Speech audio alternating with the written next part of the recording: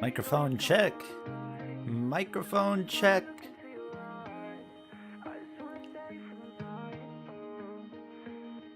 Hello everybody. Hello, how we doing?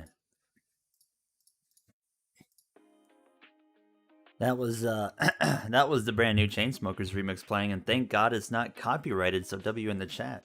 Hello everybody. Lil Hooper's here. What's going on, Lil Hooper? Shadow Striker. I saw Lazy in the chat. Hello, Barry the Ham. How are you? Mr. Enderman, Eli, Ethan. What did I miss Sunday Fun Day? I did not do Sunday Fun Day yesterday. I was really tired. I woke up really early, so I didn't bother doing it. Hello, PJ, by the way. Pumpkin Slayer, Enrod, TG. Hello, Talladega Super Speedway. F1 and NASCAR lobbies. Those are coming this week. Don't you worry. Probably maybe Thursday, I'm not 100% sure, but stay tuned, they will be coming. Nathan Lyons here as well. Kyle, you got up to Oval Class C just for this. Perfect. But how we doing, guys? Hope you guys are having a good night. I'm going to go to the camera here, but I still have yet to fix the chat there on the side on the right there. But I'm going to get that. I haven't had time. We've been planning out stuff for this. We've been planning out stuff for a league. We've been planning out our Daytona iRacing Rolex 24 stuff. A lot going on right now. I'm getting my driver stuff ready for the next season. I just recorded the season finale today, and that'll be up tomorrow, so stay tuned on that. I haven't done anything with it, but it was pretty interesting how the season ended, to say the least. Hello, Jason, by the way, and Sam Brochi. How are you doing tonight? Are you guys ready for some iRacing? So we got about 15 minutes. I was trying to get this stream started a little bit earlier because I wanted to take a while to talk to you guys instead of just going on the fly. So Jay will be here with us. He's already in the Discord, but I'm not sure if he's ready yet, so he'll be here. But hello, Lazy, by the way. Tonight, as you can read by the title, we're doing Xfinity at Talladega for 40 laps to start things off, and then we are going to go to the Charlotte Roval with the Arca cars, and then we're going to end the night at Martinsville under the lights in the Cup cars, the Generation 6 Cup cars, that is, not Next Gen. So that's going to be a lot of fun, I think, and Talladega's 40 laps, Arca at the Roval is going to be just 15 laps, pretty quick sprint that is, and then Gen 6 at Martinsville is 75 laps. So, relatively quick races. I think Talladega will probably be the longest one. And we didn't do Arca for Talladega because we did Arca at Daytona and it was just complete insanity. We want to at least have a bit more calm of a plate race tonight. And then we're still going to do Arca at plate races here and there. But is there a class restriction? It's probably going to be Class D tonight, actually. So, a restriction, but not very much of a restriction. Hello, Matthew, by the way. How are you? And thank you, Mr. Enderman. Very good F1 video, just how I like it. Chaos, I'm glad you enjoyed that, meme boy. That was a fun video to do. It was a really calm race right up until Vettel had his big shunt. There's some Red Bull news coming in the next one, and then I'm going to record the actual episode probably tomorrow. Hello, Nathan Lyons, how are you? Arca plate races equals chaos. Yeah, it's pretty wild. We wanted to have a more calm plate race tonight, so we were just like, let's just do Xfinity. You gained 400 I rating today. Nice. I don't even know what my I rating is at, but damage, there will be damage on, yes. So every Friday we're actually not going to turn damage on. So for Friday Night Chaos, damage will no longer be a thing, but tonight and the next night damage will be a thing. So you're asking how to join. Basically when the session goes up in about 10 minutes, it's going to be called G Lobbies. You go into iRacing hosted races, search up G Lobbies, and basically what the title says, and then you want to type in the password Goin24, which I will pin the password right now for you guys to see. Password.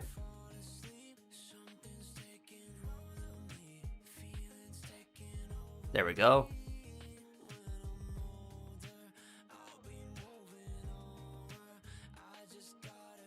Now pin this comment. There we go. Okay, so that'll be up there. You guys ready to go for that? It's gonna be crazy. You know, I think it'll be more calm than the other night, though. That's for sure. That's the big thing. Yeah, we had to throw some kind of chaos in there, Shadow. I still want some element of something crazy. And we did Arca at the Roval in the core last Thursday. Yeah, last Thursday, and it went pretty good, but there's definitely an element of a lot of chaos that could brew there. So, hello Adam Newman, by the way. We do have Jay here. I'm gonna text him, see if he's ready to talk or if he's setting up his stream. He's setting up stream.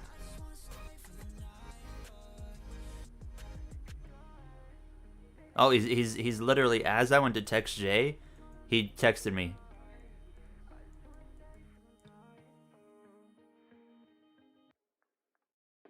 Alright. There we go. Happy Monday to you, John, as well. You have midterm tests tomorrow and you're afraid about my best friend, Cassie. Why are you afraid about her? Good luck with your midterms. You just got your Thrustmaster wheel. Oh, there you go, Jake Cabin's on. Force feedback killed me in NH5. Turn it down. Turn your NH5. The default force feedback is way too high. You gotta crank it, I only had it like 3 clicks over from the 0 spot. Did you know the private lobbies are coming to NASCAR 21? Yes. Also next gen, but at an extremely limited capacity to a point where absolutely no one will use it after the first time they try it. So I was reading more into the next gen update for NASCAR 21, and all it is you're going to be able to drive the Live Fast 78 car by itself around Daytona. That's literally the only thing you can do based off what they said. And I'm like, what's the point of it even adding it?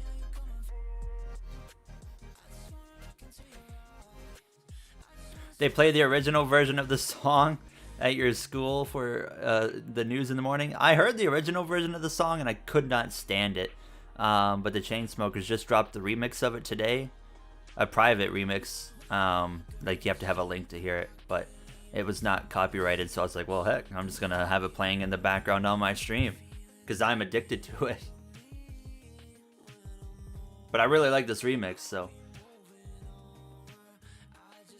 will it be road course and oval combined for the Charlotte Roval? Yeah, like just the normal Charlotte Roval it'll be. Or are you talking about NASCAR 21?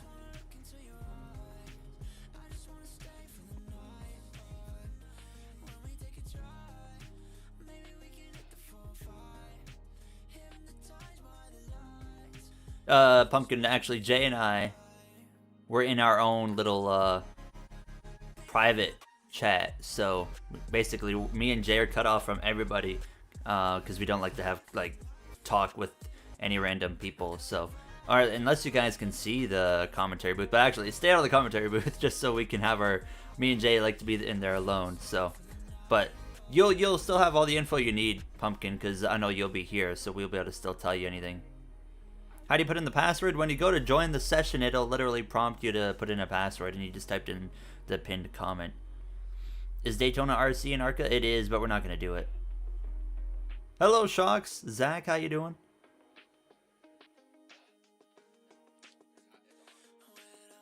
You love my videos? Thank you, Mr. Enderman. Glad you enjoy them. Jay just started his Twitch stream, so he'll be here in a second, and then we're just a few minutes away from getting the show on the road. Hello, NASCAR Adventures with Brayden. How are you?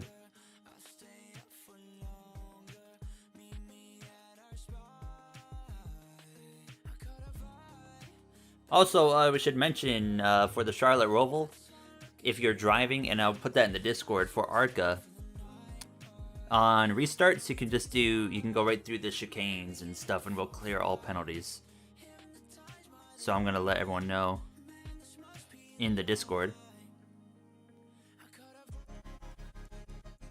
So for the Roval underpace laps and caution laps, you can cut through all chicanes and cut the final one for the restart too.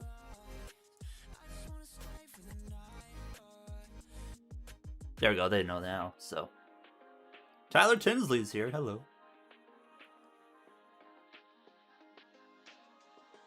Oh well, hello to her, Tyler. Alright guys, we're just, I'm probably going to launch the session in 5 minutes, because I know it takes a few minutes to pop up, so. What's the policy on getting laps back? So basically, if you go a lap down, 2 laps down, 3 laps down, doesn't matter. If a caution comes out, you can get as many laps as you can before 1 to go, basically. If you pass the pace car coming to 1 to go, it's not a big deal. But if you do it, like if they're going green this lap and you pass them on the back straightaway, we're gonna probably black flag you. But before then, you can get as many laps back as you want, and we will clear every flag there. So we want to have as many people on lead lap as possible by the end of the race, right? So it's gonna be interesting. Jay and I is still learning everything, and I feel like we're getting better at it. So hopefully tonight goes well.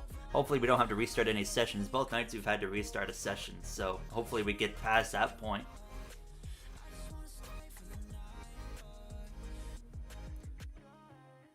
Could they still do it even though they can skip it on cautions and restarts? What do you mean by that, Enrod? How will you join the lobby when it's up? So you will look up, you'll go into iRacing hosted races, and there's a search bar. You just search G Lobbies, and it'll pop up. You click on it, you choose a car, whatever. You might have to do an update even. And then it'll prompt you to do a password when you try to join. And that's when you type in the pin password at the top of the comments there of Goin24. All caps, Goin. Hello, Ethan Fish. How was your day? It was good. I didn't go outside because it snowed like crazy. Yeah, you got a lot of snow in New York? Yeah, we got a ton of snow. Like the most snow I've gotten in quite a long time, so it sucked. Alright, Pumpkin. This stream was your 5,000th liked vid. Goodness gracious. I don't even think I've probably liked less than 100 videos ever. I don't really hit the like button very much. Jay says he's ready, so we are going to pull Jay in here. I'll unmute myself in 3, 2, 1. Hey, chat. Microphone check. Hello. Hi, Jay Cook. How are you? Are you ready to commentate some NASCAR G lobbies? I do be ready. Beautiful. Excited. Chat, say hello to Jay. We're ready to go. I'm starting the session in about 2 minutes. Okay. That way, because it always takes a few minutes to pop up. So, and I'm looking over everything here. Practice, lone qualifier plus race. 10-minute practice, 5-minute qualifying, 2 laps. 40 laps at Talladega. Got all the admins. I got. I'll actually be back in just a second. Jay will be back in just a second. Weather, we don't really screw with that. I usually just leave it there.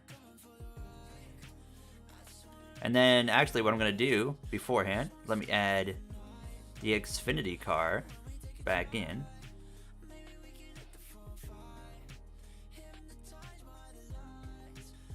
So I'm putting in the setup right now. It's going to be, obviously, the Talladega setup. Pretty straightforward, right? So, Talladega. And once I get this stuff in, guys, we're going to be rolling here.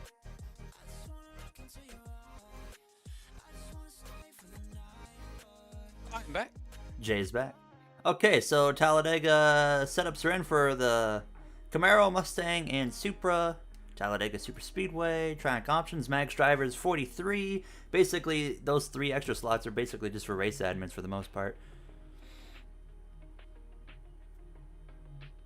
Am I going into the commentary booth for Saturday? We're going to pull you in here, PJ, for practice. If you guys missed it on Friday, PJ, we forgot to interview him because we didn't know he was in the chat, so we're actually going to do his race-winning interview during practice here in Talladega. So, Talladega is first. Will you make F1 tomorrow? I'm going to record F1 tomorrow, but I'm not going to put it out tomorrow. Jay, do you think 3 faster pairs for 40 laps at Talladega, just like the Radicals, sound fair? Jay's not there already, so I think it sounds fair. Obviously, noon and then 1x. Jay, how many, hello, Citron and Austin, by the way. How many faster pairs do you think we should have for 40 laps? 2. 2, okay. Let's go with 2. Automatic full course yellows are off. Lucky Dog is on. Wave rounds are on. Okay. We're good to go, everybody. Start time is at noon, so we're not going to go racing at under the lights at Talladega when there's no lights, thank God. So I'm going to check this out and get this thing on the road here. So the restriction is got to be at least D class, by the way, 1.0. 2, okay, yeah, we'll stick with 2. Hello, Gateway Motorsports, by the way. If you join the session as watch, you can see qualifying. I did not know that, actually. Alright. The session is created, but it's going to take a moment to pop up, and then I'll share what the iRacing screen, but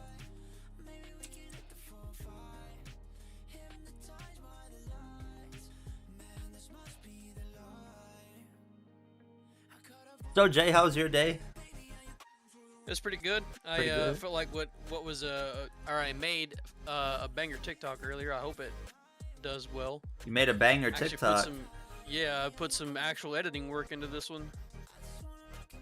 It's a dead meme, but like still it was funny. What was the meme?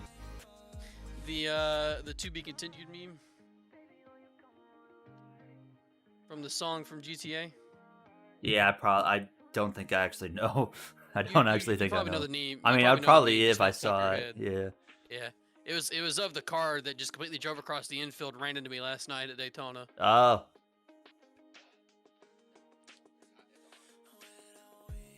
All right, the session should be up here shortly. Yep, it's up. Session is up.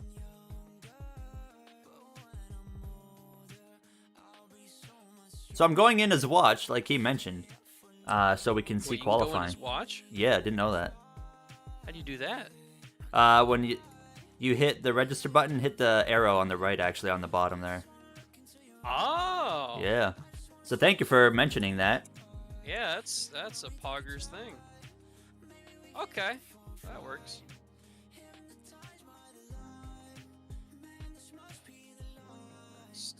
It's the regular password, right? Yes, sir. Password is going 24. Hopefully that'll still work for us with the overlays. I don't see why I wouldn't, but hopefully it does. Yeah, no, it should be fine. Oh boy, we got some people here. Ha ha. Alright, chat, we're about ready to get the show on the road finally for the first race of 3. I noticed I was watching IDK again. His streams go over nearly 6 hours at a time for these, and I'm like, goodness gracious. Respect to him. A lot of races. Yeah, I was just like, I couldn't believe it. Oh, I see Zach is here tonight. I like to limit it at like 4 hours at the absolute top, so we'll see what we do tonight. I don't even think, we might even be less than 3 hours if we're lucky. Well, I think that once you get some longevity into this, I think you could make him go for a little bit longer. Oh, yeah. Yeah, he was doing, Scott, hello, Swerver Never, by the way, but he was doing some, like, IndyCar stuff I saw at the Daytona Road Course. I stopped by and watched a little bit of that. I didn't pop in the chat. I like to kind of quietly watch. Sam Brochu, I didn't realize he has quite the I rating.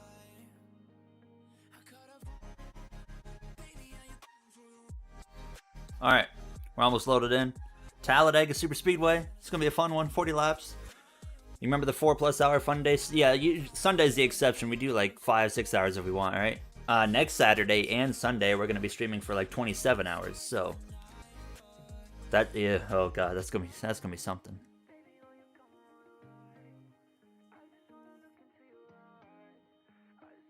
Yeah, Scott. I remember when I popped in, it actually looked relatively clean. So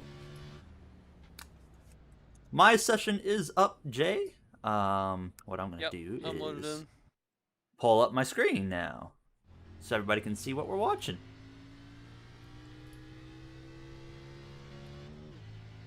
Alright, at Talladega Super Speedway we are.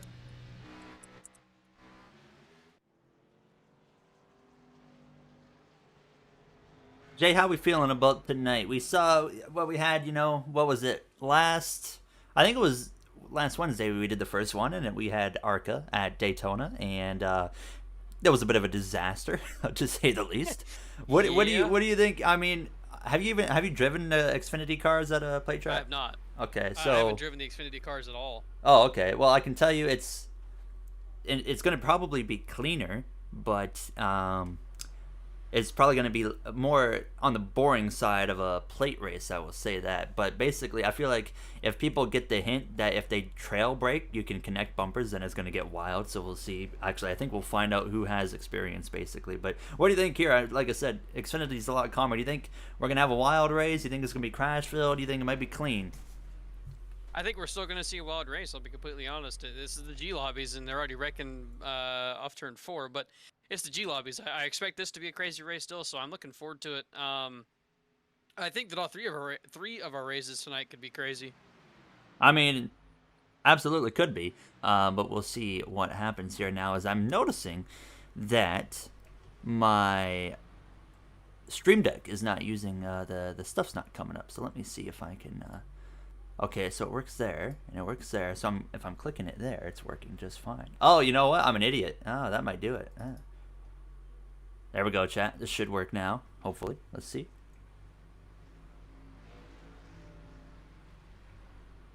Maybe not. Might have to restart. I might have to restart while we're in practice my Stream Deck. As for some reason, or if I can just close this. Bear with me here. Very minor inconvenience. It doesn't even affect the stream. It's just something that affects the convenient levels for myself. So you might see the ticker come back up there. There we go. We're good now. We're good to go, everybody.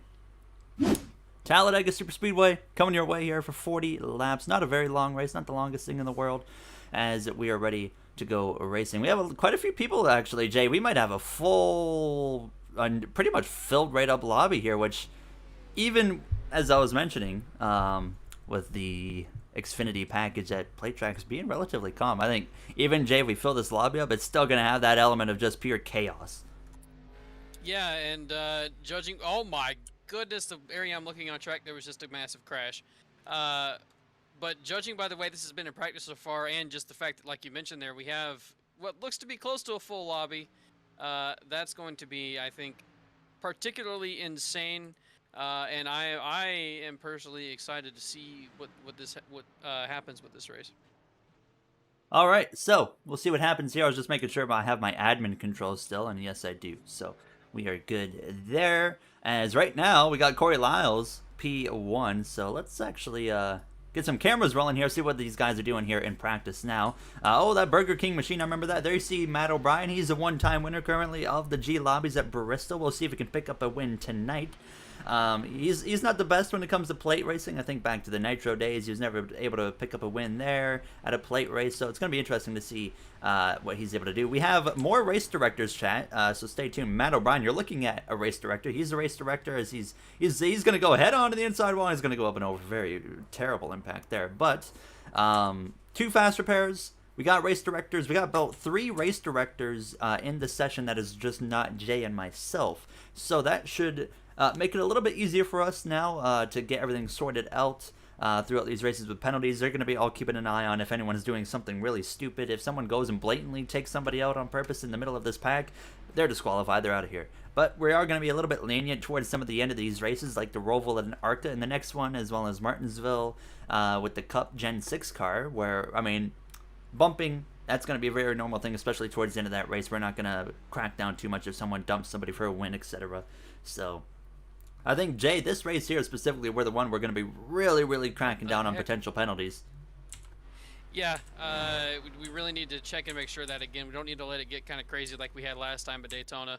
I think just in general, we need to be watching out for penalties and stuff like that to make sure that we don't have anyone causing very specific issues over and over and over again. Racing incidents are one thing, but, you know, we've had lots of people cause incidents just because they either, you know, are struggling or just simply driving over their heads. So we're going to bring PJ Bazowski here in the booth in just a moment to do his actual winner interview from the last time out. I don't even remember what track. Oh, Talladega in the Radicals it was. That was unbelievable. Yeah. Hello, Jacob, by the way. Hello, everybody in the chat. Hope you guys are having a good night. Eli says he's making a video of this. Hopefully it goes well. Get a good video there. Hello, NASCAR Coca-Cola Racing Network as well. Daytona was fun. It was fun and it was interesting here. Now let me see. Do we got PJ Second in half the was chat? fun. Yeah, it got better as the race went on. And Oh, oh, there. I think we're watching the same thing. Jay, his three yeah. cars just came together right there, and but nonetheless, what I'm gonna do is I'm gonna bring. Oh, what the heck? Where'd the money line car just come from? Yeah, where did he come from? Oh, Oh, wait a oh, second. Oh my God. where the heck did he come from? Oh, he got thrown up in the air. There you have it, everybody. Oh, is he coming off the pits and got hit? No, he was going into like the Oh fence. yeah, It was he's really going weird. into the entry. But anyways, let's bring PJ in here real quick since we're closing in on the Huh. end of the practice session. Actually, we'll let the practice end for him, then we'll bring him in because it's not going to take a whole lot of skill for him to talk and hold the throttle wide open in qualifying. So, first timer here. Hello, Michael. How are you? Hope you're having a good Everybody's night. trying to go in there. The one car is a menace. Who's the one car? Who we looking at here?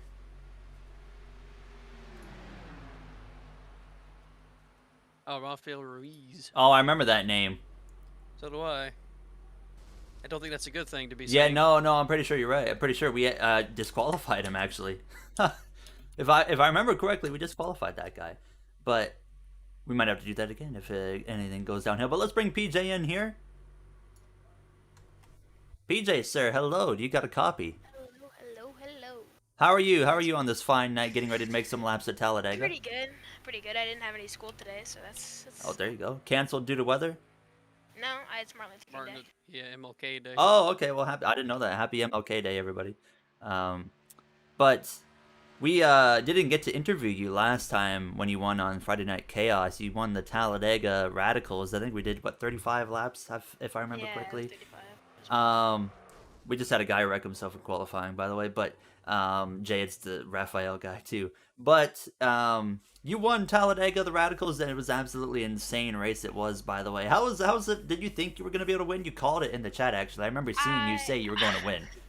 I really hadn't raced those, but I was practicing them at Daytona Road Course for a while, so I kind of had a feel for them. So I was like, okay, I can probably do this. So I put it in the chat. I was like, I'll win this. It's like a cocky little thing, and it really just maybe. And then it just kind of happened. And then Jay picked you on the final restart Yeah, too to Jay win. picked me, and I did it for Jay. There you go. Darn right. Jay. One Expert more. picker over here. Yeah, one more question. This is same track, obviously, that you won at, completely different racing style. What do you think your chances are here? I got a pretty good chance. I always do AI racing, so I always do these, and I'm always super decent. Oh, well, there you have it. Yeah, I will say, doing AI racing at play tracks on iRacing, I think Wild. makes people a better driver because it's absolutely insane to deal with the AI. So, I've learned to hug the yellow line very well. best thing to do here for a good qualifying lap. All right, we'll let you go. We might talk to you again, Alright. especially if you get a good finish Yeah, I here. hope So, we'll let you go. Good luck with the race. Thank you. You guys. So there was PJ Bazowski. So Jay, we just watched this guy here, the number one, Rafael Ruiz. He crashed on his qualifying lap on the apron. I was just like, okay, interesting. That Taco Bell 31 car is cool. You know what that's a hint at? Can you guess what that's a hint at? Yeah, I wonder what that would be used Yeah. for. I tried to throw a hint. There might be another hint in another future thumbnail coming. Well, I almost gave it away in my stream the other day, and then I had to stop myself. Can I tell Jay hi? Jacob says hello. Hello. Right now we got Rosenbrook.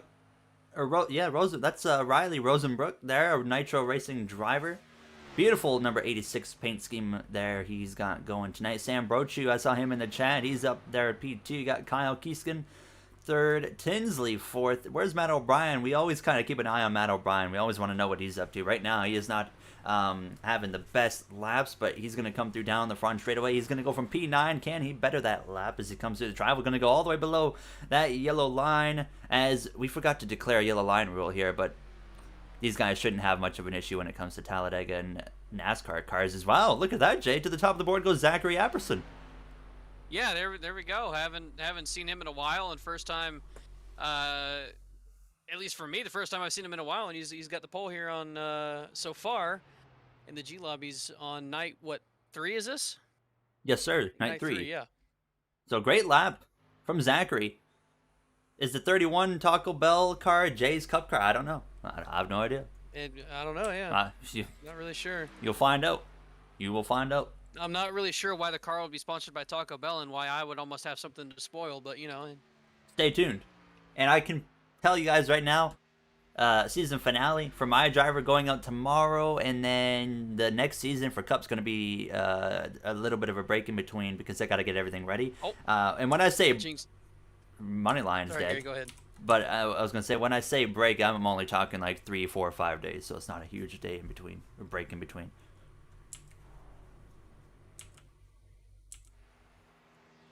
So Caleb Pertko now to the top of the board. We're closing in 40 seconds. Zach. Yeah, poor Zach. I mean, Zach's still on the front row. You got Nathan Lyons up there in the top 5. So Tyler Tinsley in the top 10. O'Brien's all the way down to P15, by the way. I just went and looked something up, Gary, that was pointed out to me by Ash in chat.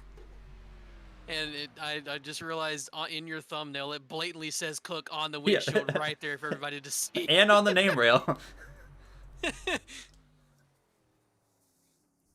You went to the doctor and you have a toe fungus? I'm sorry to hear that, but hopefully it gets treated.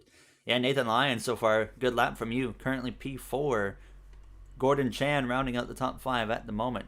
Michael Gregory, yeah, you're down to P11. Not the worst start in the world, right? I mean, we look at who's set laps so far, and 25 cars have set lap, but we have about 30, just around 30 people registered for this race here. So qualifying is complete though, and it is Caleb Pertko up there at the top of the board. So we'll see if he can hold on here. Jay, Pertko, Apperson, your front row. I want to over/under from you here for 40 laps at Talladega. We mentioned it's Xfinity. It shouldn't be. Oh, Pertko is Kermit from Nitro. Of course he's on pole then, but it shouldn't be as wild. Oh yeah, that's Jay. right. I just learned this now. I didn't know that was him, but beautiful scheme he's running. But it shouldn't be as wild as Arca. Do you think we're gonna have over or under 5 cautions in 40 laps? Personally, I think we're still going to have over. I think we'll see quite a few wrecks tonight, and we could potentially see some overtimes with that as well. 3 attempts available at overtime, by the way. So, wouldn't be surprised if we have that. PJ says over, Razor Goated says over, so you guys are pretty confident we're going to go over 5 cautions. I'm going to say... Yeah, actually, I'm going to say over 2. So, I'm going to go with 7. My prediction is 7. Good luck to you, Michael. Yeah, your first race in here in the G Lobbies, and it's the Super Speedway. You know, not the best way to start, but I mean, at the same time, it could be your biggest opportunity. We'll find out here, as everyone's saying over 5 cautions. An EOL. If someone wants an EOL, they can get an EOL. No, that's okay. Give it to them, Cap, if they want it. Adrian says he's going to try and win this one or the Roval. He does not have Martinsville. Yeah, Roval is going to be pretty fun. We decided we wanted to make the Roval nice and short, by the way. So, as you guys know, it's only going to be 15 laps at the Roval. So, pretty short sprint, basically. Well, 15 laps is still quite lengthy, but it's definitely on the shorter side of what we're doing tonight. How many tires? Unlimited sets of tires, Razor Goated. Barry says he's going to try to be good. Yeah, Michael, it's gonna be interesting. That's for sure. Good luck to you, by the way, Michael, in the chat, as we are now pacing here down towards turn 1. Caleb Pertko, aka Kermit from the Nitro League, who's been very strong in the Formula 1 side of things. You guys have been seeing our live broadcast of that. He won Azerbaijan a few weeks ago. Here he is starting on pole in his first race. Actually, he might have already done one. I can't remember. But in the first race tonight in the G Lobbies, at least, alongside Zachary Apperson. You got Rosenbrook, Nathan Lyons, as well as Gordon Chan rounding out the top 5. Jay, I really like doing this thing where we just kind of take a name in like a plate track like this and just choose who do we think is going to win. I want you to start. Just choose any name that stands out to you, something you feel good about. Who do you think is going to win this thing? Right away, I mean, I still have to. I'm going to go with Matt O'Brien again, just because I know how he is at plate tracks. I think I went with him before at Daytona, so I'm going to go with him again here at Talladega. And judging by that sound, either you don't like that I made that pick, or you were going to make that pick. I don't like that pick. Okay, I don't think it's going to work. Jay's 1 for 1 so far on the Talladega pick, so we'll see. I'm going to go with Tyler Tinsley. Okay, I know he's in the chat. And that's the first name that stood out to my eye right here. I think Tyler Tinsley's going to win. The Tater says he's got the 68 of Apperson winning with 8 cautions. Yeah, see in the chat, how many cautions you guys predict? You said it, pretty much everybody says over 5. I'm going to say 7. My prediction's 7.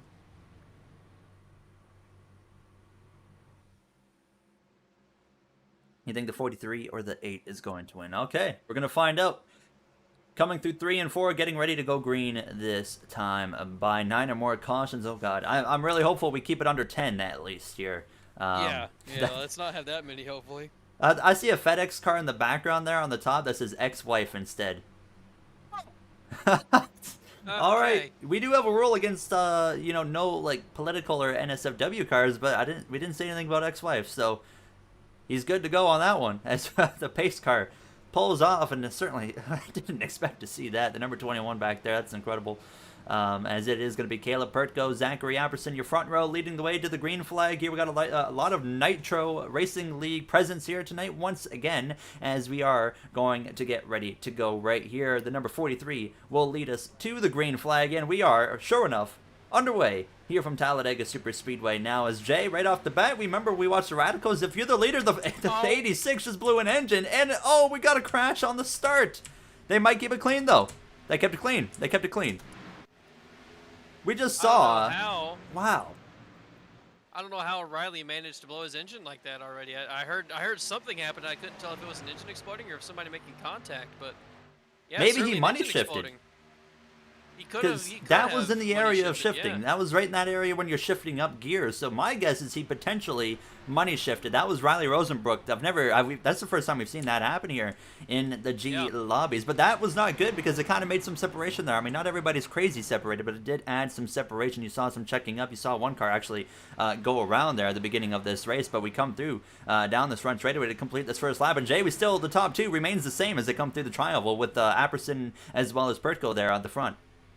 Yeah, the front row did a really nice job there of still controlling both their lanes, and they both stayed at the top of those lanes. And we've also seen already O'Brien make his way up a little for a few positions, and I think he might have jumped up to the top side. I'm not sure which lane he started in, but he's making up quite a few positions right now. And that high side looks like they're starting to get formed a little bit, but there's still a majority of the cars on the bottom at the moment.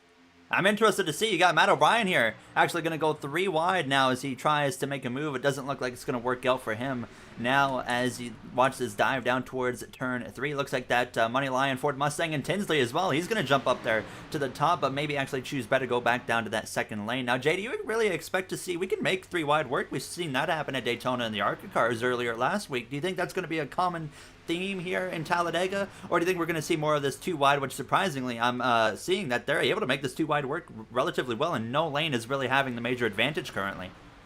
Yeah, I'm not sure that we'll see 3 wide work, at least not for very long periods of times. Maybe the last couple of laps when people are super desperate to make moves happen, but I don't think we'll see 3 wide for long periods of times, and if they do go 3 wide, I'm not sure we'll see it work at all, and so far they're doing a really nice job of making 2 wide work. Some good racing so far. Hello to everybody in the chat. I see Pinkie Pie Egg there. Hello to you. Hope you're having a good night. Someone from Nitro will win is Jacob's prediction, as John says he's rooting for the number 88 now. As we watch Zachary Apperson lead that top lane down into turn 2, and already way cleaner than Arca was last week at a plate track. So we're already having a more successful night. And when you think cleaner, maybe it'd be a little bit boring. But no, Jay, so far, Jay, we're getting some really good racing here in this pack.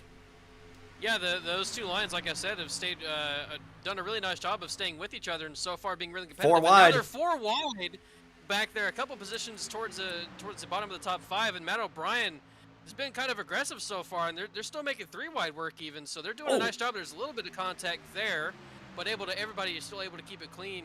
And so far, these guys are doing an extremely good job of racing each other aggressively, but not too terribly aggressive. There's Riley Rosenbrook coming back up here. Oh, there's an accident. In the background, O'Brien's involved. The 99 Hellman's Ford or Chevrolet Camaro, as well as multiple cars. Jibber jabber? I was trying to call it a caution. Caution is out. Set wrong, apparently. Well, you saw it right there. We kept it clean for the first few laps. They were doing a good job. I'm not quite sure exactly what happened, but of course we are going to get another look at that here in just a few moments' time as we have our first incident of the night here from Talladega Superspeedway in the G lobbies. Up front, though, you still got Caleb Pertko as they run down the pace car there, as Nathan Lyons as well up here in the mix. But let's get a look at what just caused that caution here. Matt O'Brien, not what he wanted to have happen there, as it kind of goes a little bit further. Let's rewind it, run the tape back just a little bit. So it looks like it ignites actually with that Hellman's car. I believe that is the 39. We're keeping an eye on right here. We're just going to go right to the rear camera, get a good view on this 39. So let's see what happens. Is he always a little bit... Oh, yeah, he got tagged from the 5. He kind of got a little bit loose and around he went. Unfortunately, O'Brien, he didn't really have anywhere to go. The 6 car around as well. And Jay, I'm not sure if you've had access to the replay yet. But as we look at it just one more time, you can kind of see out of turn 2, he just gets a little bit loose. The 5 wasn't maybe ready to check up, just tagged him in the wrong spot and around he went. Yeah, and unfortunately, that incident being right there is going to get a lot of cars involved in that accident, and that's what we had. Not everybody able to keep themselves out of that wreck there just when it's happening in the middle of the pack like that, and it's spread all over the track. So a lot of drivers with a lot of damage early in this race. And we're already starting to see some faster pairs getting used, and we're also going to see, I think, these guys maybe tone the aggression down a little bit, because that's early to have that many cars get wrecked. And there's only 2 faster pairs that these guys have for 40 laps, so interesting start to the race, to say the least. You know, other than that, racing was looking really good there, so I'm excited to see how this goes. Hello to moderator Yusuf, by the way. Thanks for stopping by. Hope you're having a good night here. Now, as he says, Nathan Lyon is a cricket player who plays for Australia. As we have another Nathan Lyons in the race. But Tyler Tinsley, who was just really got lucky right there to actually not be taken out, he is currently leading the way, as we did see the front runners of Caleb Pertko come into the pit lane. Jay, I'm not surprised to see Pertko pit, specifically because I think he could maybe even be trying to work with the Nitro gang of Matt O'Brien, who's down to probably 1 faster pair at this point. But still, nonetheless, I always feel like the Nitro drivers specifically have a bit of an advantage at these kind of tracks, because there's so many of them, and they know how to work together. Yeah, and just like you mentioned right there, not only is there a lot of numbers of them, but they know how to work together, and especially and Matt O'Brien, he does a really nice job of organizing people as well to have him to help him and to help each other.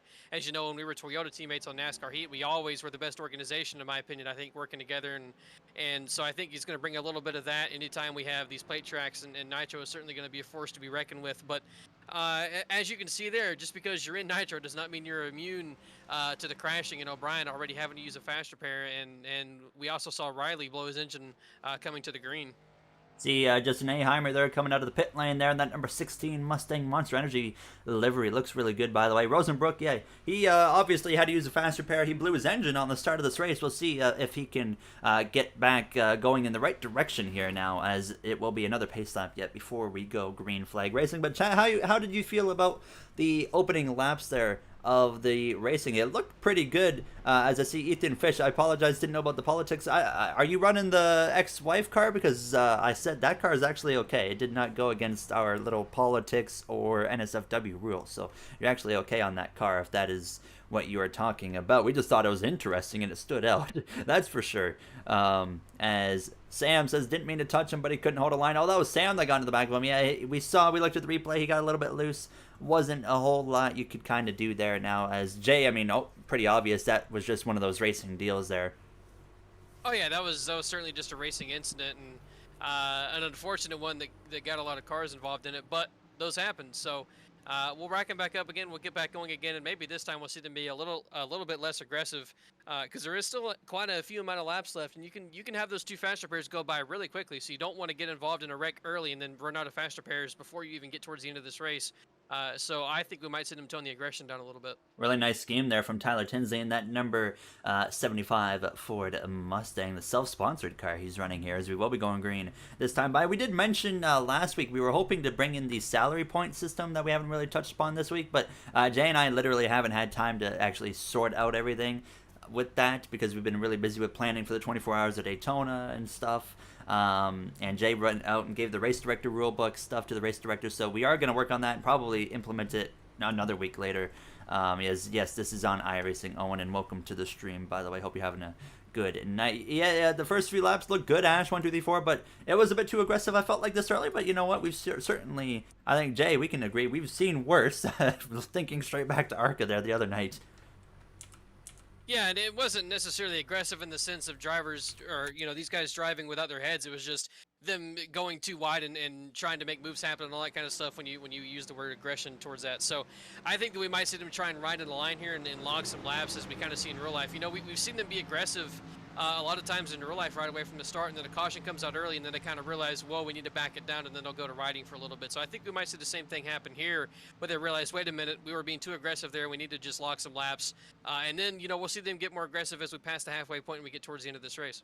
I think what the most important thing was about those opening laps is they very well, with this package, were able to prove themselves that they can make more than just one lane work. So they can go up to the outside and try to make something work. They're not kind of stuck if they get single file. So I think that they got that figured out. They know they can make it work, and then maybe they will be a little bit more willing to maybe ride around a little bit more for the majority of this first half of the race to save their cars. So I feel like those first few laps were really good for these drivers there as we get ready to go back green flag racing with Tinsley and Apperson on your front row. We got Duncan O'Connor, the Canadian there in P3, Corey Lyles, Gordon Chan, your top 5. PJ Bazowski, the Talladega Radical winner from Friday Night Chaos last week, up inside the top 10 as well. Jay, what do you think's going to be the vibe here on this restart? You think they're going to maybe kind of bank it down after many just use their fast repair, or do you think they're going to keep that intensity right up to the peak? I think they'll try and back it down, and I think that would be the smart move as well, as if you back it down. And you can already see there on the restart, some drivers not really going is the best way to describe it, and there's already a huge amount of separation. A couple of people backing out. I see PJ there up on the top, going all the way to the high side to let some cars go by. So I think we're already seeing the intensity toned down by quite a lot here, and we're already almost down to one single file line. It looked like to me there was a bit of confusion in terms of what people wanted to do there. Some people were like, hey, I just want to ride. Some guys were like, hey, let's get going here. And that led to, a lot of separation on that opening couple of moments there into turn 1 and 2 now, as we're seeing everybody trying to get caught up in the background. We currently see a car on the apron there. That was the number 22. He is now getting back on track. But these guys know they have over 30 laps remaining in this first 40-lap G-Lobby sprint before we head to the Charlotte Roval for 15 laps in the Arca car, then 75 at Martinsville to end the night in the Generation 6 Cup car. So there's a lot of time, a lot of racing to go as we see Tyler Tinsley leading the line. But Jay, we're already seeing that number 1 of Rafael Ruiz go up to the top, but we saw the 14 actually of, I'm actually not sure who's in the 14, but he hung him out there. A bit of a bold move, and that's the risk you're taking right now when we have a majority single file line is you can easily get hung out if you go and take that risk in moving up to lane 2. Yeah, and the thing I think that we might see here with all these separated packs is one of these packs from the back is going to have a huge amount of momentum on the guys up front. So we might see them take that momentum and create a second line. We've already seen that kind of happen within the guys in the first pack, because there's immediately a second line forming right there. So obviously still these guys wanted to keep the intensity up and go for it and race and I guess learn as much as they can. You just got to be careful when doing it. Matt O'Brien right there, we were just talking about him maybe wanting to be a little bit more conservative. Well, he got back to this pack and he's already gone back up to the top. Actually, never mind, that might be a different paint scheme. Hang on, nope, that is him. He's Matt. Going to go to the top of 3 wide again, so he's already wanted to be aggressive one more time. And these guys here still wanting to keep the intensity up and just really go for it. They're going 3 wide. That was Nathan Lyons, by the way, in the 14. You just saw the 23 right there of William Franklin get in the outside wall. Did a tremendous job of not letting that turn into an accident. You'll see many times some people, they get into the outside wall, they kind of get stuck there, so they'll have to kind of hook that car off the wall, and a lot of times that can lead to a big accident here, as we're seeing 4 wide right in the middle of this first pack with Lyons as well as Franklin there in the middle, but they continue on in the right direction so far, keeping it relatively clean for the most part. Some good racing here, some intense racing, even if it's just 2 lanes half the time here, as we're seeing O'Brien actually pushing Caleb Pertko. So there's that kind of, Jay, that nitro duo we talked about, and what I know that could really work in their advantage is Karma, aka Matt O'Brien. He's very well aware of the whole trail break and get connected with bumpers, so that could really work to his advantage here if someone else maybe in this inside line doesn't even know about that. And not only that, they're also all in a big group chat together as well, so they can work together that way too, because they have the advantage over some other drivers in a direct line of communication. So that'll be an advantage to them as well. And I should mention, while we're talking about them being able to be in chats, by the way, we will be able to make chats for anybody in the G lobbies. So if you need me to give you a role and give you a separate private chat, I will do so. Just come to me and do it. And I'll also mention that in the Discord. I keep forgetting to do that. But anybody's going to be able to have their private chat. And right now, Nitro is the biggest one in there with their own private chat. And there's there's several drivers in there at the moment. They can all work together, and that's also, once again, another advantage. You saw Lions make an aggressive 3-wide move up the middle, but yeah, what Jay said, if you may be a competitor in the chat hearing our broadcast right now, and we'll mention it even after the race as well, you have the ability to let us know if you want your own private chat for maybe a team or a group of friends that you have, and we can, of course, get that all sorted out for you. Just like Jay was mentioning with the Nitro chat, they have their own Nitro voice chat so they can all be together as a team and work together the best as possible here. As we're seeing some good, clean racing, lap 12 of 40 so far here now. Jay, you know what? They're doing a really good job keeping it clean, but at the same time, they're doing a good job, putting on a show, and I'm a bit surprised because when we saw in Arca, it was either or. They tried to put on a show, they caused a crash, basically. There's, we just saw an aggressive move from Tinsley get to the inside, but they kept it clean once again.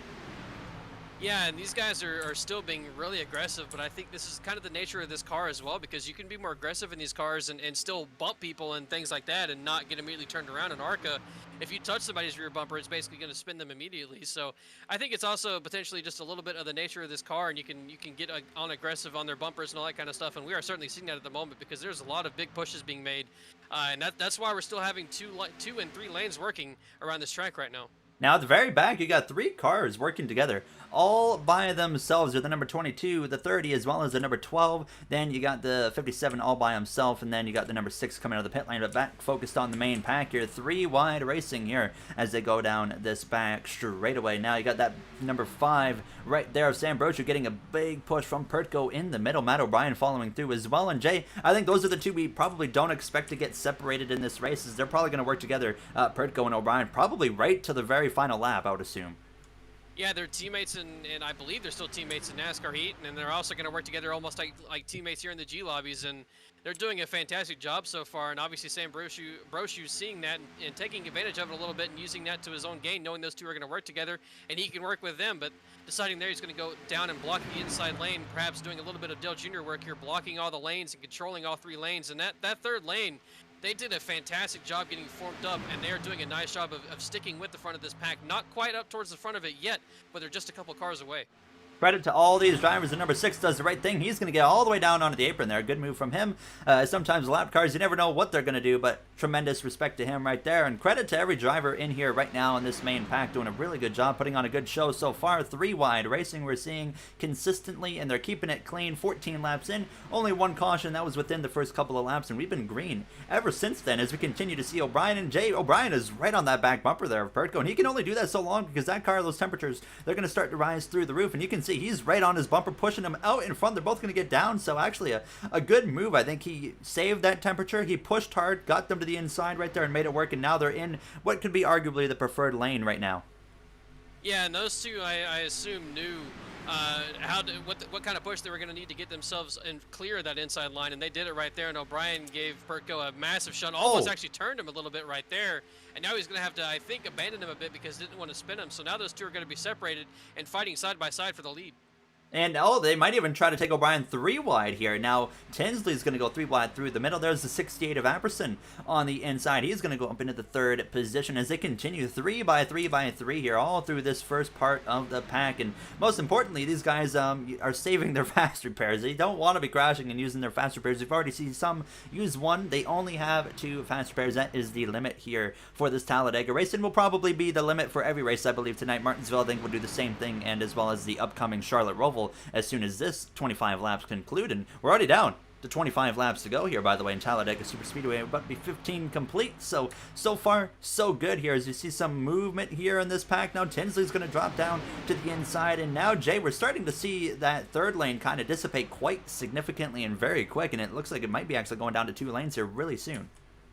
And you're almost seeing the 2nd lane kind of dissipate as well. And I think that it might have been O'Brien and Pertko kind of keeping that 2nd lane alive, and as soon as O'Brien got shuffled back, that 3rd lane died, and then the 2nd lane has kind of died a little bit as well. But I think we'll see them immediately want to get back up to that 2nd lane, especially some of those drivers towards the back at the moment. We also have 2 Nitro drivers once again working together, and Justin Aheimer and Matt O'Brien. Now they're back there together working together. And we got a crash. So there's actually another spinner.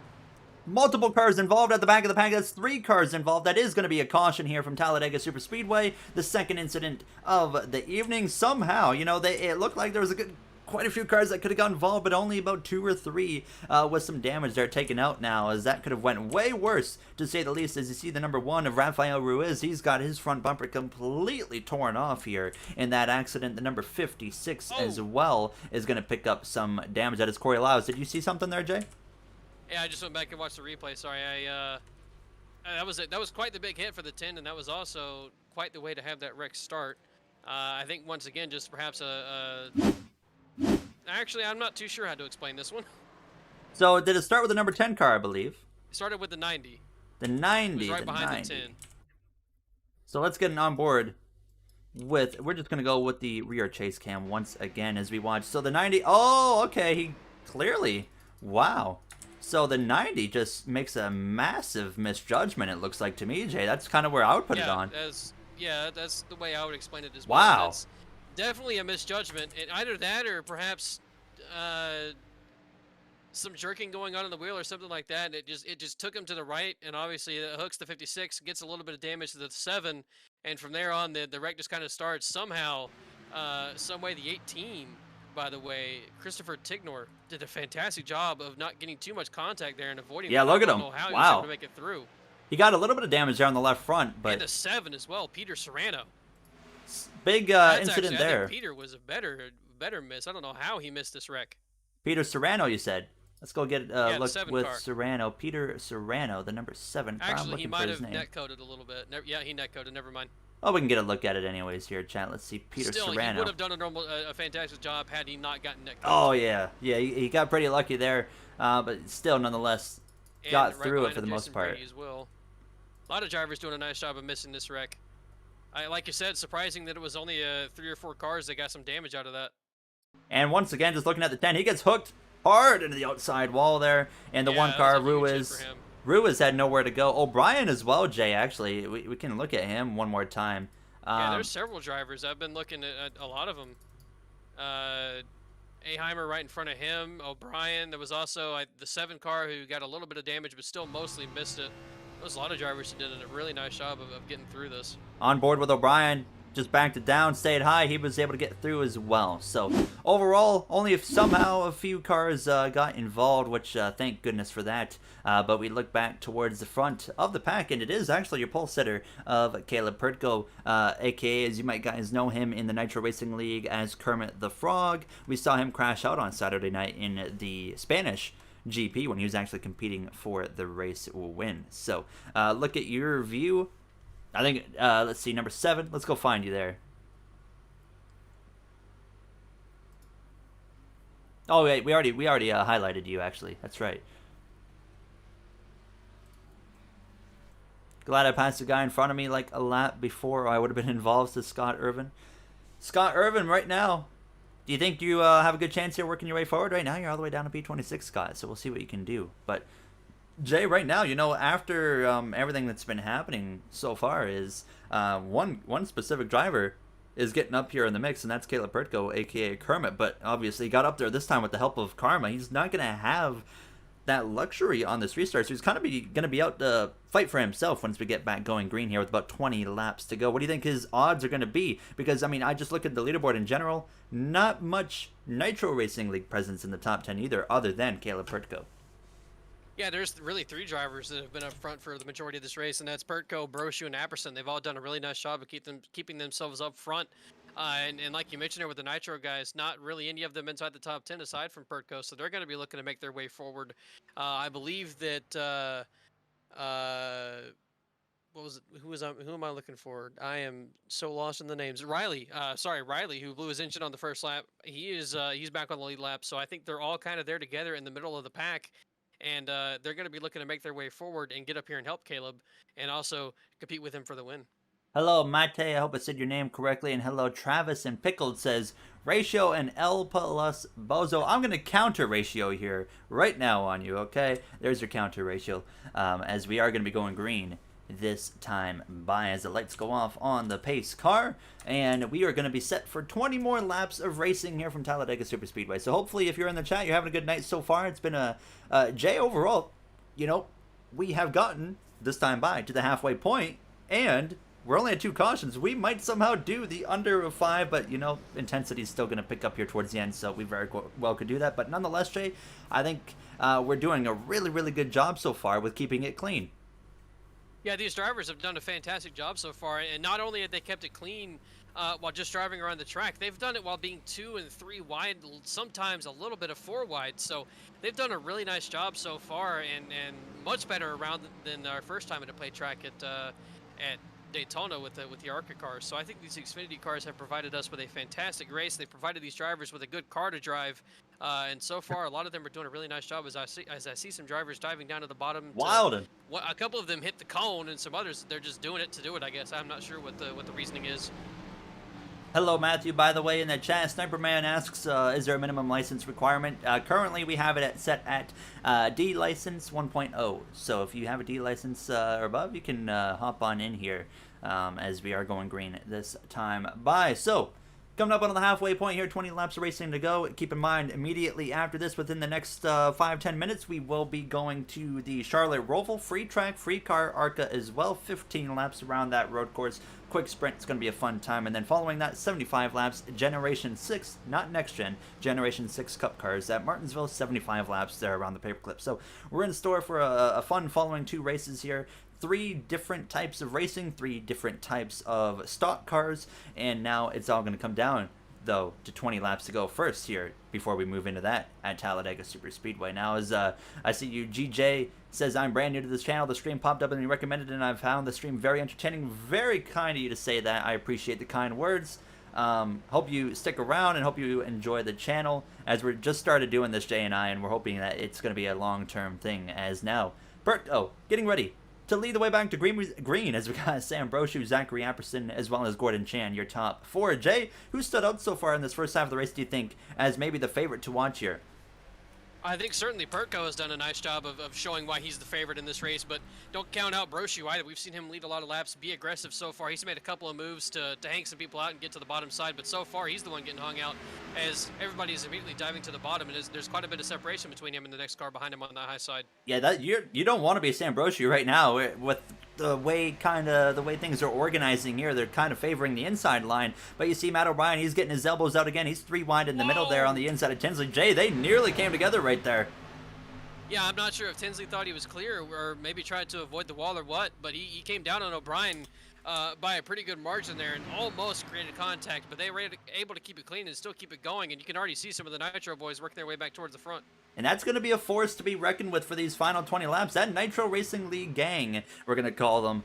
They are, of course, going to try and work together. You got one of them that's leading this race to 43. And then you got Matt O'Brien in that Bass Pro Shops number 20 Toyota Supra working his way through the middle as well. You got Rosenbrook. You got as well Justin Aheimer in that Monster Energy number 16 on the outside right there. 3rd car in line. So 3 wide. Once again, we saw this earlier before the previous caution. We're seeing it again. And we saw, Jay, that outside line, that 3rd line, it can work, but as well as always see a big block for the lead there from the 43, and that was a little bit over aggressive, but somehow, Jay, the 5 of Brochu does a tremendous job right there backing out and not taking him out. Yeah, I don't know how that didn't result in a wreck. That was an extremely aggressive block there from Pertko. We've talked about it in the iRacing or the F1 side of things. That he's an aggressive driver, and man, he showed it right there. And somehow through all of that, guess who's back in the lead again? Matt O'Brien somehow found his way to get through that and back to the lead. And there he goes already to the bottom, back in his place where he was. Oh, there they go. Crash on the front straightaway. Aheimer involved, 2 Nitro drivers. There's your pole sitter right there, the number 43 of Pertko. He's out as the caution flies, and just moments before we saw a big save from the 18 on the apron, and the caution flies here from Talladega Super Speedway. Now that's the quickest in-between cautions we've had, as the 43's front bumper, he's completely torn off, and we're going to immediately try and get a look at what just happened here to bring out the 3rd caution of the night. Not what you want to see right there if you're that number 43 who's been so strong all race long. It looks like PJ Bazowski as well, our winner from the Radicals, he as well got involved in this accident, but it looks like it's going to be sparked right up here in front of us between, it looks like, I don't know, Jay, if you've got access to it yet. I've been watching the 18 car. My apologies, I haven't seen the wreck yet. So 43 in the 90 just kind of It looks Yeah, like that's what I thought happened. they might have just came together there. As the 16, he had nowhere to go. The 99, an innocent bystander, and same for the 19 car as well. Let's roll it back a little bit further there and see if we can get a better look from a different camera with Pertgo there. I mean, Pertgo has been so strong tonight. He's done a really good job working with Matt O'Brien, but unfortunately they've come together right here. So let's see if we can get a better camera look at that number 43 of Pertgo, as we're going to go ride on the behind camera now. As 43 does come down a little bit, 90 comes up. They kind of came into each other. Felt like right there, chat. And Jay, I'm hoping you're just seeing it now, and it looked like they kind of went for the same piece of real estate in basically the same instance. Yeah, I think the Pertco wanted to get down potentially back into the second lane, and Eric was perhaps trying to make a move down to the bottom, and then decided better of it, and they both just kind of came into each other, and that created that wreck there, and you know, just another one of those racing deals where you're perhaps both going for the same set of track at the same time, and you don't realize it, and it creates once again another wreck, and we have once again some drivers having to use some fast repairs, and we're gonna get these guys racked back up to do it all over again. And once again, the common theme I'm noticing so far with the crashes tonight here in Talladega Super Speedway is we've taken out surprisingly few cars in these crashes. There's definitely been potential to take out a lot of cars, but majority of these guys have been doing a really, really good job avoiding the chaos. Our Razor says he missed it. Congratulations on getting through that. Certainly wouldn't have been hard to get collected in that one. Hello, Fly Guy, only 773. Hello to you, as well as Fusion and everybody in the chat. Hope you guys are having a good night, and have a good night to you, Fusion. You can watch Jay, by the way, on Twitch. He's doing the same thing. You look up Jay Cook. I can link his Twitch here in the description in just a second. But Jay, we're going to be going green with 15 laps to go. I feel like, we stayed calm for the most part in the first half of this race, but now we're going to only have 15 laps remaining. I feel like at this point, the chaos, the intensity is just going to go through the roof. Yeah, it certainly will be, and we'll see these drivers. There's a lot of drivers who've been up front all night that are now towards the middle or the back of this pack, and they're going to want to get back up towards the front of this race. So that'll already create some aggression, because they're going to want to be making moves no matter what. So I think we're going to see quickly, I think 3 wide right away, and hopefully we'll get to see them keep it green with 3 wide, because if we can get them to keep it green for the final 15 or so laps of this race, 3 wide, I think that'll be insane. So hopefully we can have that happen. Michael Gregory out in front, as he's in the chat, as see him say right there, he's to the lead. Do you think your chances are good here, Michael? You got some damage there on both ends of your car. Matt O'Brien in second, Tyler Tinsley, Apperson, Gordon Chan. You got Nathan Lyons up here, Rosenbrook, Corey Lyles, Serrano as well. Peter Serrano, that is inside the top 10, and Ethan Scores there in the 7th position. So some familiar names actually filling up this top 10. So it's going to be interesting to see who's going to work together here, who's going to make the aggressive move, who's going to go for the aggressive block. We saw the 43 of Caleb Pertgo there go for an aggressive block shortly after that last restart, and he was really fortunate to get not taken out, but obviously he ended up getting taken out anyways in a incident a few laps later. How are you going to get revenge on Jay and my driver? Stay tuned. I'm going to clean him right out, don't you worry. Any rebuttal from that one, Mr. Cook? You're a dirty driver, and it's no shock if you don't get the ride, because you spent all season long running into your teammate, and you are terrible. When we get to the Cup Series, I'm making sure you never win a championship. Well, there you have it, guys. I recorded the season finale of the second chapter of the prologue and the final chapter of the prologue today in the Xfinity series. You'll see who beat each other in points between Jay and myself as we're fighting for that final open colleague car next season in the Cup Series. So you'll see who beats each other in points, but if I beat Jay in points, that doesn't necessarily mean that I might get the ride. It really comes down to just their overall record of racing throughout the season. So just stay tuned. The season finale coming tomorrow with the NASCAR iRacing Career Mode My Driver Series. As Yusuf thinks the last lap, or a bunch of laps here, are going to be very interesting. I agree. We got the 31. I mean, Jay, we look at Michael Gregory there. He's in the lead, but he's got damage on both ends of that car. That's not the aerodynamics that he's going to be looking for on this restart. And honestly, I mean, he controls the restart, of course. He chooses when to go. But I might want to be in lane number 2 right now with Matt O'Brien leading. Yeah, I kind of agree with that as well. And perhaps maybe you you DM O'Brien and say that, and hey, if you let off a little bit, I'll jump up and we can help each other, or something like that. So, also, what I just noticed on pit road still is Pertco. He has not left his box. I Oh, don't you're know if right. he's possibly out of fast repairs. I don't know He how he hadn't would used be because one he's been before. up front. Yeah, so he's still on pit road, perhaps repairing his car. And we're about to get ready to go green here, so I don't know exactly what the strategy is from him. But right now, if there's no more caution, this could be questionable for Pertco. I have a theory. He is very new to the iRacing service. Maybe some confusion there with knowing how to use the fast repair. Perhaps, but It's not it's hard. already checked. So Yeah, it's already checked, so it should. And he's he still should there. Have had it. And maybe he's getting his required damage fixed, and he did have it unchecked. But he's in the group chat with the Nitro boys. You think that Matt would have screamed at him? Right. Before That's fascinating because that's the first time he's been taken out tonight. So, to my knowledge, so the 43 particle, maybe a mistake right there with knowledge of fast repairs. Maybe he didn't check it in time, and then of course, like Jay mentioned, some required repairs could have played a role in that. There now, as we get back underway here with O'Brien leading the outside, Apperson, he's going to be already on that third lane. You got Nathan Lyons there in that number 14. He's close to O'Brien, but not as close as Tinsley is to the back bumper of that 31 of Michael Gregory. As we got 2x2 and a little bit of 3 wide mixed in here as we exit turn 2, head down this back straightaway. It's going to be 14 laps to go when they come back to the line this time. And Jay, we still have a pack of well over 25 cars remaining in this race, and anybody can win. Yeah, and we're going to see these guys, I think, be the most aggressive we've seen them be all night, and that's hard to believe considering how aggressive we've seen them be, and the intensity is really going to pick up here, and we're already seeing that outside line. They're grouping up, working together really well at the moment, and we've got Lions all over the back of O'Brien, really giving him a good push down the front straightaway here. Let's see if those two are able to get clear of that inside line. Nope, never mind. Now the inside line are hooked up together at the front, and they are pushing each other. I'm assuming we're seeing a little bit of trail braking come from that number 20 Supra of O'Brien right there. He's very well aware of that whole trail braking trick when it comes to plate racing on iRacing in the current plate build. He's taught me about it a lot, and I'm pretty sure he just put that to good use right there. Now as we continue to see 2x2 action. And then a little bit further back in this pack, you're seeing a little bit more just spread out. Some of these guys might not want to get into the mix there. They might be on their final fast repair or still have one remaining, but nonetheless, Shay, even with 14 to go, you might not even be safe with only one fast repair remaining, so I can see some of those guys running in the back maybe not wanting to take that risk quite yet.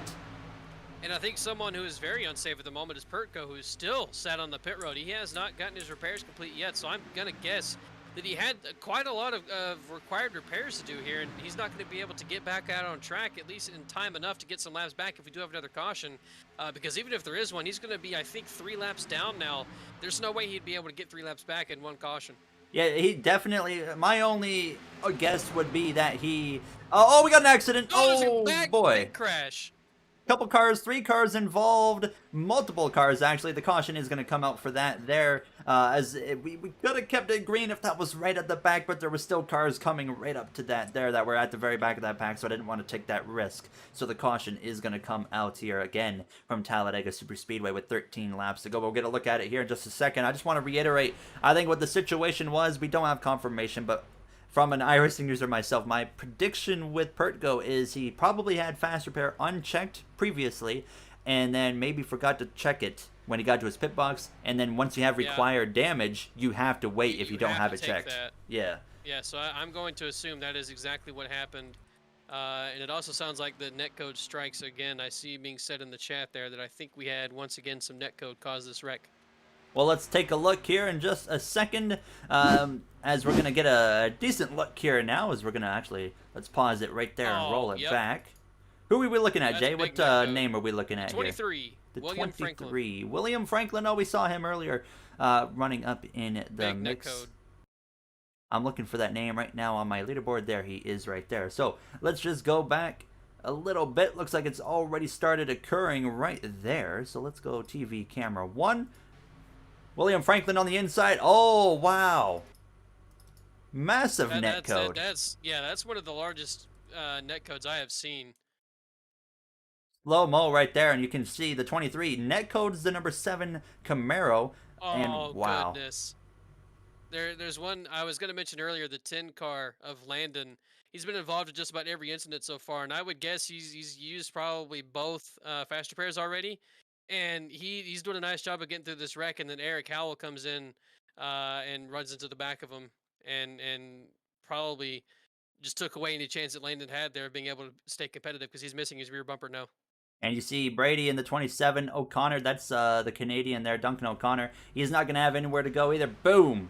Hard into the wall. We pause it once again, look back a little bit further here on the onboard with the number 99, and slides back down the track. And I would have kept it green if it was right at the back, but you saw there was still a couple cars coming into the frame. It wasn't really a big accident once again. It's just unfortunate this position it was. So nonetheless, though, we still have a good chunk of cars here with Matt O'Brien leading the way, and now it's only going to leave about 9 laps remaining when we go back racing, and what has been a overall very clean first half of the race has turned into a little bit of chaos here in the last closing 20 laps, and we'll see what these guys can do in these closing 9 laps now. I'll go on board with you, Michael. I'll see. Let me get a look with you here. Arca is back on track, by the way.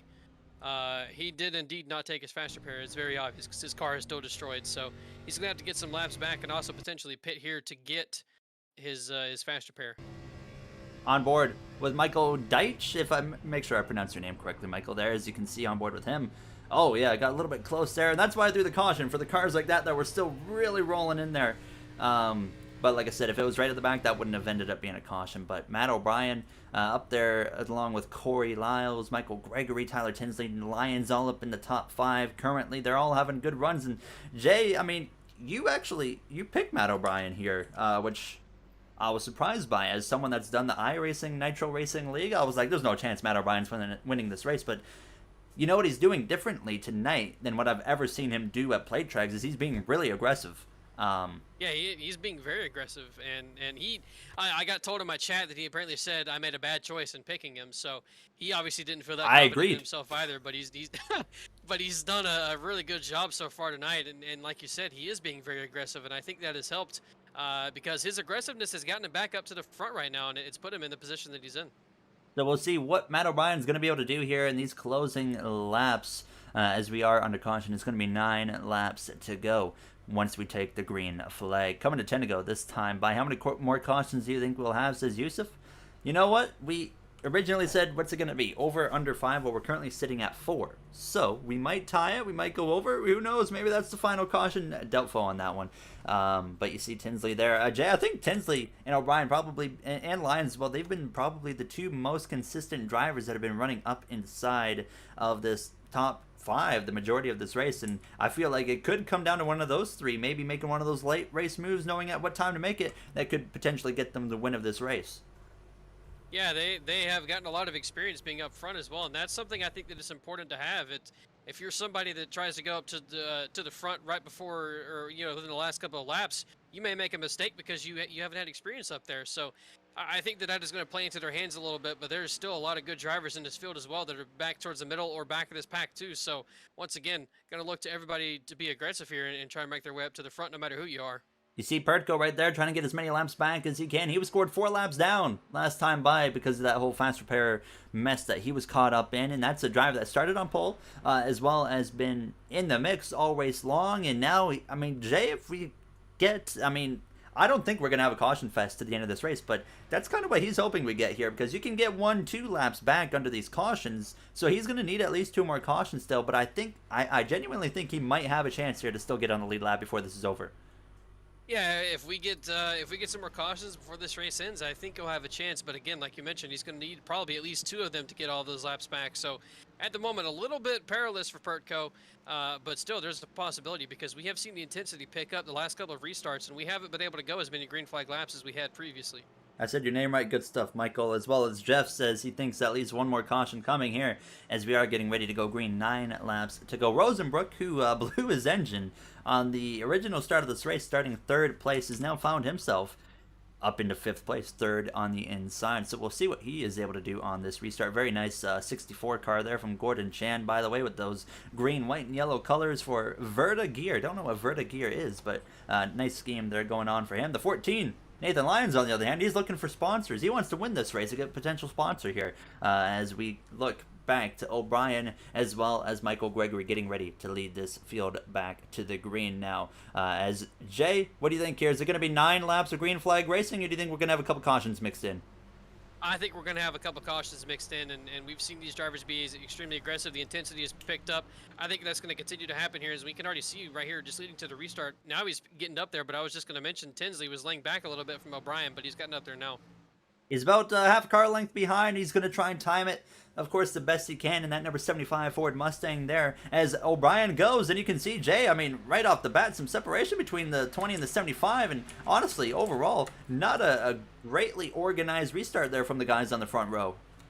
Yeah, O'Brien got a massive jump, and everybody else got caught kind of off guard. So we had that separation like we had earlier, where there's, you know, one group, two group, three groups, and now that might play to a little bit of an advantage to those drivers back in the third group. You're going to be a little bit behind now, but you're going to get a huge run if you can get single file on this lead group here. So O'Brien, wow, going to make an aggressive block, but then Gregory dives to the inside, and he's not going to take the lead. These guys are, like I said, not being shy to be aggressive here, and we're going to see the second or third group catch them pretty quickly. Tyler Tinsley there pushing that 31 of Gregory. You got Nathan Lyons and O'Brien working together on the top, but as of right now, it's not looking so hot for them. They're all by themselves here as they exit turn 4 going down this front straightaway. Some separation here. You got this main pack right here, and they got a little bit of gap here to the second group of cars who, Jay, we have our own experience with you spotting me driving at plate tracks. This second group right here, which is being led by a car with no front bumper, by the way, with Rafael Ruiz, it's not looking good for them, and they know they need a car with no damage on the front. They're actually wrecking in that second group as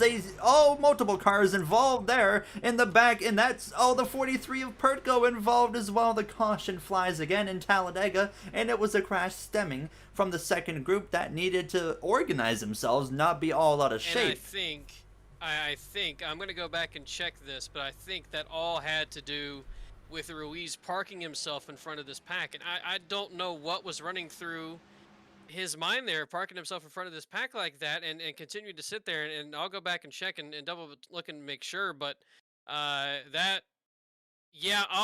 no. Okay, that might deserve a penalty. Go back and tell me when you've seen I'm looking at it right now. That deserves a penalty. Chat, what are you thinking here? We see the number 1 of Ruiz, no front bumper. It's close. Let's go slow-mo right here. Let's go to TV1. I mean, so the reason why I say it deserves a penalty is because he's leading this pack, trying to lead it without a front bumper, and then he sees a car is coming. He sees a car coming and tries to move up when the car is already there, and just, I don't know. I think what we have to maybe look at is that EOL for that kind of deal. It's tough. We do have race directors that have the authority to make their own calls, and I think what we're going to do, Jay, is leave it to the race directors that are in this race to make the call here on this one. Yeah, that's a fair decision. The 7 did come down a little bit, but I'm looking at it. There's no net code. That was the 1 also turning up as well. So I don't know. At the end of the day, Pertko gets involved, unfortunately, the number 10 as well. But yeah, we're going to let the race directors, they have full authority to do what they see fit. We had the discussion with them at the beginning in their Discord, so we're going to let them be the ones that make the call on that and what should be done. Let's go on board, actually, with Pertko here and see what he saw piling into this accident now, as that's going to be his second fast repair. So he goes from having all 2 of them available in the first half of the race now to none in the closing 10 laps here. On board with him, he sees the accident coming, he's backing out, but unfortunately the 7 car turns right back across his nose, and Jay, at that point, he had nothing he could do. He was piling in no matter what. Yeah, I mean, you really can, when a wreck is happening in front of you like that, you really don't have much you can do. You can just slam on the brakes and hope you're in the right line for it, and obviously that didn't happen there. And just once again, drivers being aggressive and perhaps this time a little bit unnecessarily aggressive, causing another crash. And these guys once again are starting to lose their minds a little bit towards the end of this race, but that's expected given the fact that if you're back towards the back of this pack, you want to go everywhere to get yourself towards the front and find whatever line will work. So it's only going to be 4 laps to go when we go back green flag racing, so it's going to come down right to the wire. And O'Brien, he's done a good job. He's up there P1 currently. Jay picked him to win this race. We'll see how accurate that is. We had a guess for you guys in the chat at the beginning of this event. We said, what do you think, there's going to be over or under 5 cautions? Well, we've hit the number 5. So we'll see if we break even, but we can only go over from here, obviously, here. So we'll see what happens in these closing moments from Talladega Super Speedway. Pickle said W Stream plus W Cardi. You talk about Cardi B. Tinsley up there in the top 5. Rosenbrook down there in P9. in that number 86 Ford Mustang O'Reilly Parts sponsored car. Justin Aheimer in the Monster Energy 16 Mustang got some damage there on the left front, left side overall of that car. Apperson Bazowski in that number 6 Chevrolet Camaro. And then you got Swerve and Irvin, Scott Irvin in the chat, number 98 there, Ford EcoBoost Ford Mustang. Beautiful looking car, by the way. Now, as Jay, it's only going to be, like I said, 4 laps. That's all we're going to have is 4 laps of racing left. I mean, at this point, pretty much these guys are going to be going for broke, because if you're in the back of the pack, say, like Michael Deitch or Corey Lyles, Duncan O'Connor, Adrian Beasley, like 16th on down, you got to be going hard to the end of this race. Yeah, you really do. You have to push for everything here and hope that you can find your way into a line with a bunch of drivers who can find their way towards the front. And also possibly hope that you don't get separated like happened there with that last restart. O'Brien kind of caught everybody off guard, and really that created the largest separation we have seen. And then, you know, that second pack having their incident there is what caused that, perhaps a little bit of desperation in there. So once again, Nathan Lyons, goodness gracious, that was close to the cone. That was about as close as you can get without actually getting a penalty. But you know, these guys are just once again going to have to be as aggressive as possible, and also this time not mess the restart up. Oh, he's talking about Playboy Cardi. There you have it. As we look at the leaderboard now, so can Caleb Pertko get himself on the lead lap here before we go green? We are going to be going green this time by. And we look, my scoreboard says we got both Tignor as well as Pertko 2 laps down, so they might need one more caution if they're going to find themselves in the mix here in these closing laps. But Jay, I wouldn't rule it out. I think one more caution could still be coming, and that would force us, of course, at this point into overtime. No Jay Cook there, as My we apologies, thought I unmuted. there he is. But yeah, perhaps even a second overtime coming as well. So we'll have to see what happens on this restart. Again, I don't think we're done with the intensity, and I don't think we're done with the wrecking. There you see Pertko and Tignor. They're trying to catch up to the pack. As you guys in the chat have here, now O'Brien's been running good. Lyons has been running good. Tinsley, he's been up here in the mix all race. My pick was Tinsley. Jay's was O'Brien. Who do you guys have here in these closing moments now as the pack has kind of sorted itself out? They put themselves in these positions that they're in these closing moments now. As for the most part, we have all clean cars here. We do have a couple cars, you know, scattered out there with no front bumpers, a lot of damage, but we'll see what happens here. As Yusuf says, Lyons and Sanok. You think you're winning? Are you in this race, Sanok? I didn't even. Oh, you are in this race. I don't even know what your name is. So, but anyways, focus on that front row. The number 14 there, Lyons. He is actually Jay. Probably when O'Brien and Pertko aren't working together, it's actually been we've been seeing a lot of Lyons working with O'Brien. I wouldn't be surprised if we see that again here, and they're already lined up perfectly going into the start. Yeah, I think they're perhaps working together for their own benefit, though. And when it comes down to this final restart, though, I think you're going to see that kind of go out the window a little bit. And Lyons will go for whatever he needs to get himself to the lead of this group, kind of like we've seen with Tinsley do a couple times as well. So I think we're in store here for some guys kind of throwing their friendships out the window a little bit and just doing whatever they need to. And once again, being super aggressive. Hello, Tremendation, by the way. How are you? Hope you're having a good night. As Music Man's here as well, 000. Hello to you over in Britain. Hope you're having a good late night over there. As O'Brien is going already. Wow, I was like, is he going? Yes, he is. That was, I don't know about that one, Jay. Everybody even more off guard than he did before, and really look at the separation. Just wow, yeah, massive separation between him and actually really not really between him, but between the first group and the second group back to the third group. So we're gonna have. If they can get together and line up like they should have last restart, this is going to be a huge opportunity for this third group here to get together and make a huge run up towards those leaders. I think this actually might have been a mistake for O'Brien. Do you think he was trying to do that intentionally, trying to maybe make... He knows that he goes when he does, it's going to cause some separation. Yeah, and I think that actually kind of hurt him a little bit, because this is going to leave these drivers separated to where we're not really going to have the ability to have a caution now, because they're all in single file lines. And so now there's going to be a chance for one giant single file line to get together behind him and make a giant run on that first group. That first group is not very large, so I think that we might be able to see a second line get formed when they catch that first group. Lions actually, 3 wide. Look back up towards the front now. They are going 3 wide. Yeah, you got that number 21 that's of Ethan Scores to the front. A lot faster. They are gonna. That's what the second group wants to see, is these guys going at it here. And O'Brien, you know, control the restart how he felt would benefit him the most. We don't have any restart rules, so you don't have to go on green. You don't have to go in the restart zone. No, you go as soon as the pace car is gone. And he felt like that he would go in what benefited him the most, and we'll see how that plays effect here, because it did create some separation. That second group they're coming. is here. They're here, and they led have by a steam. Aheimer. Let's see if they go for it immediately. Justin Aheimer leading that second group here, coming to 2 laps to go. Will we have overtime, or will we make it back to the white flag? We're about to find out here from Talladega Superspeedway now, as O'Brien leads the way. You got Gregory in that 31 red and yellow machine there up on the top, followed by Nathan Lyons in that white and purple number 14 unsponsored Toyota Supra. Now as O'Brien leads the way at the stripe, 2 laps to go. You got some consistent names you've noticed here in the G Lobby so far up here in the mix of Tinsley, Sam Brochu, as well as Michael Gregory, Nathan Lyons, etc. as they come through to a lap and 3/4 remaining. Jay, we're seeing 2 lanes forming now. What do you think is going to be the best option here? Do you want to be up on that top, or do you want to be right where Matt O'Brien is here, leading the way down the back straightaway with 2 to go?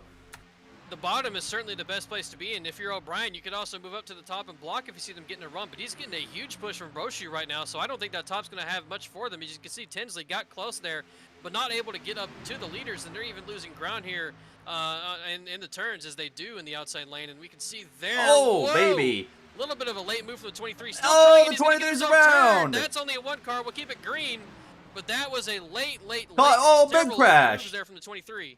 Big crash through the infield. The caution comes out moments before O'Brien got to the line. We were going to keep it green, but I luckily glanced over towards the line and saw a whole bunch of cars crashing coming to the line. Caution is out. O'Brien still leads. After all of that, I don't know what sparked the second incident, because there was no reason for that one to happen, I felt like. But we saw an aggressive block lead to that 31 being turned head-on into the outside wall. We kind of saw that one coming, Jay, because, you know, you got to block.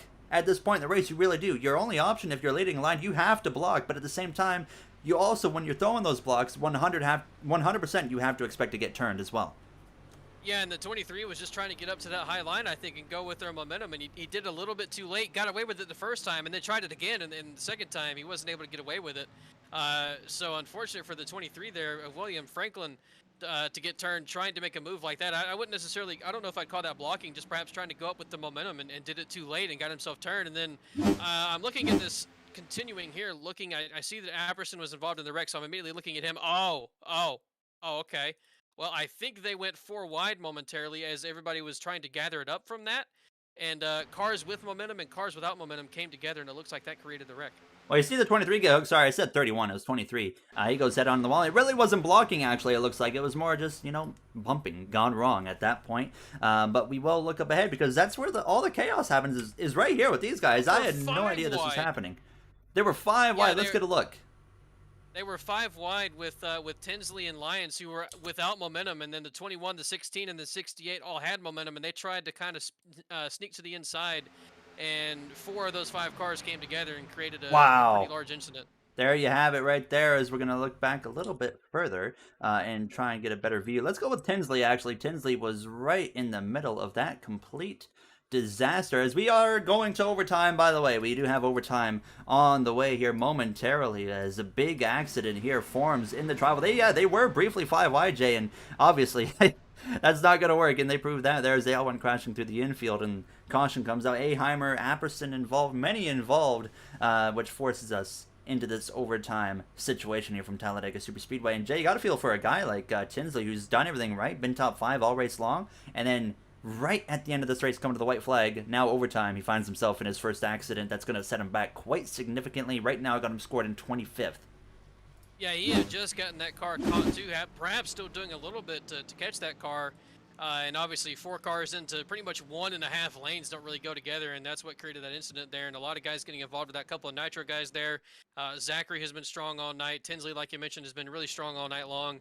Unfortunately, getting caught up in something right here. But again, still, I think most of these guys have faster pairs remaining, and they can get those faster pairs if they need, and then we'll still have this overtime restart as well. So there's still a possibility for a lot of these drivers to get back towards the front, but they're going to need a little bit of help, and they're going to have to work together to do it.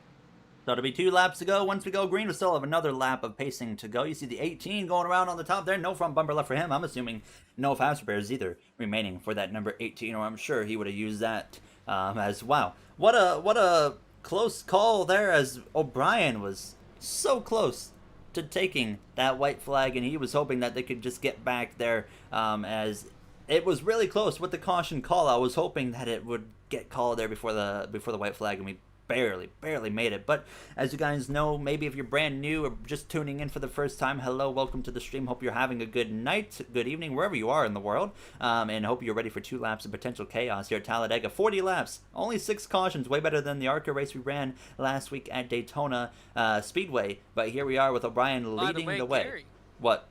these cautions have helped Pertko get back on the lead lap. You're right. So he will be on the lead lap now, but he's going to be in 28th place. That is quite the amount he of needs another crash to make up in 2 laps.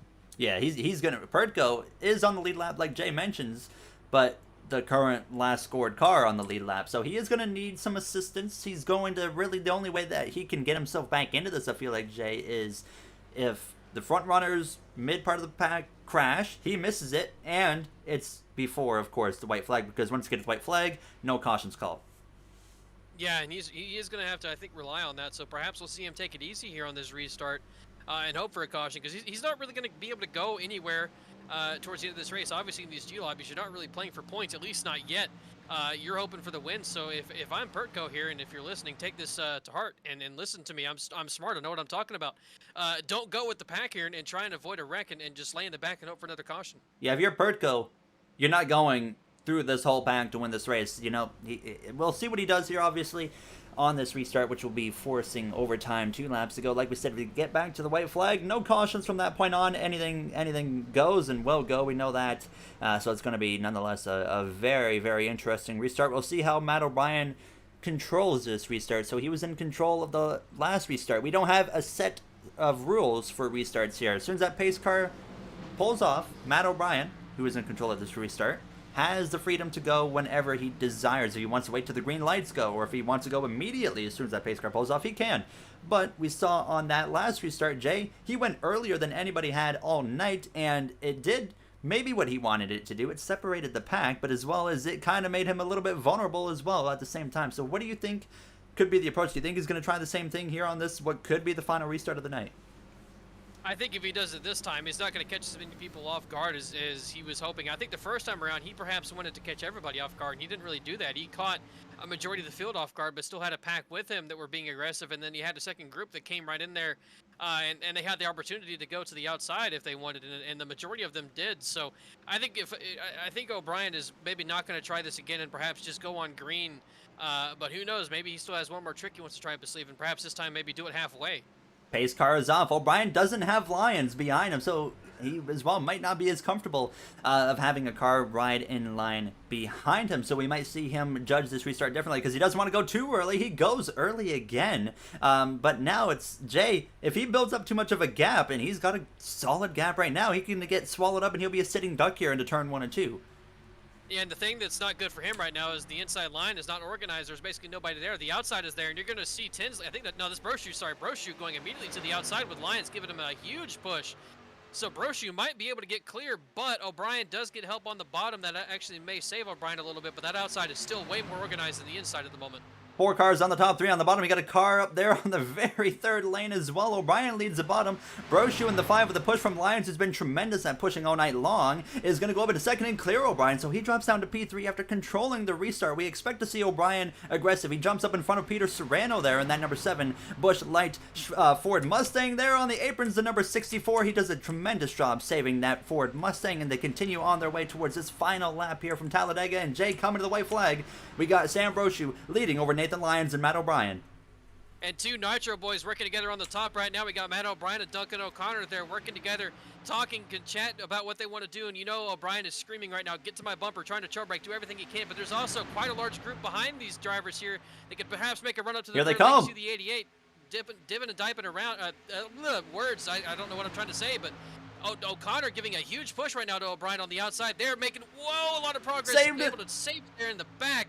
But O'Brien, look at the huge push he's gotten. He's way out in front right now. O'Brien to the lead with a push from the number 27 of O'Connor, and they're going to get a little bit separated. O'Brien with a block there to the 5 of Brochu, and the number 5 is turned by Lions, and they're going to go crashing in the background. Multiple cars, a huge accident, up and over. Huge accident. Coming to the line. O'Brien trying to drag race it to the line. Who's going to get it? Oh!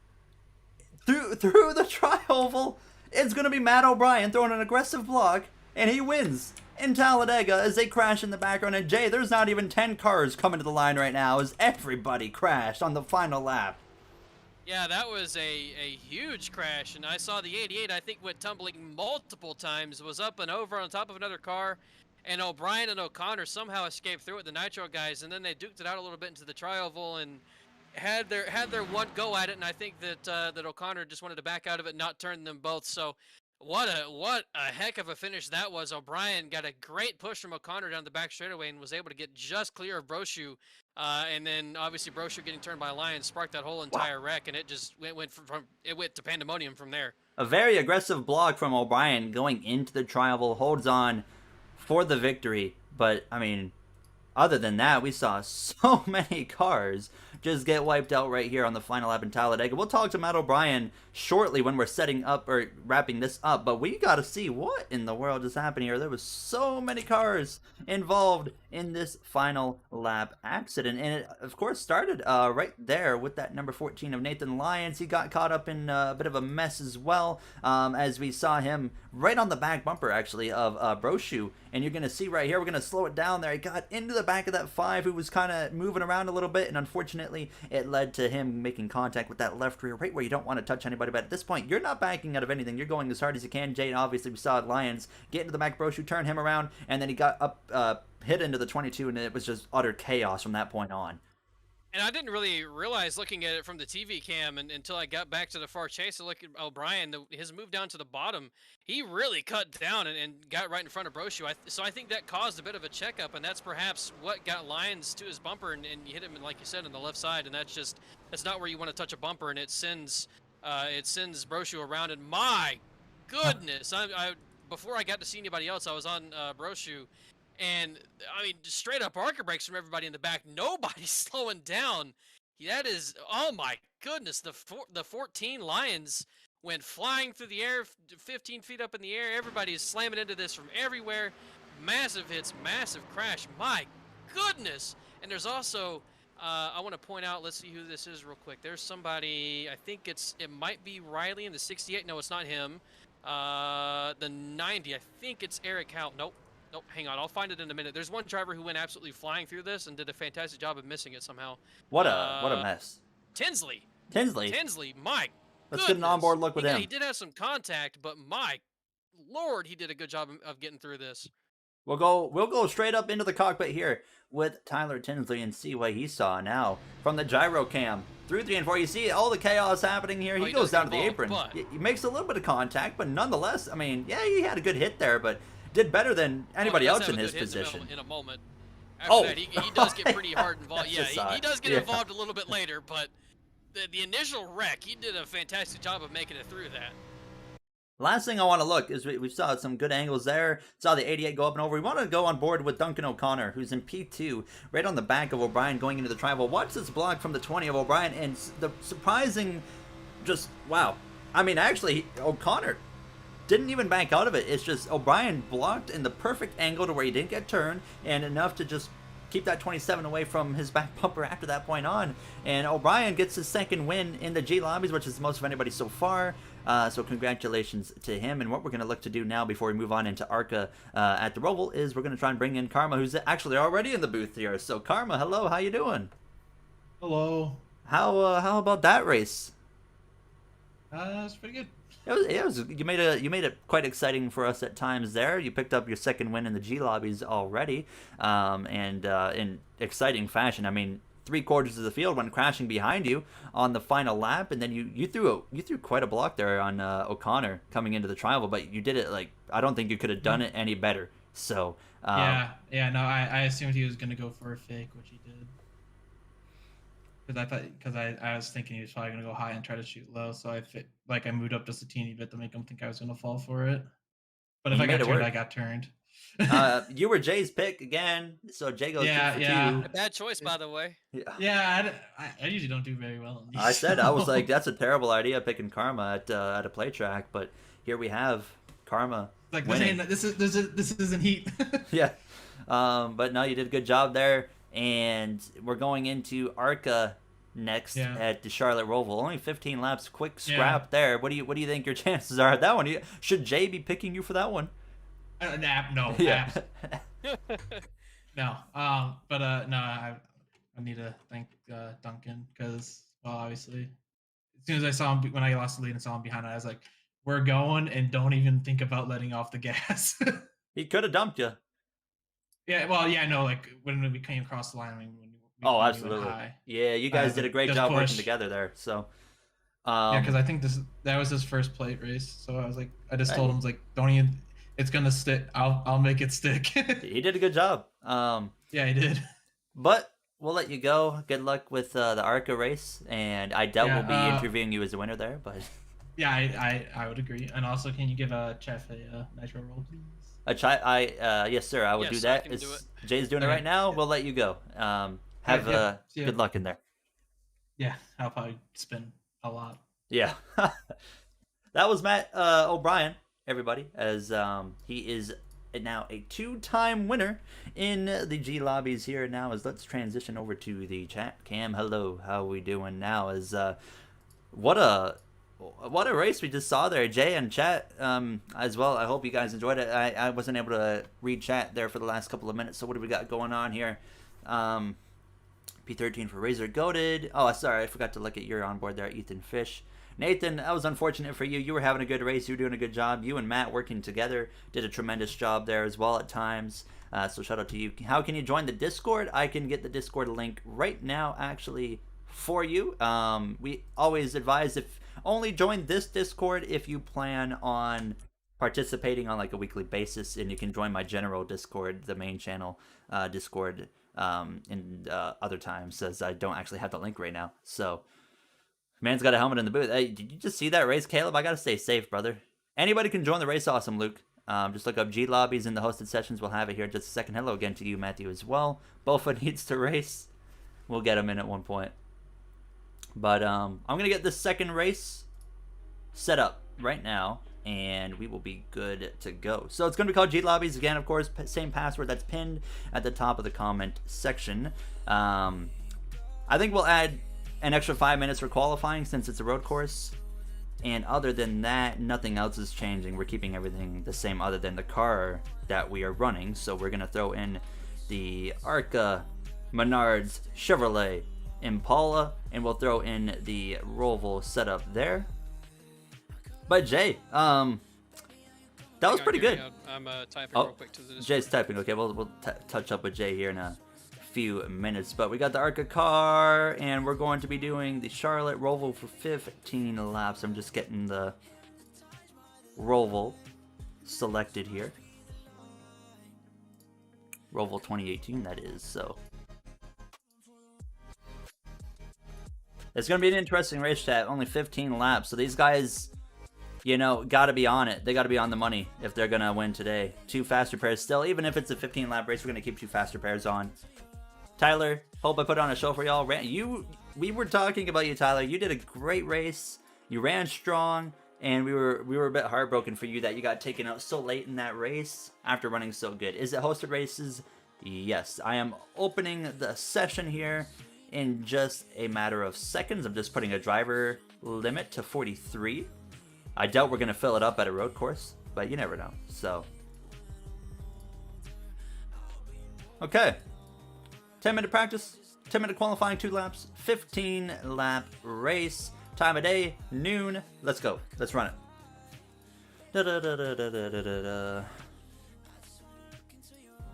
How we feeling, Chad? I hope you guys are having a good night. So far, I saw we had over 90 people watching towards the end of the Talladega race, which is absolutely insane.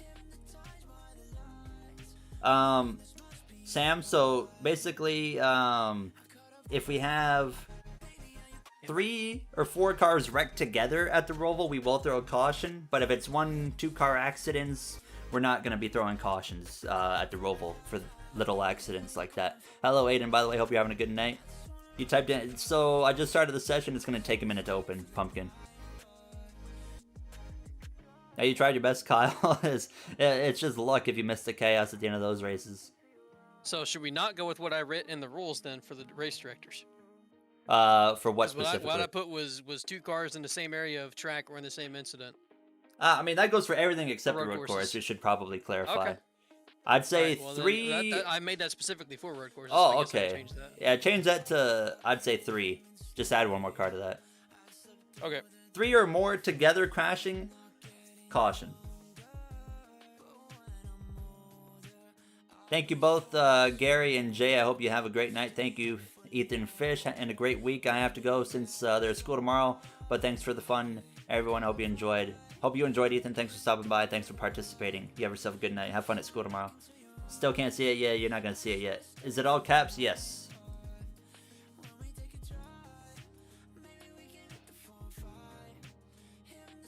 It is up now. It is up now. Can confirm. We got it up now.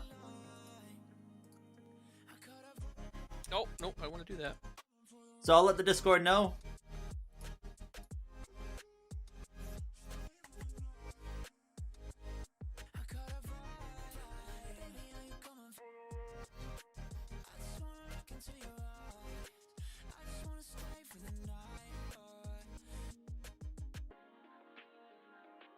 Okay. Ready to get going here at the Charlotte Roval for 15 laps around this very treacherous road course at times. So I will let the Discord know one more time about I'm coming in here real quick. You're a monster. Just saying. What? Oh, I see what layout you picked. Huh. There's gonna be death.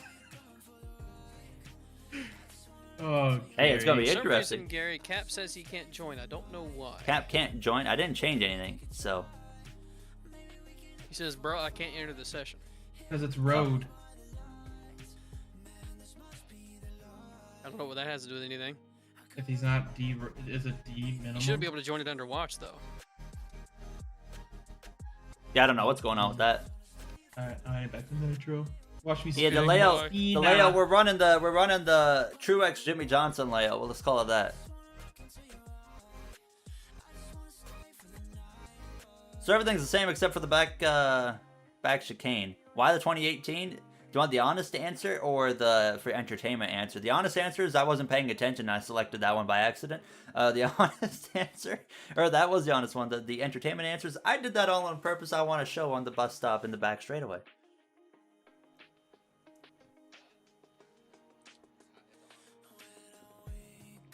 Yeah, Cap, you. Oh, sorry.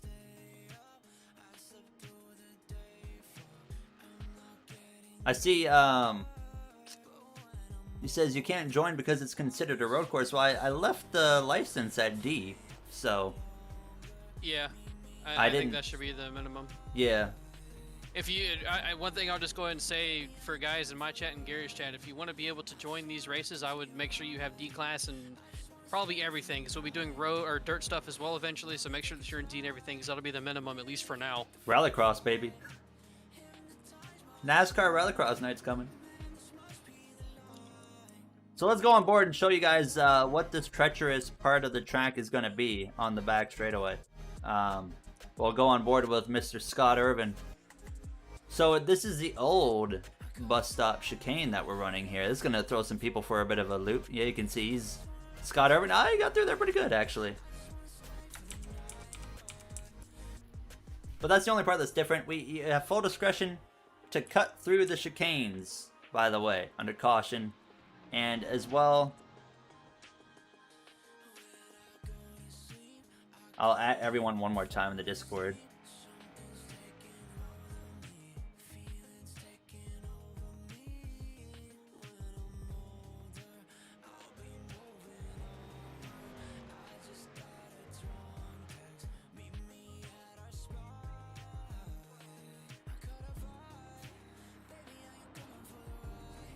There we go. How are we feeling, chat? Hope you guys are having a good night again.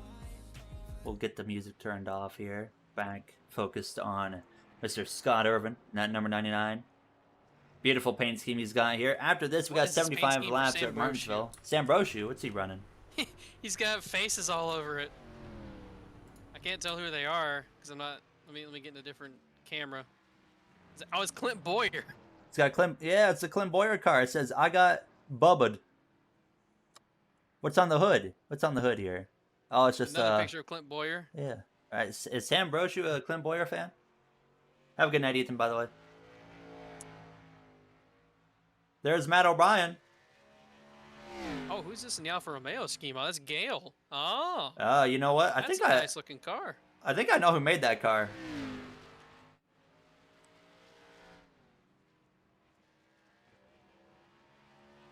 So what's crazy about this bus stop chicane in the background is you see Chaffee having a bit of a moment. Oh, we got Benjamin Walker here. Jay, you know, in real life nowadays, it's a very heavy braking zone, but this time it's like the Daytona bus stop kind of. It's very fast, very technical. So all it takes is, you know, a couple centimeters of misjudgment, and you hit one of them blue turtles, you go head on into a barrier, and you're dead. Yeah, that chicane is going to add another level of intensity. I guess that's the word you want to use, or another level of experience, or whatever you want to use for the chicane. It's also going to add, I think, the ability to have another Johnson and Truex situation, because if you're side by side going in there, somebody's going to have to give, and I don't think they were going to do that, especially on the last lap. And you carry momentum now, unlike the current Roval is, you know, with the bus stop chicane we're running here, you do get to carry some momentum all the way through that back half of the oval. So it's going to be interesting nonetheless. Only a few minutes left in qualifying. It's going to be a hot spot. Absolutely. That's going to be the spot where, I mean, lap one, yep. I mean, only 2 faster pairs, by the way. So they got to be careful. They got to be smart. And we will be throwing cautions. I got to say already, what? When you asked me to make my pick, I'm going with Matthew Hall just based on the paint scheme. That is one of my favorite Jeff Gordon paint schemes ever. Oh, we got Matthew Hall in here. Where's Matthew Hall at? Let me find him real quick. He is behind Matthew O'Brien. Oh, yeah. Well, Matthew O'Brien's spinning. Yep. Beautiful scheme from Matthew Hall. I see him in the channel. Talked to him a few times on Discord. Good guy. Beautiful scheme. That's your all-time favorite Jeff Gordon car? Not my all-time favorite, but one of them. I love this paint scheme. Yeah, 2009, 2010 scheme. Beautiful scheme it is, paint actually. Seasons, but paint schemes were great. I personally, I do enjoy the red and black DuPont more than I enjoyed the red and blue. I agree. Although, I mean, red and blue, of course, was the iconic Jeff Gordon Flames, but personally, I enjoyed the red and black one more. My favorite, like, DuPont / Exalta scheme, though, in general, maybe Jay will agree with me. 2014-15 Exalta Flames. Oh, unbelievable. If we're going with just DuPont schemes, then my favorite would be the one that we were just looking at there with Matthew. But the 14-15 car was also really, really nice. Like you said, the black and orange or red or whatever color you want to combine it with, because it was orange, yellow, and red on the car, was much better than the blue. Do you remember the Imran Elite car he ran at Talladega in 2013? That was also another very good one. Beautiful car. I remember us both being like, bro, that is a fantastic paint scheme when we first saw it. You should try F1 Mobile. I'm good. But they got a new update with career mode. What do they do to career mode, Caleb? I don't really play mobile games anymore. I haven't played mobile games in years at this point. Chaffee goes second on the board. Ryan Andrew, currently P1 in that purple and black machine there. The number 88. Beautiful paint scheme, by the way. He's got really rolling nice. there. Trying to see what the sponsor is on the car. It's kind of hard to make it out, but I think what I've noticed so far with Riley Rosenbrook is he has every car sponsored by O'Reilly's. He's once again sponsored by O'Reilly. Oh yeah, he is. Nice looking paint schemes though. No, they look good. They look fine. 20 seconds left in practice, by the way. Not a huge turnout for the Roval. We don't expect a very big turnout for the Roval, but hopefully we pack it up a little bit more in the Martinsville race with the Cup Series Gen Benjamin 6 Walker cars. is back as well. And watch out for Benjamin Walker. He's a very fast driver. I wouldn't be surprised if he was up there in the mix here tonight. As you got PJ Bazowski in here, Mark Austin in the number 8. Oh, Tremendation's in here. Victor Lugo. There, the round he goes. Yeah, you got the British guy, Matt Gale, Nitro driver, one of our teammates for the Rolex 24 coming up next week in that one of those, Alfa Romeo car. As people say, one of those F1 scheme drivers. Yeah, one of those F1 scheme drivers. Is that Charles Leclerc? I noticed on the front of that car, it's even manufactured to be an Alfa Romeo. Yeah, no, it looked really good. So let's watch on board with Gale. Get a good look at that number 13. Goodness, yeah, they've that front end. It feels like the headlight on the left side is a little bit too far over. Like too close to the center. Oh yeah. I do agree with that. I thought you meant too far to the left. I do agree. Yeah, that does look too far over to the right. Paint scheme is nice though. It does look good on the stock car. It Alfa looks Romeo, great. come to NASCAR. Sam Brochu says it's called the Boyer Mobile, by the way. The Boyer Mobile. So we'll try and keep that in mind here as we watch on board with that number 13 Gale Force, Matt Gale, out of Oval 2 down the back straightaway. We'll see how he gets through this bus stop right here now as we go. It's you got to tackle this really interestingly. It's very momentum based, unlike the current one that's all about braking as late as possible. This one, I mean, you're still braking and as late as possible, but you're trying to keep the momentum rolling through there as you got the Boyer Mobile right here. Sam Brochu coming through into that final chicane. You gotta get as far wide as you can, tackle or attack those turtles, but as well you don't want to put a couple tires off in the grass, as that will completely destroy your lap. Ben Walker goes into turn 1. We expect to see him up towards the front tonight. But Jay, I mean, you spotted me in the court last week at this very track, and it's a tough track, and I feel like what my biggest weakness is you really gotta attack the curbs here, and that's hard to do. And I feel like who can figure out how to attack the curbs the best here without crashing their car is probably going to be the one who comes out on top of this. Yeah, and I feel like I haven't driven the Arca cars around here, but I can just imagine that trying to attack those curbs is a little bit sketchy and a little bit scary, but that's the quick way around. So you're going to have to do that, I think, if you want to be fast, and we're already seeing in qualifying a little bit. We're kind of, you can kind of see that who wants to attack them and who doesn't want to attack those curbs, and really that final chicane, the first chicane, sorry, the old style of it, I think that's going to be another interesting spot to watch, because that is you can really full send that chicane with the way it is designed, but if you full send a little bit too hard, there is some very big turtles there waiting for you on the left side. Oh yeah. Do people have to stop for cutting corners here too? iRacing has its own system where if you cut a corner, you basically have to give up a certain amount of time. I think we have found our first turtles victim. We did. Oh goodness gracious! Mark Austin went to go through the first chicane and carried a little bit too much speed and went over the turtles and into the barrier and then into the outside wall. Who's the name we're looking for? Mark Austin. Mark Austin? 3. Let's go watch on board with Mark Austin here. As we can see, he's coming out of the pit lane. So, oh, yeah, let's go TV1 on that and hit play and see what happened to Mark Austin here. Oh, big hit. Yeah. I mean, he was carrying a lot of speed in there, too. A whole lot of speed. Now, I think he might have been okay had he not touched that inside curb there, and it kind of set the car off balance and off to the left, and you couldn't get it turned back. So you do got to still slow down for that bus stop. Yes, yes you do. So it's not like you can just haul them out through there. You can go way faster than the current one in real NASCAR, but you still gotta slow down and make sure you hit your marks in that bus stop here, as we'll see. Lap 1, chat? What do you think? Someone's gonna go piling off in there, I think. Sam Brochu, he was sending it through there and got loose on his exit of the first chicane, but still kept it clean, and my goodness. Oh, he goes wide. Oh, he had a good lap going. There. Yep, there it goes. That's going to do it for him there. So could have been a pole still lap. Second so far in qualifying, but I mean, yeah, could have been a pole lap. He's not very far off of the pole at the moment. They got PJ Bazowski in that Toyota Camry right here, heading down into the final chicane to complete his lap here through. Oh, it goes a little bit wide there. Oh, got some of the turtles. The turtles too. That won't penalize him or can't anything. Go wide in either one of these chicanes. Yeah, you got to be right on the mark there. You basically have to have your right tires on that right side turtle, and then your left tires immediately on the left side turtles. You got to be attacking both sides. Yeah, around he goes. Yeah, still not having a fun time. I just noticed a few minutes ago that Chaffee was around in the infield section. O'Brien has now set a lap. He is almost 2 seconds off in 5th place. So there's some separation between the top two from the rest of the field. These guys are having more trouble at other parts in the track compared to the bus stop chicane that we expected.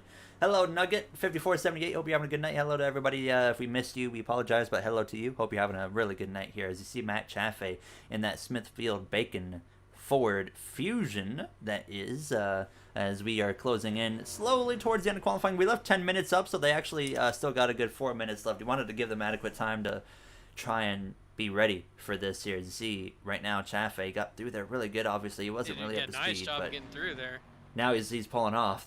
He might be either trying to get some practice. Yeah. Chicanes, and yeah, He hasn't. Nope. My apologies. He has set a lap. He's set in 5th place at the moment. So perhaps just running an extra lap after already running 2 laps. He's on lap 2 actually right now. Never mind. So I think he felt like he ruined his lap. I saw him spin. That might have been the lap he spun on, and perhaps just running through that chicane one final time before he parks it for the end of qualifying. O'Brien got through there pretty good. Comes through, crosses the line, doesn't go any positions better. As we'll see what he does from this Is he point going to on. full send it like Chase Elliott into turn 1 and Oh, car's dead? yeah, he's dead. So I don't think he's completing any more laps, everybody. As we Tom's watch heartburn turn. the Tom's heartburn turn, is it gonna bite? We'll find out. Victor Lugo, aka Tremendation, making his While way they finish through. qualifying, I'm going to grab some water. I'll be right back. 10-4, Jay will be right back. We go on board with Tremendation. Oh, it goes a little bit wide, and he's going to recover, get back on track. Beautiful paint scheme, by the way, he's got going there. I just noticed that those are the McDonald's logos just slanted. Very cool.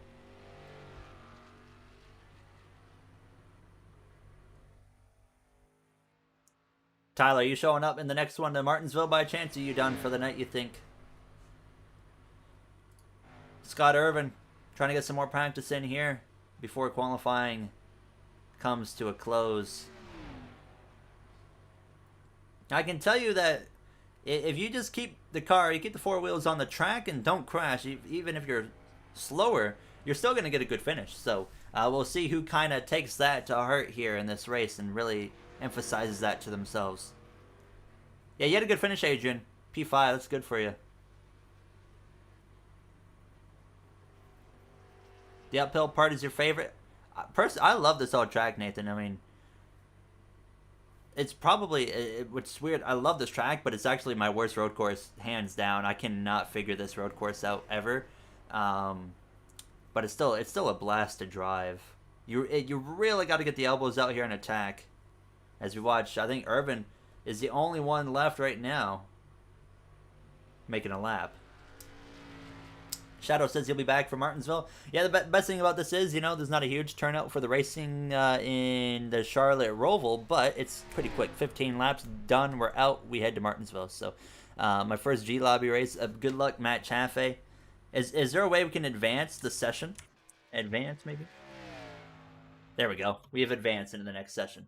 So we will get this show on the road.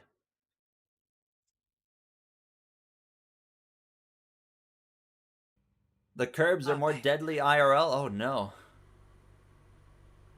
So, there you see the grid. Only 13, I think, drivers. Yes, 13 drivers get ready to attack the Charlotte Roval. Jay, what do you expect? Do you think we're going to see a Tom's heartburn turn fatality here on lap 1? I think we very well could. I think that would be the perfect way to start off the Charlotte Roval with these Arca cars. I just hope it's not the 88 car, because it would be a shame to put that thing in the barrier. It looks so good. I do agree.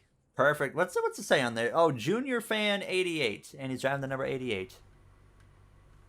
Shout out to him, Ryan Andrew. We got Sam Brochu in the Boyer Mobile here in second place. Oh, Scott says it's going to be him. Scott, I got faith in you. You qualified fourth. You put up a good lap. Benjamin Walker there.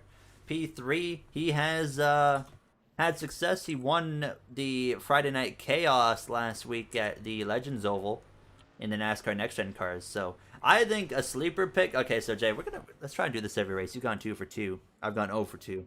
Whoa, whoa, whoa, whoa, whoa! What the heck? Sorry, I'm just I'm rolling through the lineup right now, and I have the driver info screen up, and for everybody, it just says normally driver lobby or G lobbies and nothing else. I go on Sam Brochu, and it's got a whole bunch of information about Brochu that I didn't put there. I don't know how the heck it knows this. Let's see if I can pull that up too. But who's your pick? Who do you think? Just choosing someone. Who do you got to win this race? Well, we've seen Benjamin Walker be pretty strong in all the races he's done so far, so I think that Benjamin Walker would be a good pick to choose. But you're right about Brochu, by the way. I just pulled it up. Yeah, I think that there might be some encoded data with SDK for him, potentially with the league, because it mentions a league. But I think Benjamin is a pretty strong pick, but I think there's a lot of drivers in this field that would be a strong pick. I'm going to go. I mean, I feel like the easy pick here. Ryan Andrew in the number 88 because he qualified pole. But I'm going to go with Mad Chaffee in that number 10. Okay? That's my pick to win this race. We'll see how close I am. as they're getting ready to go green this time by. We will see chaos. 15 laps, not a long race here around the Charlotte Roval. Kind of get in, get it done, and then we head to Martinsville to end the night with the Generation 6 Cup car for 75 laps. So not a very long race coming at Martinsville does the either. Same for Matthew Hall. Matthew Hall, He's got his age. And man, he's look at us. got We're learning all about this tonight. Yeah.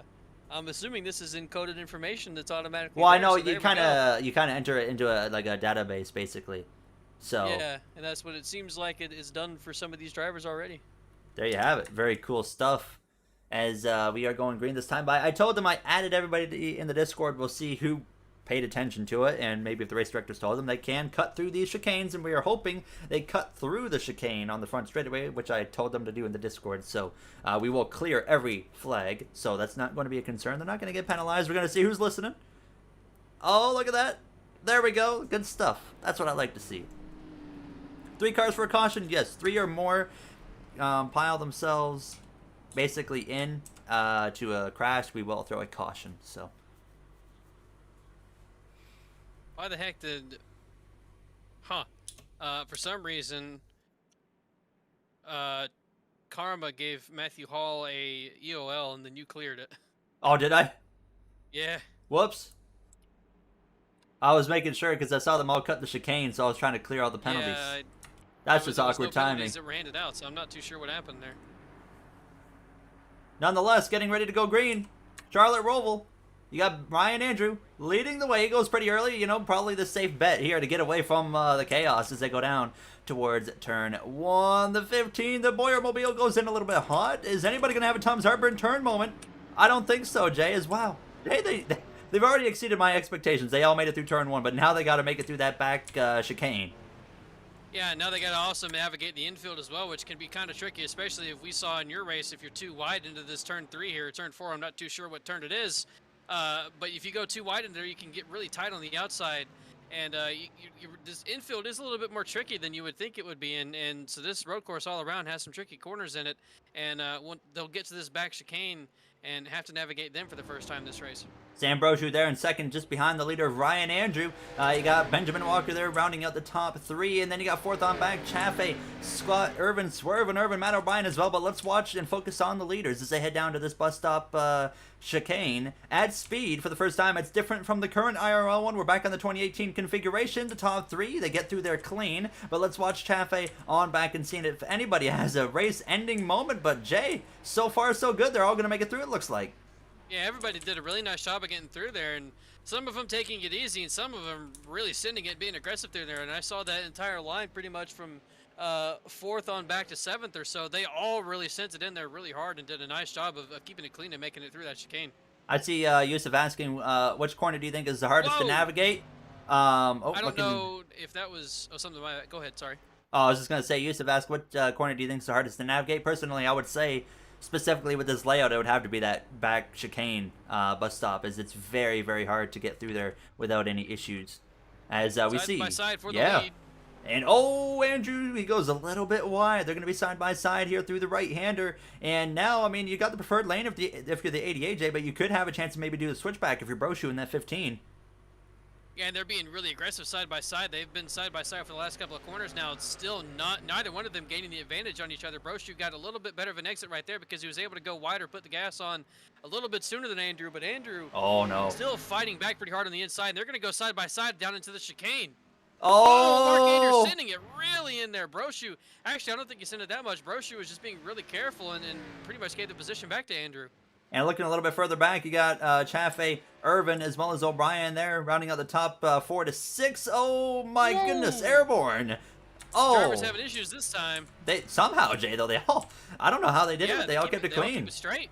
And but look, back focus on the lead. You got Brochu up the inside here of Ryan Andrew into turn 1. He's got some grip loss. They both keep it going though, and they're gonna go side by side at it again. Some tremendous racing. Jay, last time we were at a road course last week, we saw some really good racing for the lead, specifically top 3, and we're seeing that exactly that again here as these guys are getting those elbows out here in these first couple of laps. Still 13 laps remaining, and they as well with 13 laps remaining, tires can come into effect here. So they got to be at least thinking about that as well here as they're really putting on a show here in these opening couple of laps.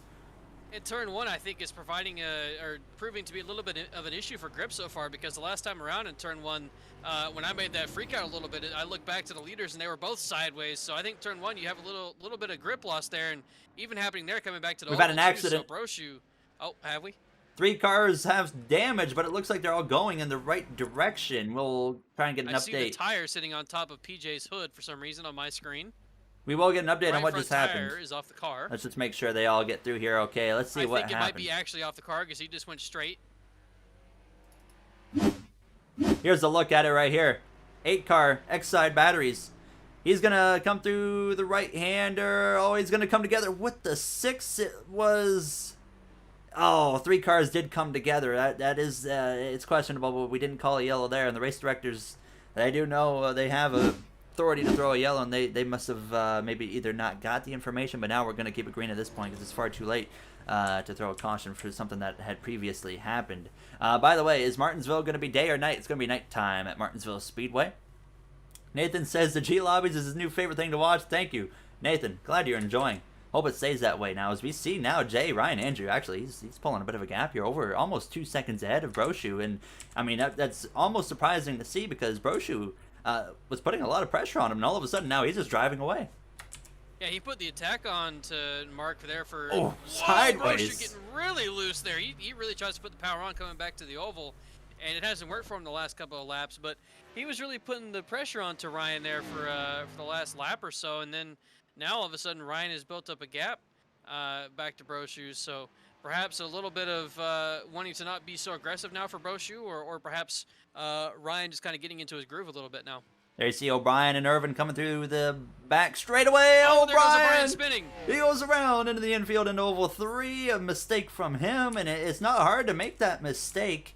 And that's going to be quite costly because right now we got no caution. As you can see, he's going to lose a spot there to the number 55 Hooters machine, as we got Matt Gale, who's way off, coming through that chicane as well. Then you look a little bit further back as the rest of the field's coming into this chicane. You got a lot of damage there on Riley Rosenbrook's car, as well as you see that number 8 who caused that first incident. He's well on his way, as well as Tremendation trying to move his way forward here. But we focus back towards these front drivers. And I mean, if you're already, Jay, I'd say you're 4th place on down. You're hoping 3 cars come together at this point and crash. Yeah, and we had that crash there that should have been a yellow, but obviously all of us kind of miss it with it being further in the back. It's a little bit hard to catch these cautions on the road courses sometimes, so that's a mistake on all of us. But we'll learn. We'll get through it, and we'll make sure that that doesn't happen again. But right now at the moment, I mean, Brochu still falling off with the lead a little bit from Ryan Andrew, and I forgot to turn my alarm off. So, but yeah, he's now fallen back to almost 2.5 seconds off the lead from Ryan, and perhaps Benjamin. I don't know if Benjamin is trying to just kind of sit behind Brochu at the moment, or if he's perhaps feels like he's being held up a little bit. PJ Bazowski's right front tire is hanging off right in front of Matt O'Brien. I'm hoping he gets to the pit lane before any leaders show up. Otherwise, that could be an obstacle. As he's struggling, he really can't do much about it. His right front tire is literally hanging off here as we go back on board with Ryan Andrew, and he's putting on a clinic so far. As this is the only actual battle we got going on. 2nd and 3rd, you gracious. I'm sorry, I was still watching PJ, and he tried to go through the chicane there, and his car went airborne, to say the least. Oh no! But Benjamin Walker right on the back bumper of Brochu here as they come through the double right-handers upcoming here now. As right now you see 15 goes a little bit wide under that pressure from the 29, but Ryan Andrew, he's in a really comfortable position now, nearly 3 seconds ahead with 10 laps to go. He can already bank it down and just cruise through that bus stop. But yeah, he's going for it. I think he wants to build that gap up as much as he can.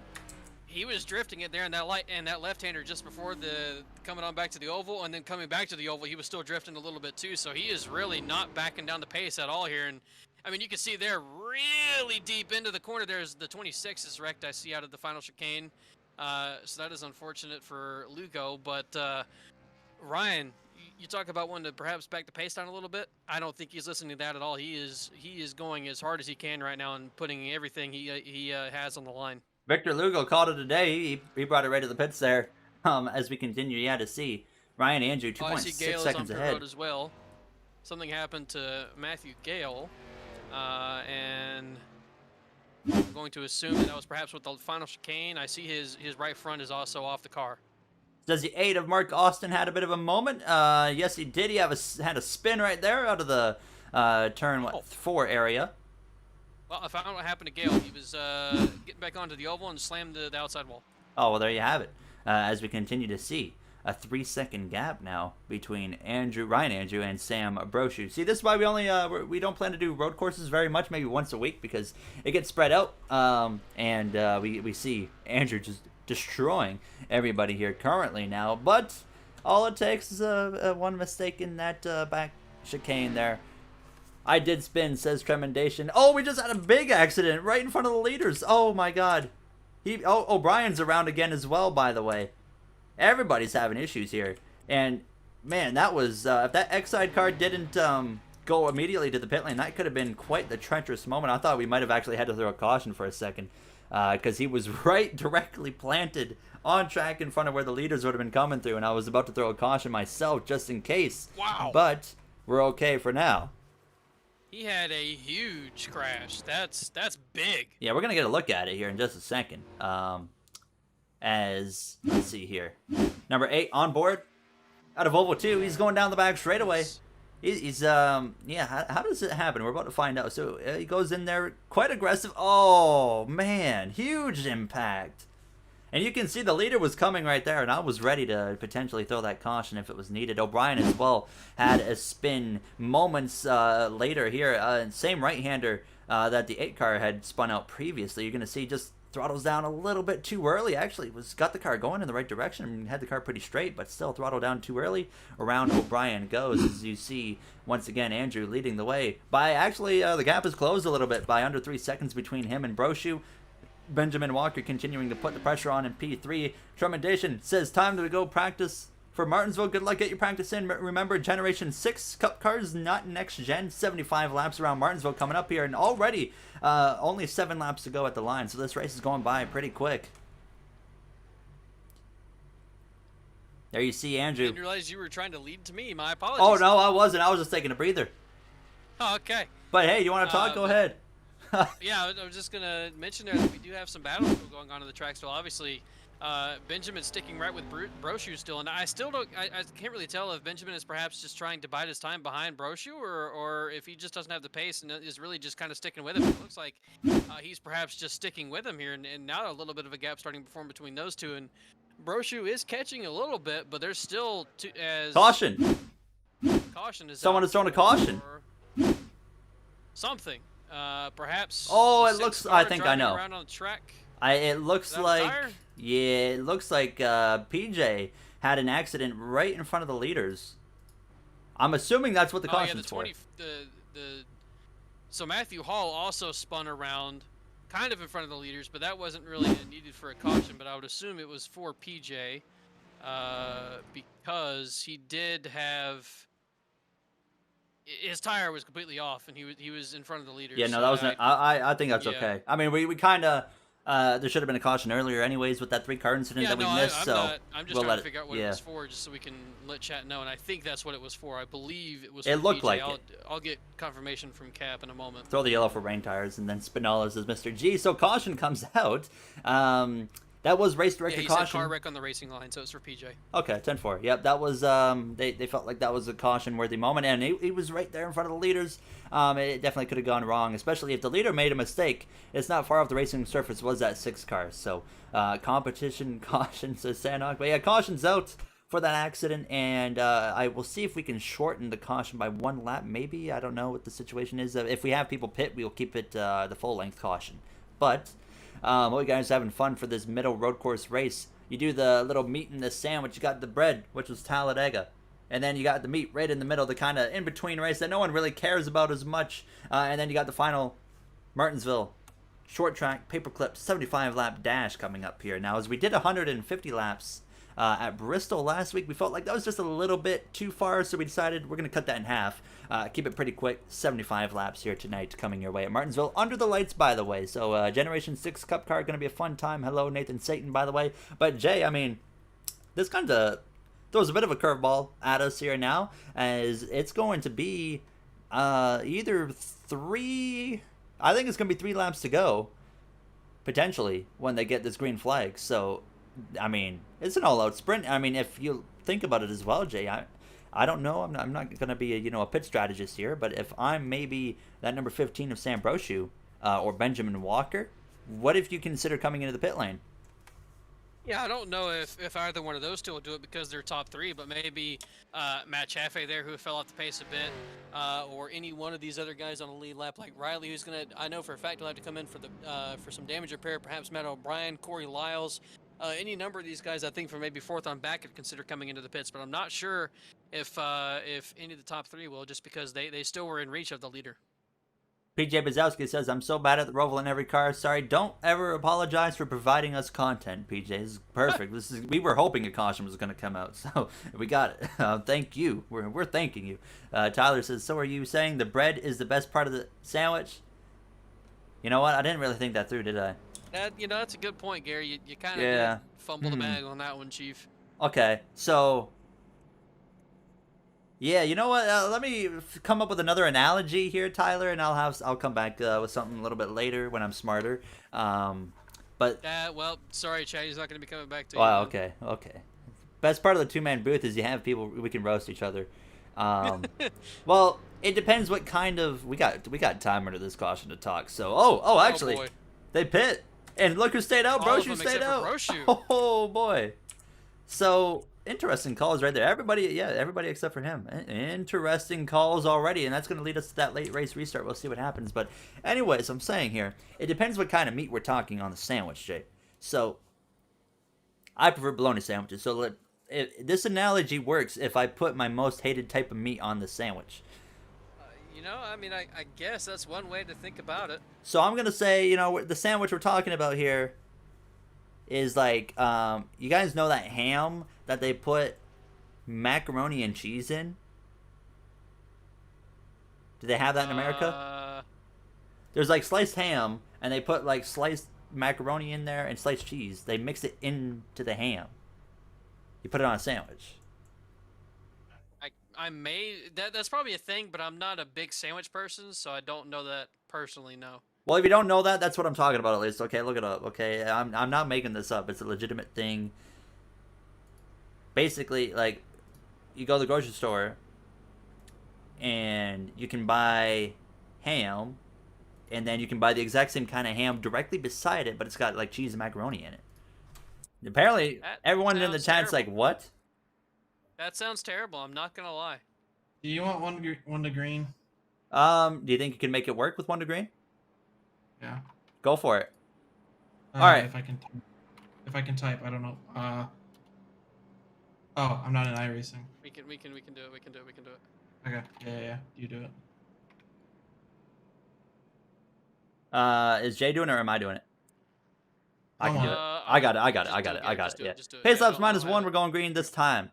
But real quick, let me show you guys what I'm talking about. This is straight up, y'all. If I can get it to come down here. Will it show it? Oh, no, it won't show it because iRacing's the way. Okay, after the race, after this race concludes, I'm going to show you guys what I'm talking about. I'm not making this up. Because apparently, like, no one seems to believe me. So. It sounds terrible. That's why. Yeah, it is. It's terrible. I'll prove it because I got a picture of it. But anyways, getting ready to go green this time by. It's going to be 4 laps of racing. We'll see who's going to pull this off now. As very well, because I would not be surprised, Jay, if someone right here, you're going to be full-on aggressive at this point because you only got 4 laps. Do you think we're going to see someone pile into turn 1, Tom's heartburn turn maybe this time? Yeah, perhaps somebody trying to make everything happen in turn 1. I don't know if we'll see one of our leaders on the top 2 rows do it, but maybe somebody further back trying to get everything they can out of this restart. Maybe they make a mistake and full send it into turn 1. Keep in mind, Brochu's on old tires. Everybody else is on fresh tires, with including Ryan Andrews. So the braking speed and Brochu cannot brake as late as anybody else can, but he goes very early there, making a good probably call right there, good decision to get himself away from this pack as he goes down into turn 1, and he's going to get through there good, and oh man, Benjamin Walker hops the curb. But wow, Yeah. they make it through really well. So we're gonna focus here on Andrew. But Jay, I mean, the one advantage Broshu has, he has the lead. He can choose to kind of put Andrew in a tough position where he might have to move him and potentially risk wrecking Broshu, but as well risk wrecking himself. Oh, he gets sideways. A good save as they head down into the double right-hander. And we've seen Ryan Andrew do that almost out of every single corner tonight. He really puts the power down, and most of the time he's able to make it work. That time a little bit having to get out of the gas there and losing a little bit of time, but he has been extremely quick so far. And on those fresh tires, I'm not sure if it's going to take him very long to get around Broshu, but Broshu I think he's going to be pretty aggressive to try and keep this lead. Through Oval 1, now Oval 2. Broshu leads the way comfortably, actually, over Ryan Andrew in that number 88 car here. We'll see what they do down into this treacherous, fast-paced, very fast bus stop chicane. Everybody gets through there. You saw Benjamin Walker have a moment. Chaffee, he goes around there in that 00 Smithfield Ford Fusion. As we focus back up towards the front, Broshu, Jay, as they head into the final chicane to 3 laps to go, Broshu's doing a tremendous job on those old tires, currently holding the lead and managing it. But there you saw the 88 got pretty close and gained a lot of time. Yeah, and I think you can tell he's certainly holding up Ryan a little bit right now because Benjamin has stayed right there with them as well. So right now I think the Broshu is perhaps holding them up a little bit, and Ryan Andrew not able to really find a way around so far. And I'm not sure if he's going to be able to find a way around in the infield as he looks to the inside there, but not enough. Going to go a little bit wide out of turn 3 actually, sorry. Down into turn 4, just kind of follow him in a little bit. He's trying to pick his time to make a move there on Broshu, but still not close enough. He's right on his back bumper. He's going to turn him. Oh, he dumped him. He turns him. Benjamin Walker nowhere to go. He's going to push through. Oh, no. Big accident right there. Car in the racing line there. I think we might need to call that one. No, he gets it back going. Okay, we're okay there.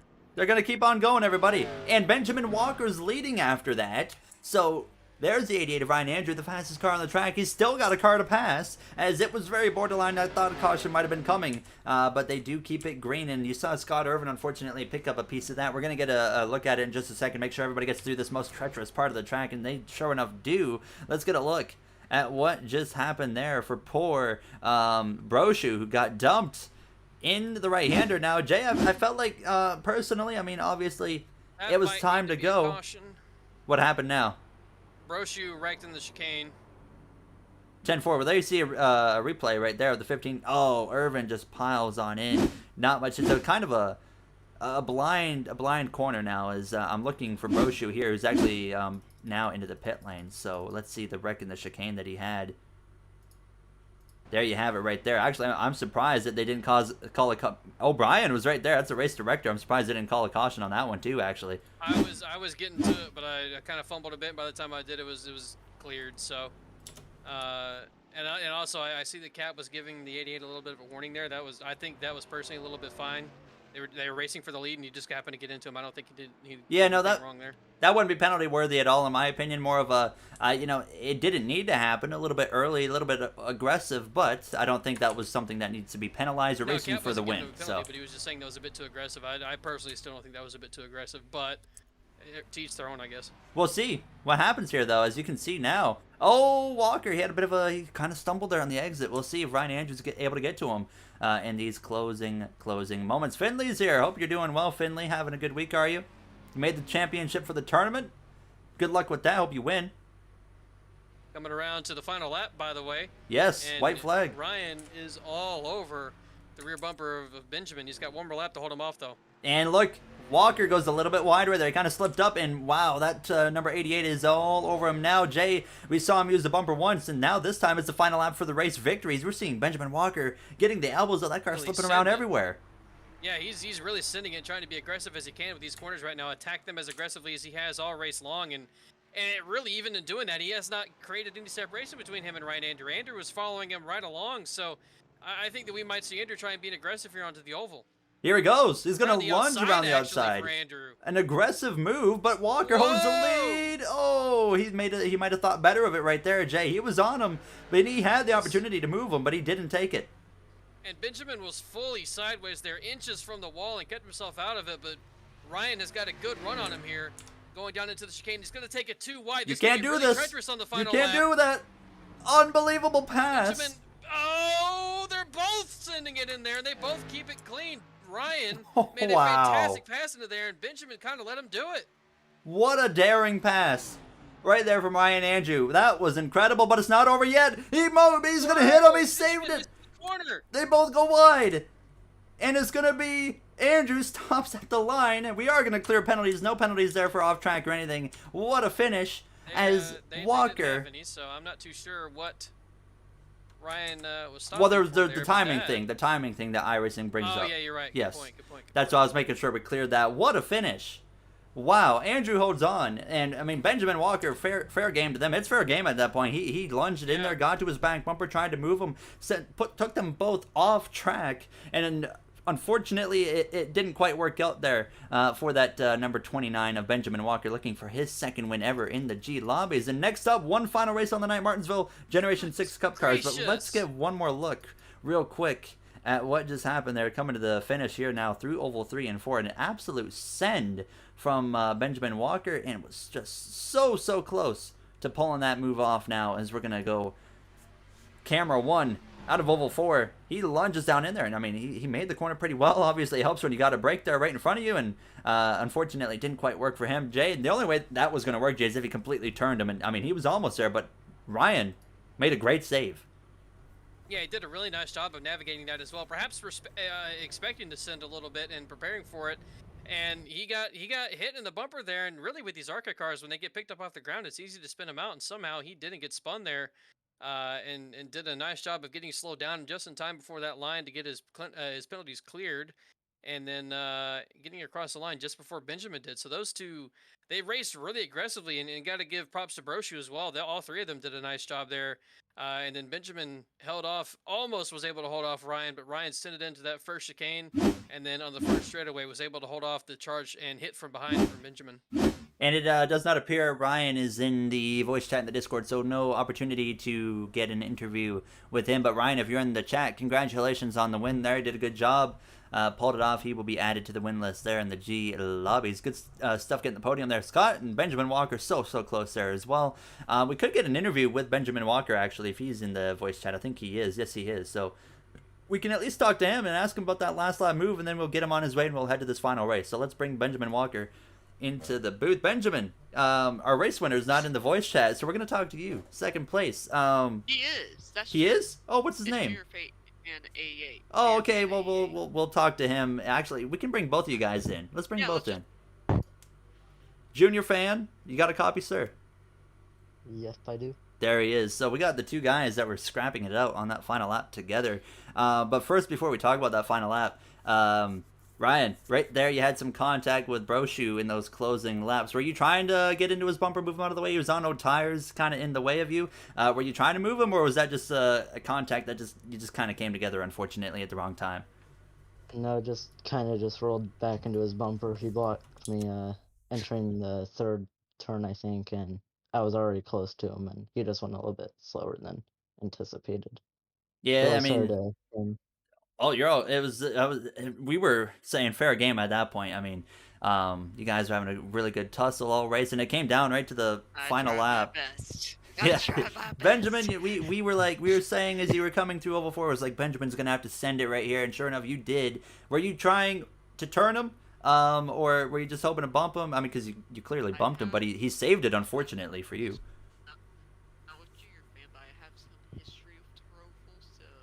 Oh, okay. I'm involved with someone from IK Players races. I see. Ryan, were you expecting Ben to go for the send there? I was expecting him to send it. I wasn't expecting him to give me the bumper. Okay, that was a great save there. Yeah, great save. Yeah. I was impressed that Benjamin got to your bumper too. Yeah, as soon as I saw him coming up really quickly, I straightened out my wheel to take the impact. Oh, you were ready. Yeah. I mean, there you go. Arca cars are kind of like that, so I mean, yeah. I don't know if any of us were planning on backing out at the bus stop chicane. Oh, what a pass! I was gonna try backing out, so then I would try, because I thought you were gonna spin out because I saw you on the blue curb. So, yeah. Yeah, it was definitely sketchy. I mean, that was funny. I mean, at the end of the day, You guys put on a great show on that final lap, the whole way there. The final 3 laps or so was just really good, and congratulations to you two on the top 2, especially you, Ryan, Andrew, there with the victory. Your first one in the G Lobbies, by the way. So Ben was looking for a second one. He got so close right there. But Could have been 2 wins at Charlotte. yeah, you're right. It would have been 2 Charlotte wins, but we'll let you guys go. I don't know if you're doing the next race or not for 75 laps at Martinsville. I'll you know- make it 80. Make it 80? You want 80 laps? Yeah. Oh, we'll throw 5 extra laps on there. Please, it's 9:30. Yeah, you're right. It's still pretty early. All right, we'll add 5 more laps. We'll add another 45 seconds to this race. But we'll let you guys go. Thanks for stopping by. Thanks for racing. We really appreciate it. And thank you for putting on a show as well. Thank you. Thank you.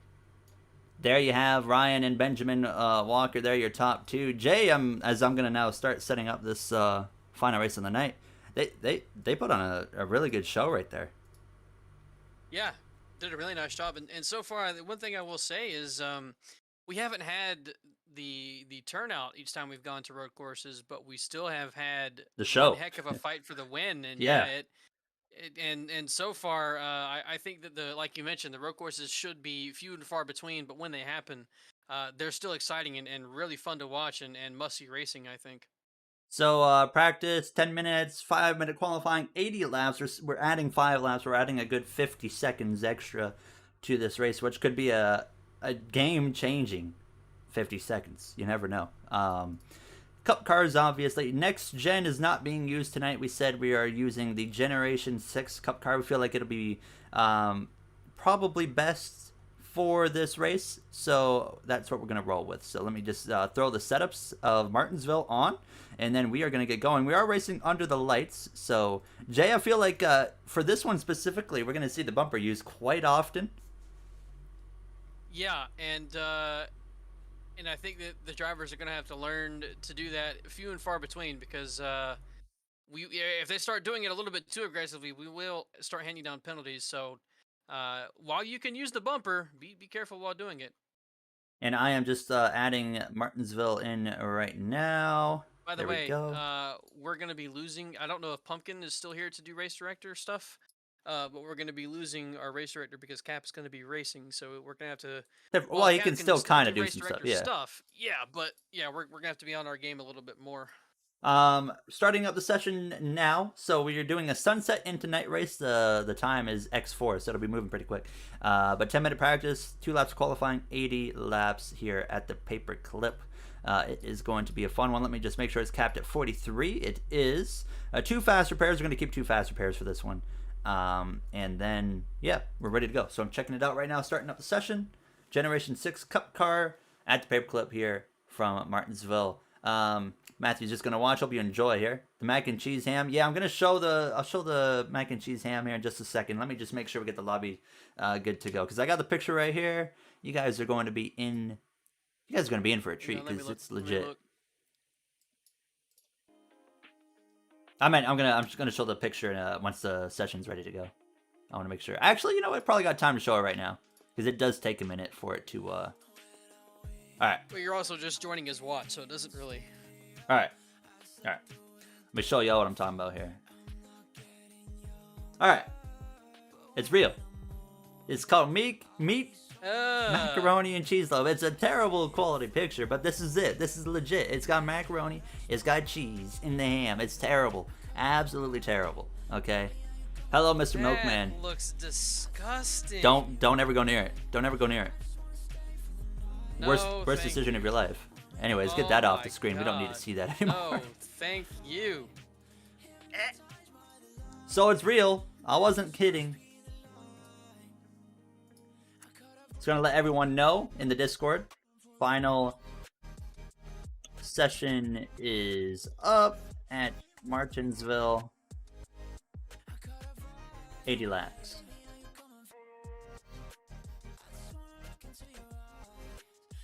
Here we go. Martinsville session is up. Hello, Mr. Milkman. Hope you're having a good night. What have you arrived late? You're a little bit late, but you're not the latest I've ever seen. You've still got 80 laps of action coming here at Martinsville, so.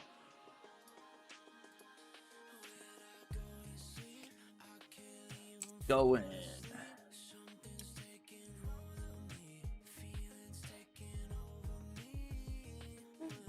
Just Hi, Matt. jumping in. What's the caution gonna be like here? 2 cars or more together. All right. Because you obviously you know what I'm scared of. Oh yeah, I'm aware. If it gets out of control, we keep getting cautions for 2 cars, we'll bump it up a little bit. Why does Joseph have to be here? Oh, Joseph's in here. Bruh. Hear me, Joseph. Hello, trash can. I'm just ugh. How do you get into the Discord? Do you plan on participating? So we try to limit access to this G Lobby Discord to people that only plan to participate at least like once a week or so, once every couple weeks. But I'll put it. If you are competing, it'll be pretty important for you to be in this Discord, by the way, especially once the league starts up. If you plan on racing in the league, so make sure you are in it. Yeah, everything Jay said right there. What sim wheel do you have? I am using currently a Thrustmaster TMX. I've had it now for 4 or 5 years, and it's still alive, but the grips are all falling off. You can kind of see it right here.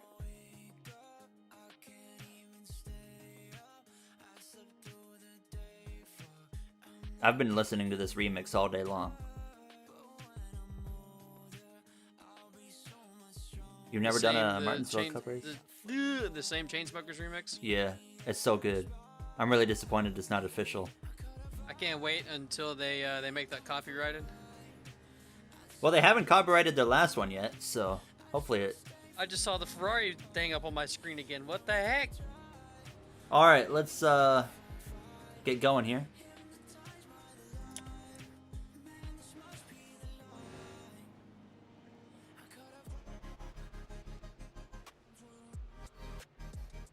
So this is going to be an interesting one, chat. 80 laps of action coming your way here from Martinsville. That's not what we want to see. That's amazing. Corey Lyle is currently fastest time. Beautiful. Wow, look at that Hulu car. Hulu car. Yeah. Oh. Pretty nice. Pretty fancy. Do you think Sir Lewis Hamilton will retire? Absolutely not.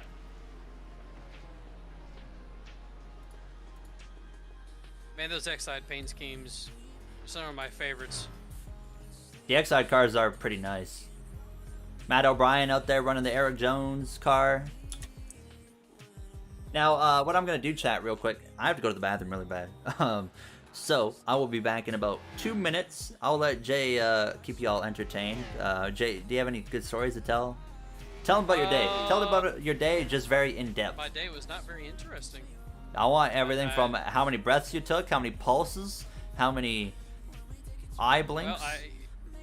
Well, okay, and I'm leaving on that note. Have fun. Random stuff then. All right, well, okay. Yep, hello, I'm here to entertain people. Apparently, so I'll give you the information he requested then. So I've probably taken about 100,000 breaths. My heart is pumped, I don't know, a lot of times. There's a pretty heavy amount of numbers there. I've blinked, I don't know, maybe 1,000 times. I don't know if that's a lot or a little. I'm just throwing out random numbers. I'm currently sitting in a chair commentating a race, trying to say entertaining things. I just watched a car completely die into the infield. Hello there, Benjamin is dead in the barrels. We're at Martinsville. That is a town in Virginia. It snows here sometimes. I'm just gonna keep rambling, just keep talking, just keep saying random stupid shit. I also just cursed and completely forgot that I wasn't supposed to curse. So don't tell Gary, don't tell him. You're not supposed to know that. The 48 is currently going into a garage in the infield, like he's pulling up to his house and he's doing burnouts now. Yeah, there's stuff happening. There's cars getting wrecked. I'm still rambling on because he needs to hurry up and get up and get back from the bathroom. I feel like I have not stopped talking for the last 10 minutes. Yeah, stuff, things, chat. What is going on? What's happening? Dear God, how long is this man taking to use the bathroom? I hope that was the entertainment segment with Jay. I hope I was entertaining enough, as I see cars are just starting to flip everywhere now. And yeah, stuff is happening. I don't know what you're seeing, chat, because I can't control your screen, but hopefully it's not just boringness.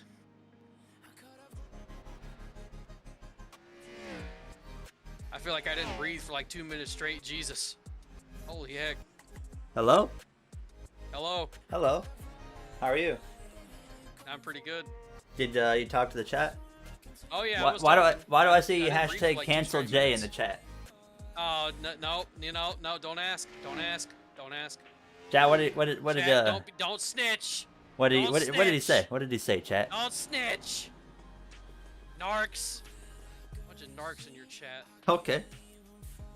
He cursed? You swore? Oh, you gotta be kidding me! Who the heck said that I'm banning him? Why'd you swear? It just happened. How did all this chaos tonight? You don't swear, and then explaining your day, you swear? Cause I was just talking about random stuff, and I said random shit instead of stuff. Hey! Whoa! You Jesus. asked if you didn't want me to curse, you shouldn't have asked. Goodness gracious! Listen to this guy. There goes the ad Narcs, revenue. man. Speaking of ad revenue, chat membership only costs $1.99 right now. Well, right now, forever. As you play ads, probably. Maybe. So many people we got on the leaderboard here. Let's see how many people are registered. Oh, okay, a decent amount, a fair amount, enough to make it interesting. I had to go grab a Pepsi while I was at it, so I got some Pepsi now, and we're ready. That explains why it took you so long. Yeah, the Pepsi takes the most time to, get, so. Practice almost wrapping up. You go on, oh, we got a crash in the pit lane. That's Benjamin Walker. Yeah, they're kind of going all over the place right now. There's been cars in the infield, cars flipping, doing all kinds of stuff while you were gone. Everything goes to chaos the moment you leave. The 16 has some giant numbers on his car. Holy heck. How will, oh, we got guys in the garage area. How will Jacques Villeneuve do at the Daytona 500? Well, considering his track record in NASCAR, I'm a little bit concerned, actually, that he's going to cause a big accident. Yeah, that's a fair point. Oh, my God. We have a... Oh, okay, so the 16 has a giant number on his roof, and then his numbers on the doors are tiny. Well, Benjamin just flipped 16. from the garage to the track. Number 16. Where's the 16 at? Oh, my. Turn 4 right now. Yeah, Turn numbers 4. on the roof huge, numbers on the side tiny. Oh, the Ally car? Yeah. Yeah, that's the normal size numbers. No, it is not. Yeah, it is. That's the iRacing stamp numbers right there, brother. Well, why is the number so huge on the roof? That's normal. It's so small on the sides. That doesn't look right. That's normal, brother. Back me up, chat. Nah. Back me up, chat. I mean, look at O'Brien's car. It's the exact same way.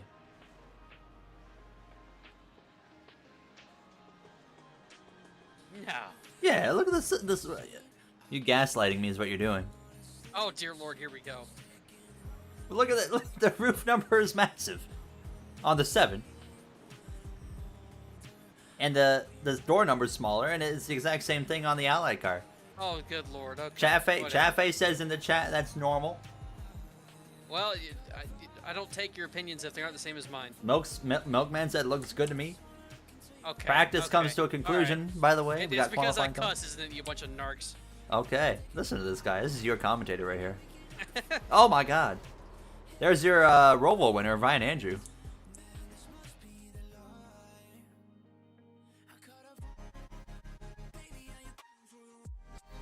What if milk plus Pepsi? That sounds awful. That sounds terrible. I might throw up. Watching the number 29. Benjamin Walker. He had a chance to win at the Charlotte Roval. Came up just short. P2, he's going to go for that wide exit here. Very smart there as he gets his qualifying lap underway. Crosses the line down into turn 1. Get 2 laps He knows here. the strats. He knows the strats as he comes through 1 and 2. He's even got a number on the bumper. He does. He wants everybody to know what number he is. Through 3 and 4. Good apex, actually. Had a nice kind of diamond. Crosses the line. Currently P1 because he's the only one who's He's the only one. He's the only one that's put in a time. But that put... Well, there goes O'Brien. Oh, 88. wow. Nearly 2/10 better.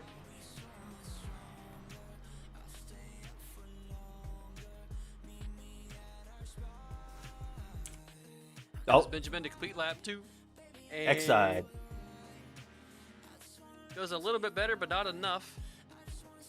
X side around again. Yeah, that's the second time I've gone to him and he's been turned around.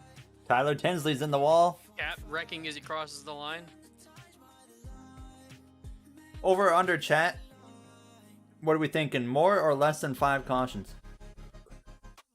More. PJ says look at his Joseph lap just too, so let's go rolled. check it out.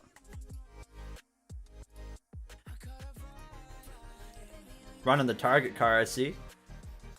Oh god, he was really loose out of 2. Going down the back straightaway, he's having a rough go at it. Oh no. Big accident there.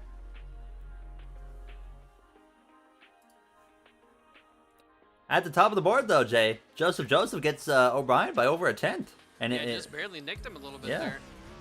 He brings it to the pits there. So once again, you got the Nitro guys up here at the front. And Jay, I feel like, depending on how much chaos there is, this race is just long enough where the wear will come into effect, and who's going to come out on top. If, like I said, we have a nice green flag run and it stays green and no chaos, basically. You see the flow between Jay and I, he just doesn't respond. So, he's off doing his own thing again.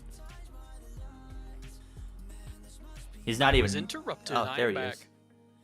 I don't even remember what I was telling you at this point, but hello. I wasn't listening. Yeah, well, you never do. You know, true. Hashtag fire Oh, we Jay. have a car. We have Lugo driving into the garage area. Yeah, shout out to Tremendation. Oh, he's taking the jump. Now he's The dead. Joker lap. I believe everybody has actually completed a lap. We're gonna see Tremendation's the only one, maybe not to. Oh, Do we only have 11 in the field? No, there's just some people are electing not to qualify. Oh, okay. So I think we might just push the session through. I think that Karma's taking care of that right now because I see him talking. So Joseph currently on pole. We're gonna let them handle it. I think we can advance the we got session. one going. but- We got one going. Oh, someone's going. Clark Nance. 48. Let's see what he can put up here on the board. Oh, running the 2020 Jimmy Johnson Ally Chevrolet Camaro paint scheme. He crosses the line down into turn 1. Actually, you know what? So far, looking pretty good there through turn 1 and 2 down the back straightaway. We'll see what he does through 3 and 4. Relatively competitive. He didn't have a good 3 and 4 though. We'll see where that puts him on the board. He crosses the line. Only the 12th car to settle time. Some people just don't want to put in a time apparently, and he goes P9 currently. Oh, 2019? Oh, that's right. Wait. Yeah, Jimmy Johnson retired in 2020, didn't he? Yeah, this is 2019. Yeah. Dingus. I was thinking 2021 is when Jimmy Wait a Johnson minute. retired. I was just seeing in the chat that Joseph said he almost beat Conti earlier, and apparently he's almost done it before. You telling me that Joseph is that fast? He Whoever can wrecks compete with Joseph Conti? gets a shout out.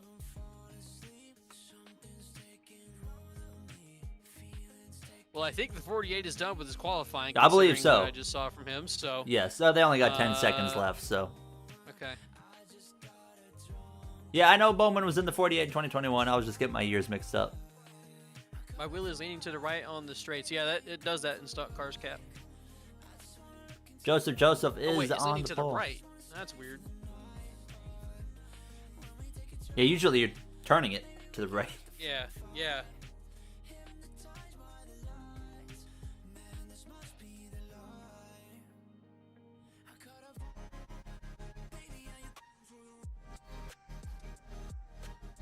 All right, Jay. Final race of the night, 80 laps, Martinsville Speedway. I think we're in for a nice little thriller here at the paperclip. Who do you think's you've been really good at your predictions for the most part. I don't remember who you picked at the Roval. Benjamin. Oh, so you're okay. So you were wrong by Close. one. Yeah, I was almost 3 for my last 3, but Okay, well then who do you got here? I think based off of Karma's reaction of him joining and based off the fact that he said he almost beat Conti twice, I'm gonna go with Joseph. Okay. You know what? I'm not surprised to hear that. He just took my pick. So, I'm going to go with, let's see, chat. Who do you guys got in the chat? I want to see who you think's going to win. I mean, if I can't have Joseph, I'm going to go Matt O'Brien. getting ready to go green. I don't know if they're going green this time by or next time by, but we're going to find out. Oh, there, Joseph in the chat, Sir Riptide.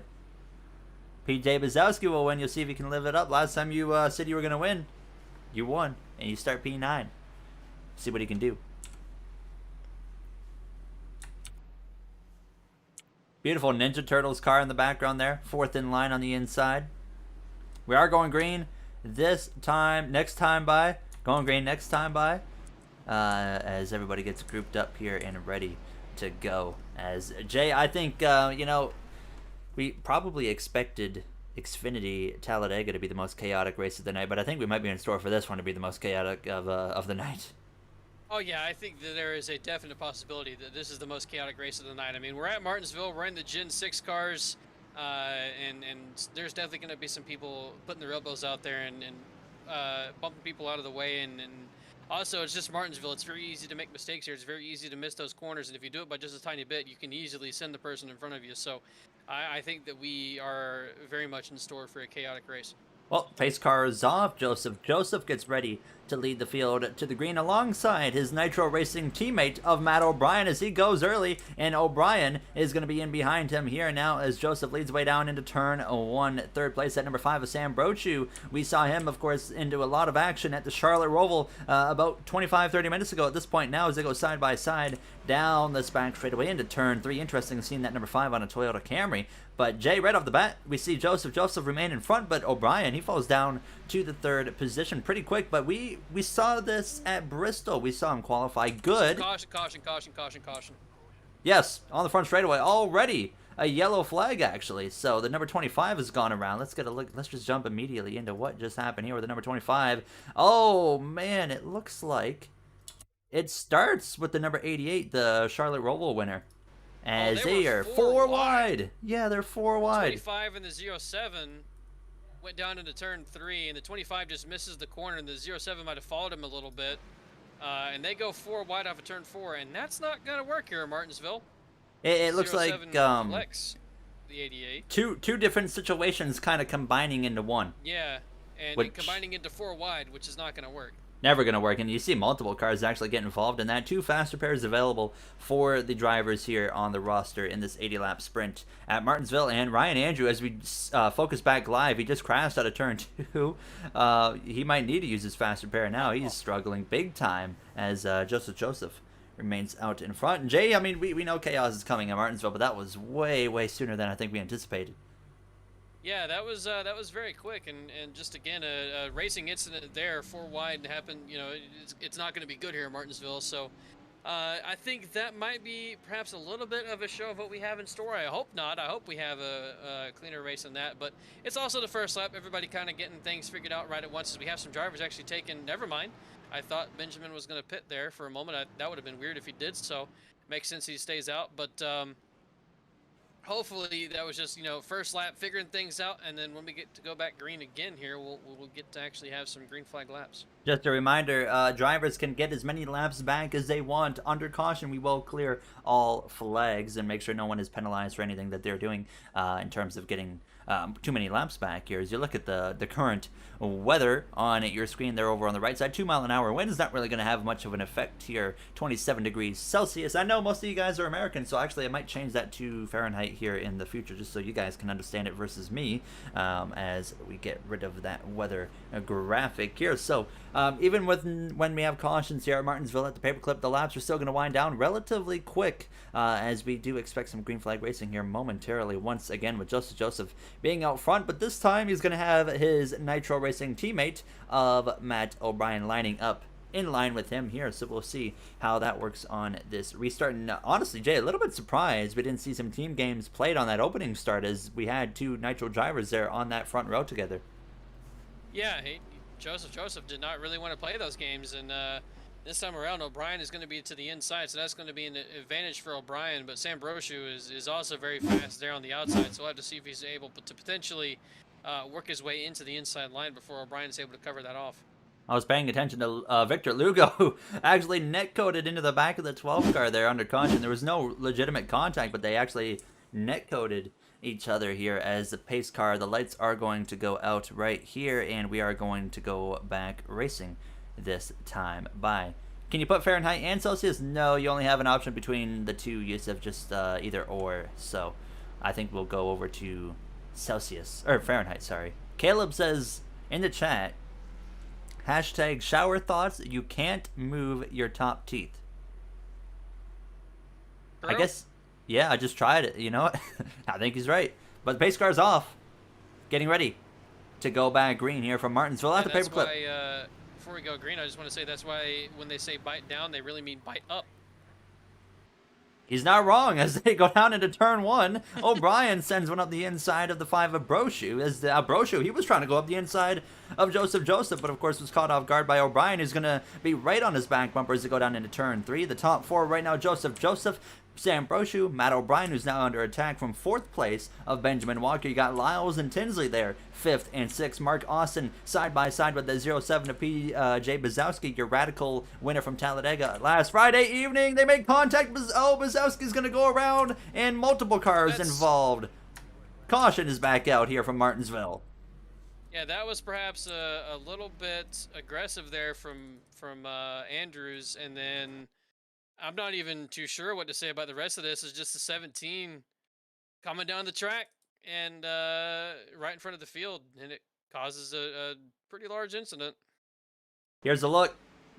Bazowski going into turn 1. A very big send right there, and you know, I can't really fault Andrew for that because, I mean, you look at it and Ryan Andrew does have his nose there, and I mean, if you look at it, we'll slow it down. Let's run it back just a little bit and slow the speed of the video down here. I mean, he's along that curb that was very, very close right there between those two drivers, and unfortunately, PJ Bazowski pays the price. As the 17, he has nowhere to go as well, and then of course he goes down the track, and then other cars unfortunately would start to pile in. So unfortunate right and there to see that happen.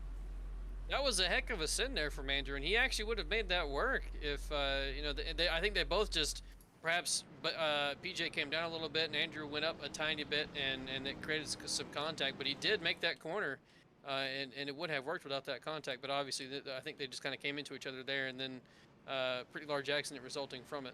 Benjamin Walker on the pit lane, by the way. But I will say, if I'm Bazowski in that exact scenario right there on lap 9 when that happened, I'm not expecting a send like that into turn 3. Yeah, exactly. Yeah, I can see why he would have been caught off guard, but you know, it's definitely a racing incident, but perhaps you know, definitely some aggression there from Andrew as well. No front bumper on that front end of the 07. Yeah, like Jay said, racing incident. You're not expecting a send like that, but at the same time, they just kind of came together at the wrong spot, wrong time there.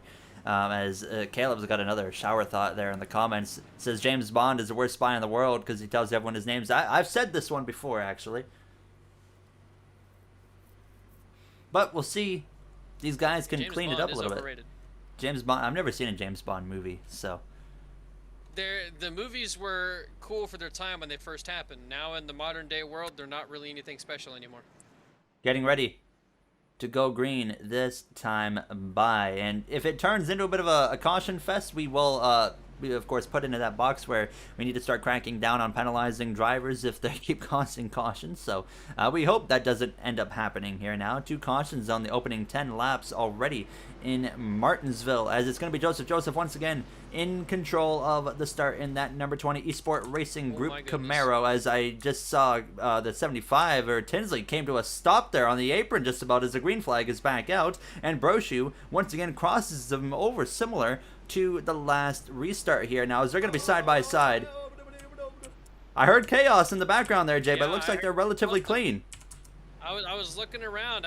You know, iRacing, you said it before, iRacing, you make the slightest bit of contact and it sounds like they just killed the inside wall and went flipping. So it's hard to kind of tell based off of sound. You have to really go and look and try and find it, and it's hard to do that sometimes as there is a caution out for something. I'm not sure what. Caution is out again. On the back straightaway.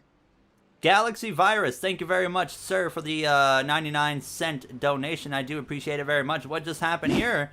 As we're going to jump right to it. Let's see what happened. Bazowski run on the back straightaway. I think that might have been the cause of the caution. No, he spun by himself. So 48 wrecked. 48 wrecked down into the other. Oh, that should not have been a caution. As someone that we can see that right here. That should not have been a caution. Yeah. But they had a moment, and the that's at the discretion of the race director, they felt like it was a threat to the safety of the other drivers, they throw a caution. Not much really to that, but what happened to Bazowski is the question here. I'm not sure exactly how he had his accident. He just spun out by himself down the back straightaway, perhaps giving a little. You know, he was in the middle back straightaway, so actually I don't know what would have happened to him, but he was loose off of turn 2 and just lost it. And around he went. Something happened to him there. All right, we're already. He's actually stopped directly on the pit entrance right now. He is. I'm not sure what's going on there. He's doing. Hopefully he gets out of the way. Just the smoke coming from that car, so I'm not too sure if he's perhaps blown his engine and trying not to tow or what. Oh, there he goes. Okay. Focus back on the leaders. So that's 3 cautions already. So we do give race directors, I know some of them have the stream up. You have full authority. And Jay and I will take authority from this point on. If someone's causing an unnecessary caution after 3 cautions in 17 laps, we will be giving you an end-of-line penalty from this point on. Depending, of course, how the caution is created. So still a couple of laps until we go back racing here. Got a lot of cars, a lot of activity, actually, Jay, on the pit lane now. I'm sure after the chaos here, of course, people got to get a lot of repairs made. Yep, and there's still a lot of cars on track with some damage at the moment. You can see the 25 on pit road. Samuel Till still trying to get his car fixed. I imagine he either accidentally forgot to take his fast repair or just felt like he wanted to not use one yet. But he's fallen several laps down because of that. So for Samuel Till's. His race already off to a rough start, and there's also a lot of drivers that still have a lot of damage to their car in this field at the moment. Pace light's still on the pace car here, getting ready to go green in a few laps time. Joseph out in front here in front of Sam Brochu, Matt O'Brien, Corey Lyles, and then you got Ryan Andrew, your Charlotte Roval winner in the Arca cars, your top 5. Rounding out the top 10, Mark Austin, Benjamin Walker, Victor Lugo, Jesse J. Jones, as well as Eric Howell there. So far, we haven't really had a whole lot of green flag racing. So hopefully we can change that around. Like we said, we are going to kind of step up the authority at this point of the race when we've had 3 cautions in the opening quarter. So we 100% will have to throw some penalties potentially. Michael says in the chat that he had 8 minutes of required repairs. So I believe he's the number 25 that we were looking at there. So very unfortunate for him. Yes, that is him. So I'm assuming it's a similar. Did you? I know you're in the chat. Did you forget to check your fast repair, or did you come into the pit box thinking that you might not have had that much damage? But nonetheless, he's currently about 10 laps down as well. So that's gonna essentially be the end of the race there, unless I don't know. He might be able to get that back depending on how many cautions we have. As we're about to go green, the field getting kind of stacked up there in 3 and 4. Oh! And they're already wrecking. No caution on that one. Keep it going. Yeah, that's just a one car. That's just a one car. On that one. But into turn 1. Never mind. Who threw the caution? Cap. That does not need to be a caution. Rack it up. Based off of the way that I had the rules written, and the 48 just dumped the 12. All right. So it's chaos. And see if there was a reason for that. There was not. The 48. I think 48 might need a penalty. This is under caution. Yes, yes. That is Clark Nance, who I am going to go in and. We these cautions up. We have given full authority to penalize, so, and we are doing that ourselves. We just handed out a penalty, so. Yeah, he was talking about cautions. Oh yeah, well, I mean, not much we can. So we're not calling it karma, but. No. Like speed them up, like make them shorter. But we are going green 2 laps time, so speed it up, clean it up. We've thrown out our first penalty, the 48 car. He's got a 1 lap penalty. Not very Jimmy Johnson of you.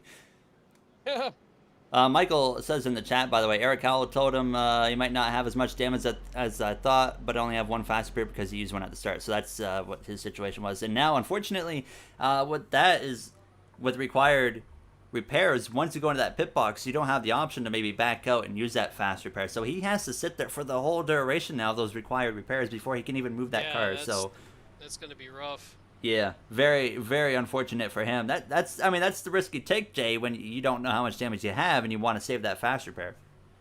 Yeah, and I think that in a moment like that where you have a hard enough hit, you know, obviously I guess you can't really see the damage on your car from being in the driver's position.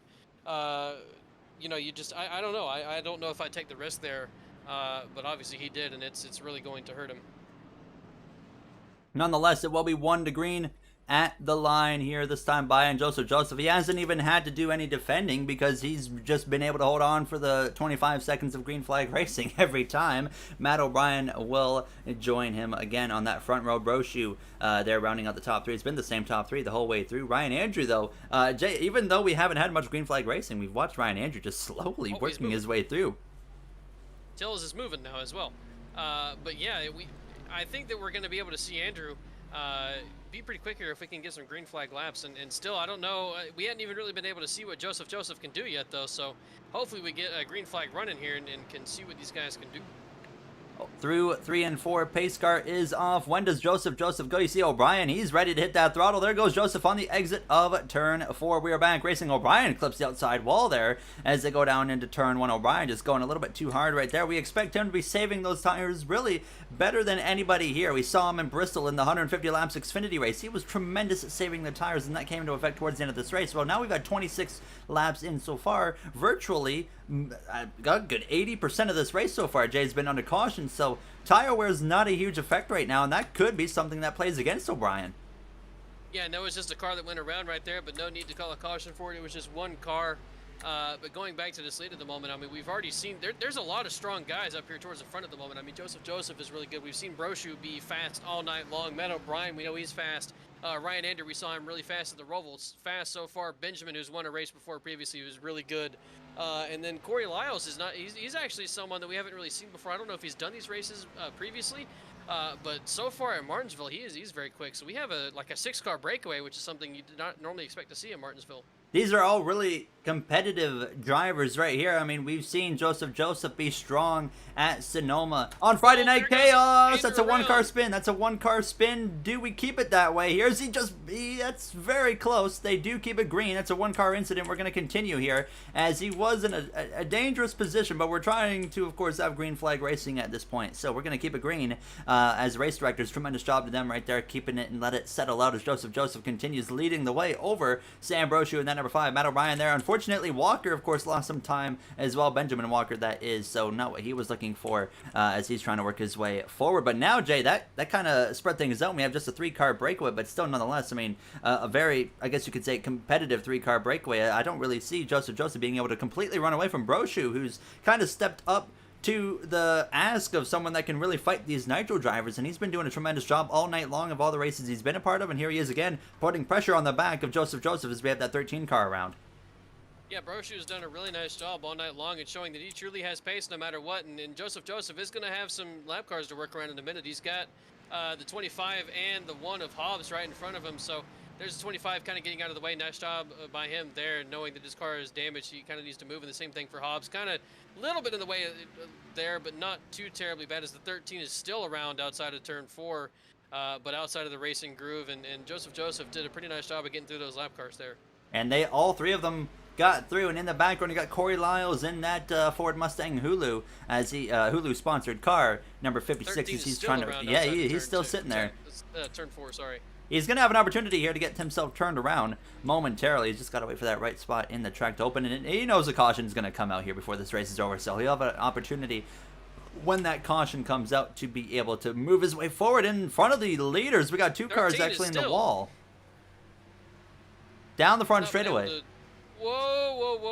Well, that's going to put Brochu, he had an opportunity there to go to the outside, but obviously kind of backed out of it there, not wanting to take advantage of something there with Joseph. Now I'm trying to watch that 13 right now, who is still sitting on the exit of turn 4 and not moving. Well, he's no longer on the track, there he actually. Goes. Yep, he decided to tow there and finally move. But Brochu to the inside of Joseph. They are going to be side by side going down the back straightaway. Brochu actually may just get clear here into turn 3. And what do you think here? Do you think Brochu's maybe pushing the tires a little bit more than Joseph? I mean, I'm not sure how much experience level. I mean, we can actually compare I ratings. So right now on the I rating scale, I mean, Brochu's actually pretty even with O'Brien. So I'm assuming Brochu's a relatively experienced driver on the surface as well. So I think these guys both know what they're doing, Jay, and he's maybe not even pushing his tires more than Joseph, but who knows at this point? Joseph, he might have a bit of an advantage. As O'Brien was saying, this guy has competed against Michael Conti and I guess has almost beaten him. So maybe Joseph still has something left in there. But you know what we're noticing, Jay, is Matt O'Brien, he's one of those guys that's starting to fall out of the kind of battle a little bit there, just kind of losing the grips of that 1 second bracket. Whoa. Big mess in front of the leaders. That's going to give the lead back to Joseph. But these guys just all in the way there of the leaders, and that was almost bad for a moment. O'Brien! Oh, well, there they go. An accident. That's going to be a yellow flag here in Martinsville. I'm assuming we're letting the race directors control that one. And yes, I got that one. He throws a caution, as that was unbelievable now, as the lap cars didn't seem to care at all that these guys are fighting in the top three. And our third caution of the night, we had a nice green flag run going there, but let's get a second look at it and see if it was more of a lack of respect or, oh, it looks like Victor Lugo. Going on there. It looks like Lugo's unaware he's there, and he just doesn't leave him a whole lot of room and hooks him into the side of the 88 and turns them both around. And at the same time, the 88 there got into the wall and was coming back to the left a little bit too, so just some lap cars there need to be more aware. Doing lap car things. And yeah. But yeah, that remains Joseph into the pit lane along with everybody else. He leads most of the front runners into the pits here. We're already halfway through this race, by the way, so not a lot of racing to go.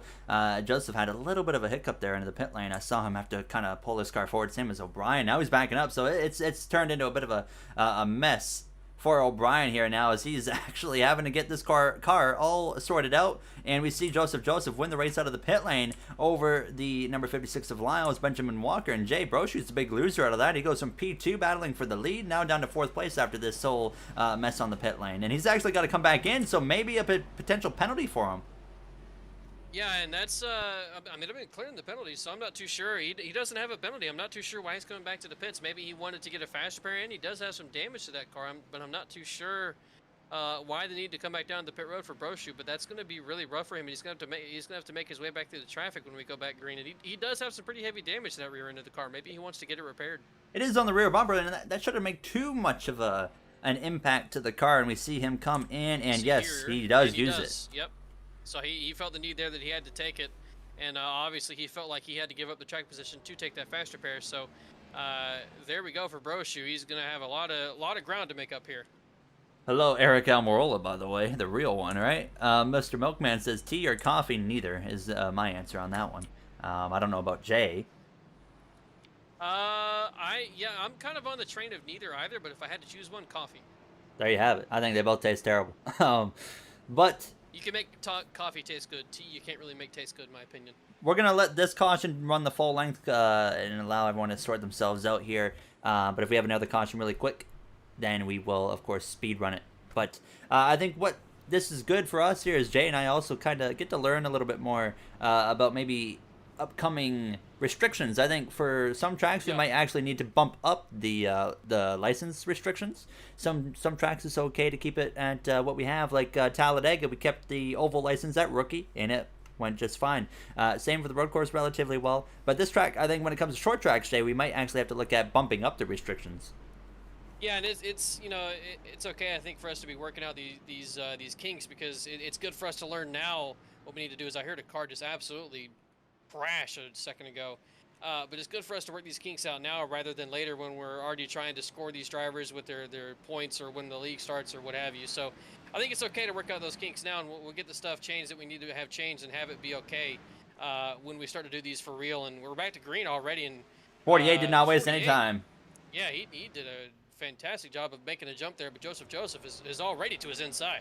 And here comes Joseph. He's going to get clear down into turn 3, I would assume. Here he comes to the center of 3 and 4, rolls through there, actually clips the curb just a little bit. Gets clear, though, side by side in the background here between Corey Lyles and Benjamin Walker, and then number 29 and 56. But Benjamin's going to get down in front, send one up the inside here of the 48 of Clark Nance. That is who we actually penalized earlier in this race, if you guys remember, for turning the number 12 actually under caution here. Matt O'Brien, who got involved in that accident with some lap traffic, he's still up here towards the top 5, and actually, Benjamin Walker has a bit of a moment. A hiccup out of turn 4, they all save it. It's not over yet because O'Brien's trying to stuff his nose in there, and the 56 of Lyles gets into the back of Walker. It's chaos here for second and third as it continues side by side, and Joseph's loving every second of this. Yeah, meanwhile, up here for the lead, Joseph is full sending it. And just really being able to pull out a gap on all these guys fighting three so wide hard back here. The 3 wide again, a lot of contact between O'Brien. O'Brien goes spinning, wrecking in front of the field. That's going to be a big caution crash. Again. That sounded like it was a big one. It was a huge accident there for O'Brien, and it looked like, I don't know, I've never seen O'Brien lose control Neither have I, of a car so easily in my career of racing with him. It really was not a big hit. We watched it live. Yeah, he was already kind of clear of the contact, and the car just turned back right. I'm not too sure. Perhaps he was overcorrecting a little bit, thinking he was going to get turned straight towards the wall, and I mean, comes back across the track and just hard hits for a lot of people. And we can't really penalize anybody for that because they were all being extremely aggressive with each other. So that was on everybody. They only have themselves to blame for that caution. But wow, I mean, one more look at it right there. It didn't help the 56 and the 5. They just about come together. And O'Brien, yeah, Jay, that's an uncharacteristic loss of control from Matt O'Brien. Yeah, it really is. And there was a lot of things happening at the same time on the track because as Joseph is dealing with the one lap car, the 13 wrecks again and is sitting in the middle of the track in the front straightaway, which for a moment that could have been a caution, but then he instantly went to the garage. And as that was happening, Walker got loose off of turn 4, had a lot of contact with the 56, and then just everything kind of spiraled from there. And it kept going for the next lap or so until O'Brien wound up having his wreck. So Joseph still leading after all of this, and Benjamin Walker in second place. We kind of saw that one coming. They were all being very aggressive with each other. Tyler Tinsley has moved up into the top 5 again. He was on the pit lane earlier after some issues where he full on parked his car, and now here he is. So interesting first 50 laps of this race. We know it's going to be chaos in Martinsville. It's just the product of the racetrack and the iRacing service. So we don't expect an 80 lap run here, but I think we expect better from the crop of drivers that we have, that's for sure, and we hope that they can clean it up here in these closing 25 or so laps of racing that we are going to have remaining now, as we're going to see if anybody comes into the pit lane. It does not look like anyone at all is going to pit up in the front crop of drivers that is now, as all your main competitors stay out. And I mean, let's get a look here currently at the race strategy. Let's compare tires. Joseph right now, and everybody pretty much on the same amount of lap of tires right here, so there's not going to be really any true tire differences at all now, as we are going to speed up this caution, I think, unless, do we have anybody on the pit lane? There are some cars on the pit there lane. Are, yes. okay, so we'll let it roll. We'll let it roll here. But nonetheless, you see the pit strategy, so tires not going to be too much of an issue at this point in time, and really Jay shouldn't be an issue. Now we're looking at just a little bit over a 25 lap sprint to the end of this race. Yeah, and I think that we're going to be able to see them once again. I think kind of go all out here, and we'll really see the pace that Joseph has. I don't know if he's already been going all out, but if he hasn't, I'd be kind of scared to see what kind of lap this man can run, because he was pulling away there. Obviously there was some fighting going on behind him, so that also was an advantage to him, but his car at the moment is also, I think, pristine. Maybe a little bit of damage on the front end, I think. But other than that, his car looks perfect. And there's a lot of the cars around him, aside from the 75, all have some kind of damage to it. How long does it take to mod a car in F1 2021? I actually don't know. I've never made my own. I've always just imported them, and that only takes about 5 to 10 minutes to do a whole team package or so at the absolute most. As the pace car is off, Joseph can go whenever he desires here. No restart rules like we had mentioned, and he's going to wait quite a bit here, right till the exit of turn 4. He gets going there, throttles up. Now you already see some stack ups. There's cars in the background, including the 12 car specifically, with no front bumper as they go side by side into turn 1 and 2. And now Jay, we're seeing Benjamin Walker, no rear bumper for him, but we know he's got speed. He's been competitive. He's won in this before in the G Lobbies last Friday, and he's been strong tonight at the Charlotte Roval. And here he is right now up in the top 3. And I wouldn't be surprised that's maybe one of the guys we really have to watch here in this closing lap, as they have another accident in the background. That's we're gonna let that roll. We're gonna well, their race directors decided they're not gonna let that roll, so we're immediately speeding this one up. Let's get the show on the road, and not only that, let's go back and look and see who we need to penalize for that one. That was Mr. Hobbs getting loose off of turn 4 and not being able to, everybody else not being able to avoid. So that was Cap. There you see the number 1. Oh, he completely loses it. Oh, yeah, he stomped the brakes in the 12 right into him. Yeah, you know what? I can't penalize on that one, unfortunately. But let's get this show on the road here. We got to wait, actually, until the pace car crosses the line. As Joseph, I mean, probably loves these guys because they keep on crashing themselves, and he doesn't really have to fight for anything because they can't go green for more than a lap. Well, I would, you would think that, but I'm sure he's here to race and try and defend that first place, and he hasn't really had a whole lot of time to do that so far. So I think he'd much rather it go green, much like you and I both would much rather it go green. So hopefully we can kind of get this wrecking cleared out of the way and maybe get a bit of a green flag run to the end of this race. There's only currently, never mind. I'm not showing anything on my 24 side. to go. See how many laps there are left, but 24. Thank you. There's currently only 24 laps left, so not even a lot of time here in Martinsville to have any green flag racing. How long does it take to mod a NASCAR E5? Longer than F1, that's for sure. Frustratingly long.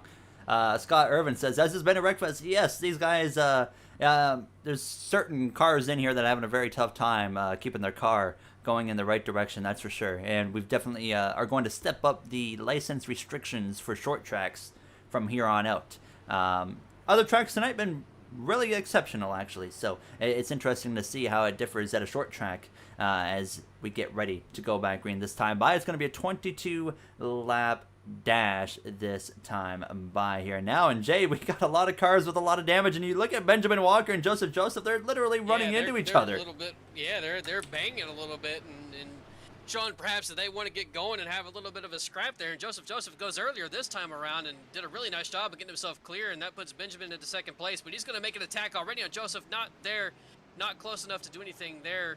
But Brochu into third place again. And we have, you know, who I see back there in fourth place, who just got into fourth place, Ryan Andrew, and he has no front end. He's got no front end, but he's clearly got some speed, as is 7 to Matt O'Brien there, P5 just behind him. But they keep it green finally for a few laps. Have you ever in Martinsville? No, I've never. 21 laps to go. And Joseph leads the way in that Chevrolet Camaro. No rear bumper whatsoever for Benjamin Walker with the number pushed back there in that UMAX Chevrolet yellow and black combination. Looks tremendous on track, and especially under the lights here as he tries to chase down Joseph. And then just behind Jay, we got that 5 of Brochu, who now maybe seems to be fading a little bit out of this battle. We saw him put pressure on Joseph earlier, but now seems to have a bit of a struggle in keeping up with these two front runners.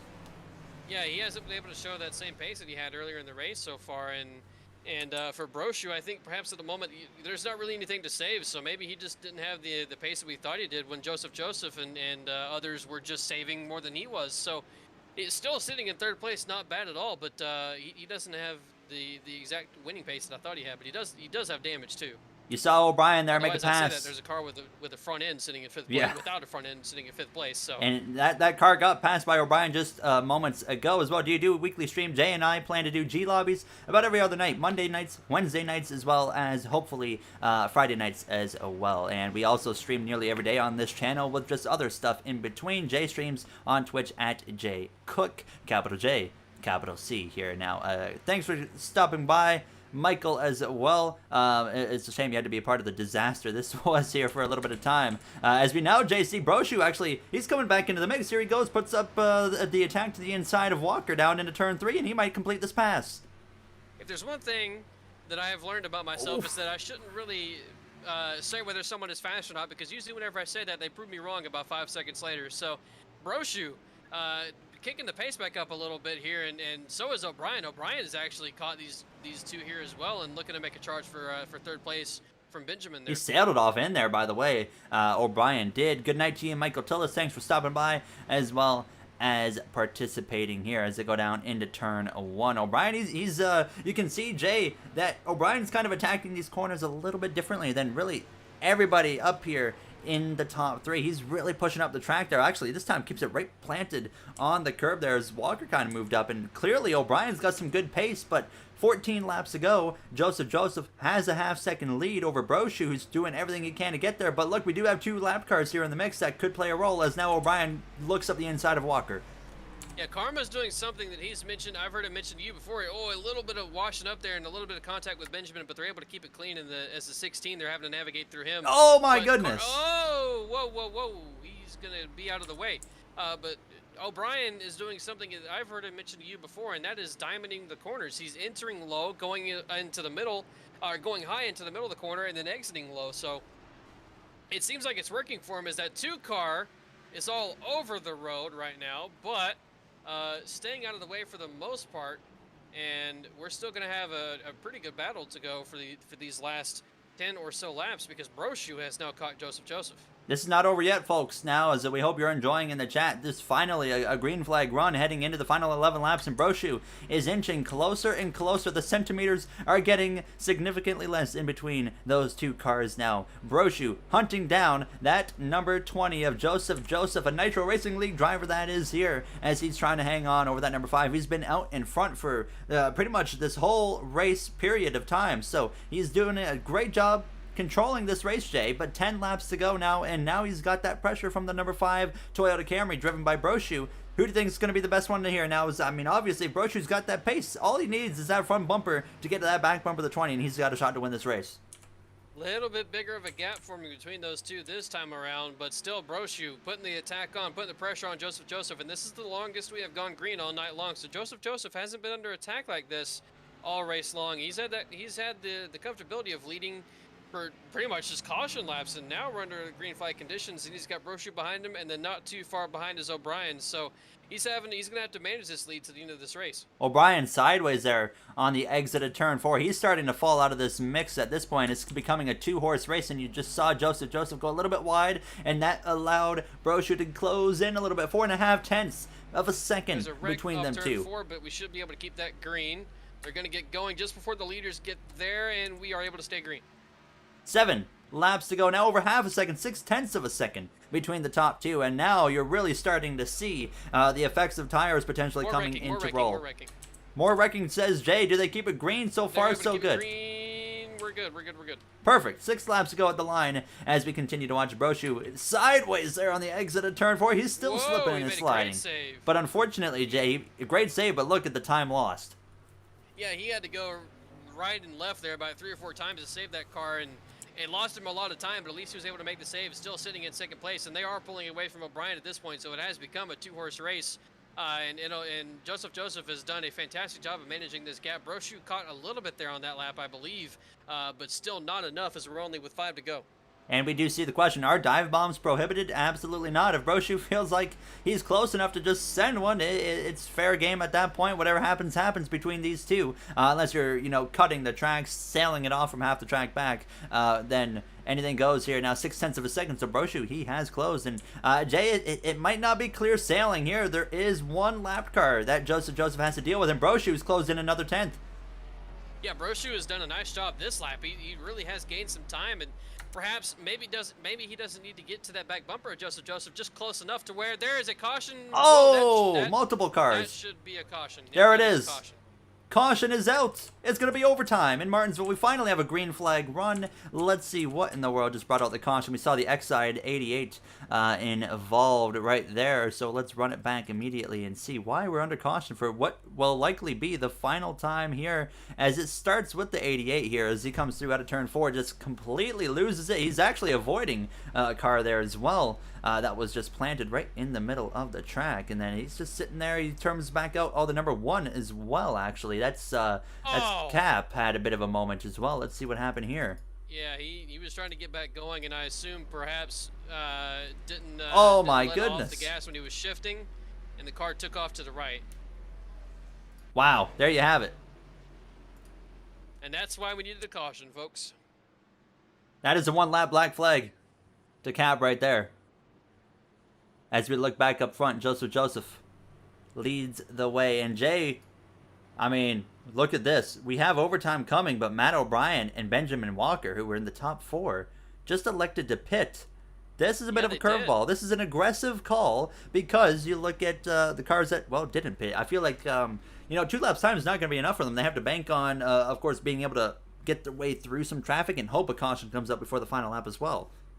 Yeah, for Benjamin, I can see why he pitted because he has some damage to repair there. So perhaps take that fast repair. Since you still have it, you're not going to win where he's currently at without taking it. So might as well take it. But I'm not too sure why O'Brien felt the need to pit.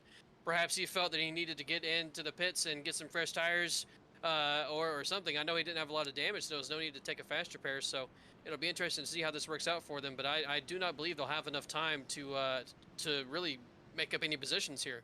Mr. Milkman says he still thinks O'Brien's going to win. Who do you guys got, chat? Do you think it's going to... Oh, no, he corrects it. Says, well, never mind. He ain't winning. You guys got Joseph, Sam Brochu, or I need do to you clear have... penalties, but I don't want to clear Cap's 1-lap penalty. Well, you can do that and then re-add it to Cap, basically. Which I will do right now for you. Oh, I think he just served it, actually. He already served it, actually, I think. Okay. But nonetheless, chat, who do you guys got? Joseph, Sam Brochu, or somebody else here in these closing moments? It's going to be overtime. 2 laps to go. All they got to do is get to that final lap. No cautions on that final lap, so if the whole field is wrecking, it stays green anyways. As we are going to be in store for potentially one heck of a finish. Now, Jay, if you're Sam Brochu, you're hoping third place gets a really, really rough start here, because if he can't get down to the inside, it's virtually game over for him. Yeah, or perhaps Brochu gets an incredibly good start and keeps it side by side with Joseph's here. So I think the really important thing is where Joseph decides to go. Obviously, we don't have any rules about when you go in the G lobbies currently, so he can go anytime he wants to. He can either go right as that pace car goes into the pit lane, or he can wait till the exit of turn 4 in the middle of 3 and 4 anywhere. Brochu's going to have to time that and hope he does time it. Maybe third place doesn't time it well at all. It'll be interesting to see how that works out here. And going green this time, but here's where, real quick, we would love to get the chat involved. What do you guys think in the future? Should we look at restart rules, or should we keep it the way it is, where basically as soon as the pace car goes, they can go whenever they want here? Now, as we're going green for overtime, this time it's going to be a 2-lap dash between Joseph, Sam Brochu. Will it be these two? Or Tyler Tinsley, Corey Lyles? They're in perfect position if these two come together. And then you even got Ryan Andrew there in that number 88, your winner of the Charlotte Roval. Joseph goes right off the bat here out of turn 4. Tinsley goes spinning. Tinsley goes spinning, apparently. We keep it green nonetheless, down into turn 1. And Jay, that might have worked for Brochu because he's in line now with him. Yeah, Brochu did a really nice job there. Joseph also did a really nice job as well. And we're coming down the back straightaway into 3 and 4, almost for the final time. We're coming around to take the white flag. Brochu all over the back bumper. I hear a lot of collisions happening in the back. Got to go check it and see if there's anything happening. White flag. In need of a caution. White flag out this time. Brochu still right there on the bumper of Joseph. Let's see if he sends it in 3 and 4. Out of turn 2, there's a good gap. His only option is going to be send it in turn 3. Will Sam Brochu do that into the corner? He sends it, but nowhere near aggressively enough. It's going to be Joseph leading from start to finish. And Joseph comes through to win as they crash in the background. Sam Brochu second, a mega accident there, including Lugo as well as the 88 of Ryan Andrew. But Joseph picks up his first win in the G lobbies as it's a pile up across the line here. Tyler Tinsley coming through to cross the line as well. But Joseph picks up the win. And Jay, I'm a bit surprised. I mean, if I'm Sam Brochu personally, I don't care about respecting the G lobbies. I'm moving that 20 car out of the way with 2 laps to go even. Yeah, I'm surprised he didn't try anything there and try and send Joseph. He really, and even if he did, he didn't get anywhere near close enough. So that was kind of surprising out of Brochu. But perhaps he doesn't want to race dirty like that. So perhaps props to him. But like you said there, I would full send. I would use the bumper to move him out of the way. It's Martinsville. But still, what a drive by Joseph. What a drive by Sam Brochu, too. He did a nice job of hanging with Joseph for pretty much the entire race, and he put the pressure on him. He just wasn't able to get the pass done, which, by the way, that last lap, the last couple corners, clown show. I mean, shout out to Broshu, kept it clean. Joseph is not in the voice chat, so we will not be talking to him. But I guess it sounds like there was a bunch of chaos at the finish that we didn't, of course, focus on our end. So let's rewind that back a little bit. I did, because I heard a bunch of nonsense going on in the background. I can confirm, I certainly heard it. Yeah. But let's go and look at the replay here of these guys coming to the finish. O'Brien with an aggressive send up the inside of Andrew. They keep it clean for the most part, and then they go 3 wide. It turns into chaos here. The X-side car is riding the wall, so that will definitely be something that you cannot be doing anymore, sir. Is Andrew, how did he crash? That's the real question. Oh, he just... Oh, yeah. Mark Austin literally rode I think he tried to turn O'Brien. I think he tried to turn O'Brien come to the line, chat. And yeah, it looked like, and he missed. Oh yeah, he did. That's what kind of started it all. And then of course the one car, he's having a big incident here. So Walker's had a moment with the 2. He's turning the 2 after the finish, or to the finish, and then wow. Well, you got to see what Walker does before then, because this was the thing I immediately was like, oh boy, we're gonna have to look at something. Oh yes. Yeah. Into turn 3. I saw that in the edge of my screen, and I was like, there's no way that should have happened naturally. I thought somebody did a real clown show move, but no, he just wrecked himself. So that's okay. I mean, still, F in the chat. That's okay. At least he didn't turn somebody else, or somebody didn't turn him like that. But yeah, that was a Martinsville finish. Let's say that.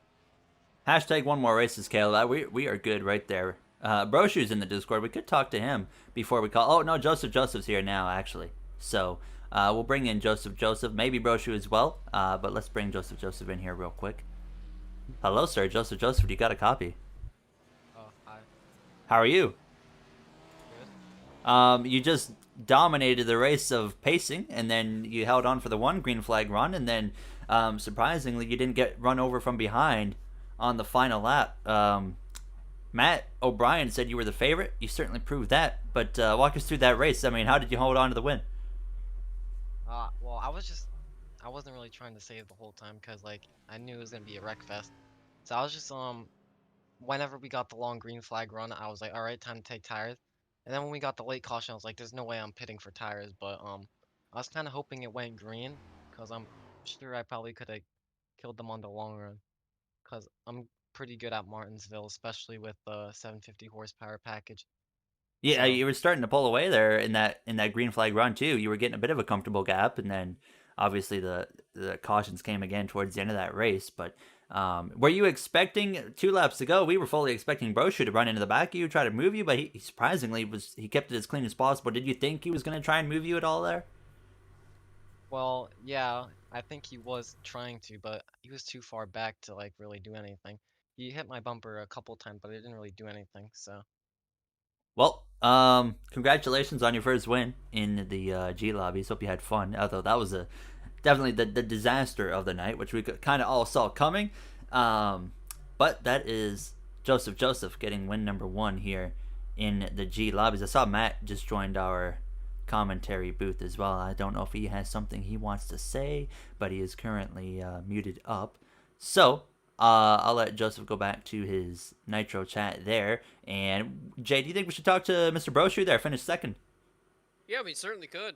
Let's talk bring about the fight that he put on to Joseph there, because he did a great job of it. All right, let's bring Broshu in, and then we'll wrap up the stream. So we'll talk to Sam really quick. Hello, Sam. Do you got a copy? I got y'all. Hello, sir. Second place finish for you after that chaos there. I mean, it was something. We only had, I think, 1 lengthy green flag run, but mainly what we want to talk about is right at the end of that race. We were a bit surprised to see how clean you were with Joseph. We were expecting to see the bump maybe come to him there in those closing moments. Did you think about moving him, or did you just maybe didn't have the opportunity to actually get to him? I definitely thought about moving him.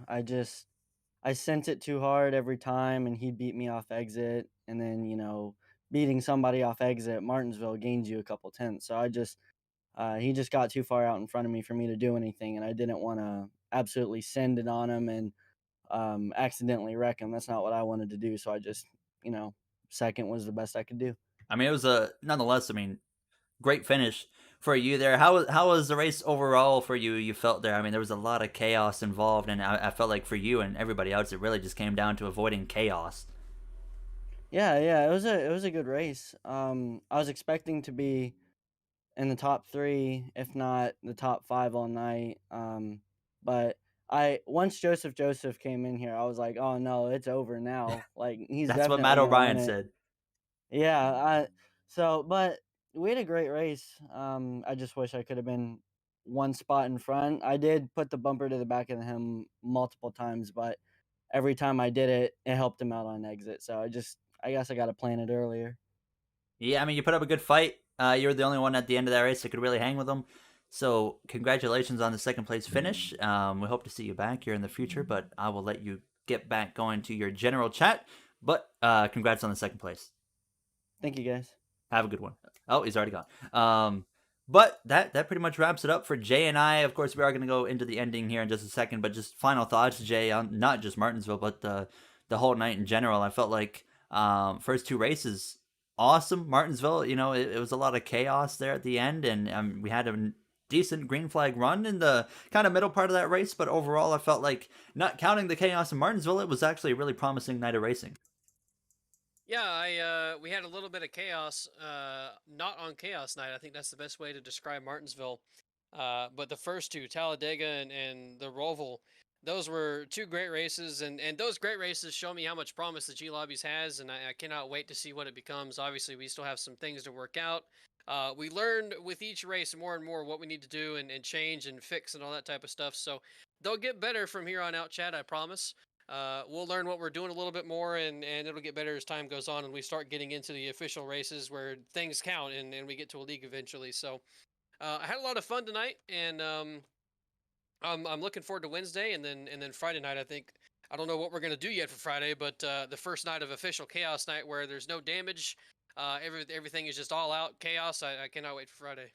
The Wednesday night, we will be doing this again, different tracks, similar cars probably. But we are going to mute up and say goodbye to Jay. So we will, well, Jay, I'll talk to you in like a couple minutes, but we will let you go for the time being. Thank you for, of course, being a partner here in the booth. Before you go, do you want to do practice for the 24? No, sir. Okay. Tomorrow.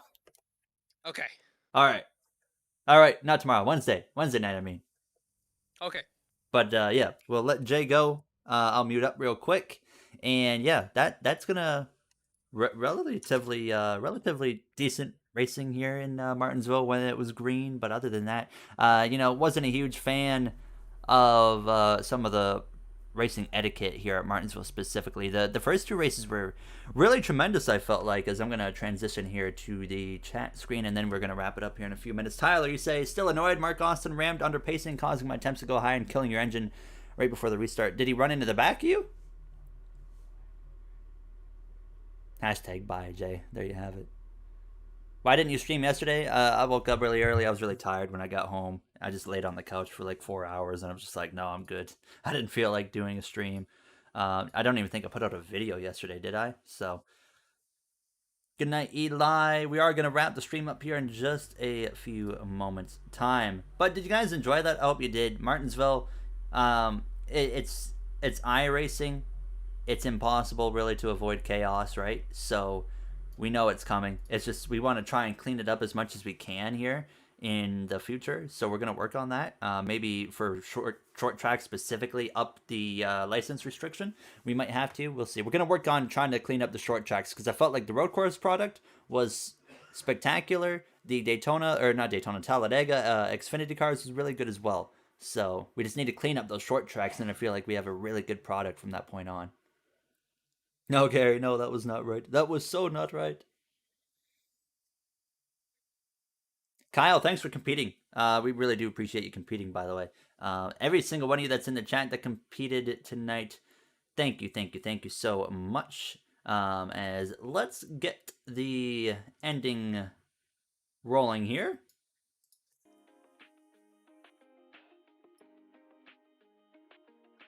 That was very entertaining. See ya, Ash1234. Have a good night.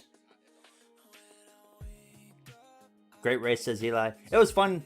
Tomorrow, guys, I will be live again. We don't have G Lobbies coming tomorrow night. Tomorrow night's more of the just me playing maybe NASCAR Heat 5 or F1 kind of deal. So stay tuned on that. It's Wednesday night, G Lobbies are back. So yeah, that'll be fun. Once again, we'll probably have an Arca race. We'll have an Xfinity race, maybe some trucks instead, and a Cup race, either Next Gen or Gen 6. We'll see. Have a good night, PJ. If you're in the driver's chat, I'm going to stop by the general chat here in just a few minutes' time. You miss your alarm like every day, but when it wakes you up, you just go back to sleep. I do the same thing. Yusuf, this remix is so good. It's not copyrighted either, so I can play it. It's so good. I've been listening to it all day long. I love it. One of the best tracks I've heard in like the last 3 years, I would say at least.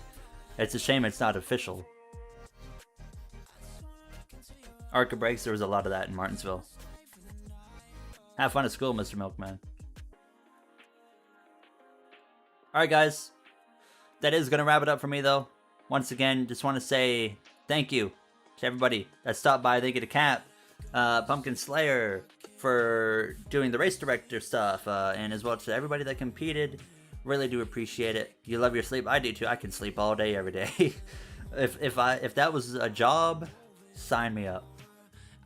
But nonetheless, guys, tomorrow on the menu, NASCAR iRacing My Driver Career Mode season finale for the Xfinity series. A really good episode that's going to be. And then I'll be streaming hopefully around 7 o'clock again. I'll be ending a little bit earlier tomorrow night because I got to go to bed kind of early to get up early Wednesday. But then Wednesday we'll have G Lobbies again, about 7 o'clock p.m. Eastern Time.